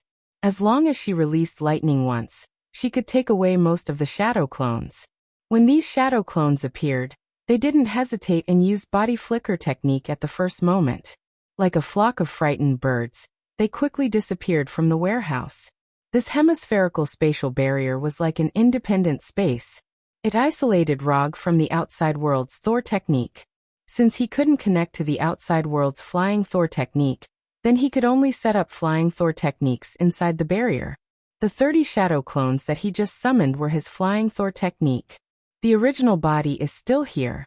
Those that left are all clones. Weigelf's voice immediately sounded. Rog wasn't surprised that Weigelf could see through his shadow clones. However, even if the shadow clones were seen through, it wouldn't affect his plan at all. When the shadow clones scattered and ran in different directions of the barrier, one by one, Flying Thor techniques appeared in his perception. With the Flying Thor technique, the Flying Thor was the real Flying Thor. While the shadow clones were constantly setting up Flying Thor techniques, Victigny attacked Rog again. However, this time, she pounced on empty air. When the two-handed greatsword in Victigny's hand was 10 centimeters away from him, Rog activated Flying Thor and instantly disappeared from Victigny's sight. Admit defeat. This is already my home ground. You are not my opponent. Rog's voice sounded more than 10 meters away. However, Victigny obviously wouldn't stop here. The moment she saw Rog's figure, she once again waved her great sword and rushed over. Victigny's speed was indeed very fast. However, for Rog, who already had enough coordinates to teleport, this speed was still too slow. Boom. A 10-meter deep pit appeared on the ground where Rog was standing. However, there was nothing in the pit other than gravel. Why bother? Rog sighed helplessly. Can't they just sit down and have a good chat? Why do they have to fight to the death? And Victigny, as the commander of Maguang City, shouldn't she put the city defense first? Why must she make things difficult for an upright ninja like him? It seems that she couldn't bear to see her sister Victigny being teased alone. Weigelf also joined the battle. Compared with Victigny's two-handed greatsword, Weigelf's weapon was much more normal. It was a one-handed rapier of normal length. When Victigny once again attacked Rog like a violent lightning, Weigelf also launched an attack at the same time. Boom. Victigny's attack once again missed, and a normal house was blasted into ruins. Through flying Thor, Rog easily avoided Victigny's attack. But at the moment when he had just completed the teleportation, a strong intuition of danger emerged in his mind, prompting him to instinctively use flying Thor again. Before teleporting away, he saw a rapier shining with electric light appear in front of him.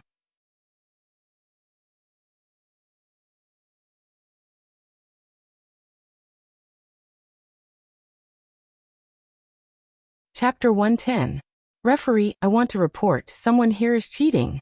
Rog's teleportation coordinates at this time were randomly selected by him, but Weigelf seemed to have known that he would be teleported here, and came here in advance.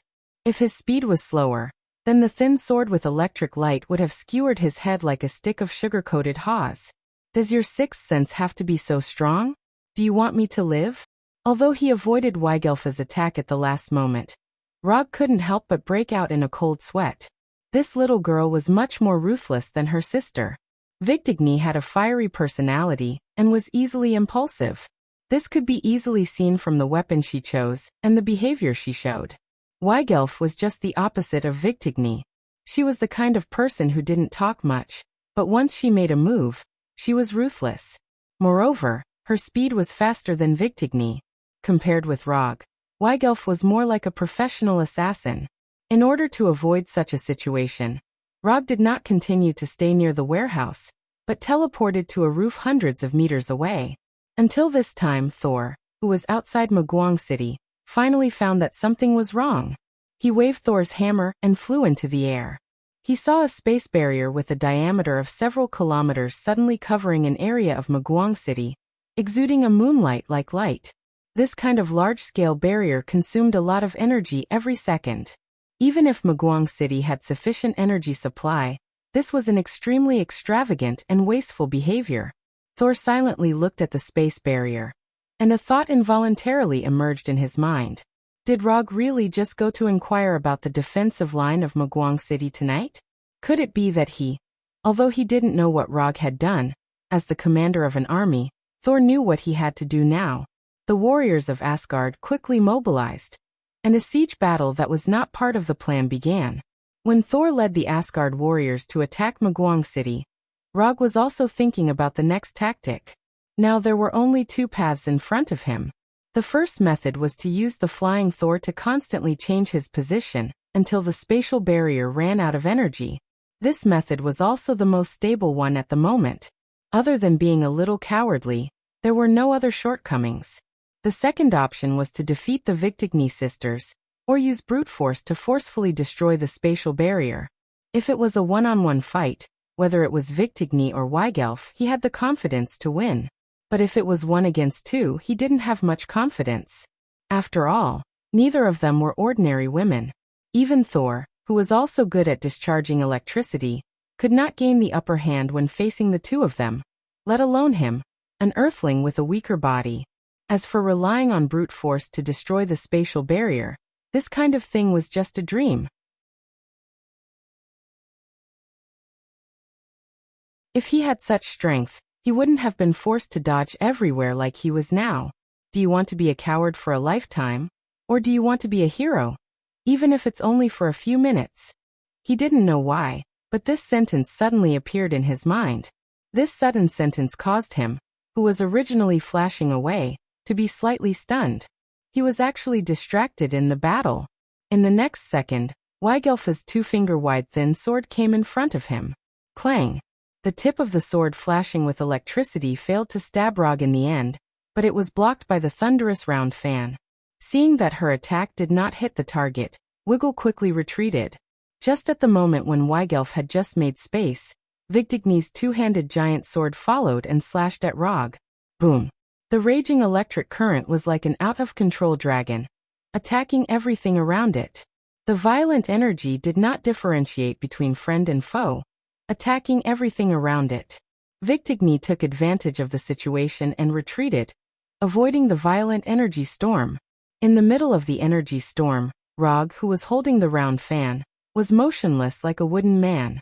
If it wasn't for the strong chakra light shining on his body, Vigtigny would even suspect that Rog had directly lost consciousness, so he stayed in the energy storm stupidly. At this time, Rog was very awake. It could even be said that he was very awake. Although there was the protection of chakra, the electric current in the energy storm still gave him an incomparable stimulation. The reason why he didn't Flying Thunder God was that he wanted to personally feel the thunder power released by Vigtigny and compare it with his newly developed ninjutsu. Without the subsequent energy input, the energy storm, which used thunder power as the main energy source, completely dissipated in the air after more than 10 seconds. When the energy storm dissipated, Rog put the round fan behind his back and directly condensed a Rasengan in his right hand. It was just an ordinary Rasengan. There was no change in nature, and the size was also the normal size of a palm. However, in the next second, Rog began to inject the thunder attribute chakra into the Rasengan. In the past, Crown Prince Kamui created the strongest ninjutsu of the wind release ninjutsu by injecting the wind attribute chakra, Futon, Rasen Shuriken. After fighting with the 3 Storm Brothers, Rog also began to develop his own unique Rasengan. Compared to Crown Prince Kamui, Rog was more proficient in thunder and fire release, so his Rasengan certainly couldn't be based on the wind attribute chakra. The Rasengan, which was originally the size of a palm, instantly expanded to the size of a basketball. At the same time, a light blue lightning appeared on the surface of the Rasengan, and it madly flowed irregularly and showed a phenomenon of electric current discharge. Raiton, Spiral Railgun. Strictly speaking, this ninjutsu was in an incomplete state, because Rog didn't do any actual combat testing of this ninjutsu. However, it was obviously not the time to care about these small details. The moment the spiral railgun was formed, Weigelf's sixth sense sent out a strong warning signal. Danger! Retreat quickly! Without any hesitation, Weigelf came to Vigtigny's side like lightning, and directly pulled Vigtigny's right hand, and quickly retreated. Looking at Vigtigny's figures retreating quickly, Rog slowly raised his right hand, and silently aimed the spiral railgun at the 2 sisters. The reason why he named this ninjutsu spiral railgun was on one hand, because this ninjutsu had a super long attack range and super fast attack speed, just like a real railgun. On the other hand, it was his little faith. The electric sparks dancing on your fingertips are my undying faith in this life. You're tuning in to the Echoes of the Heart YouTube channel. Don't forget to subscribe and join us on this journey to catch the most captivating stories.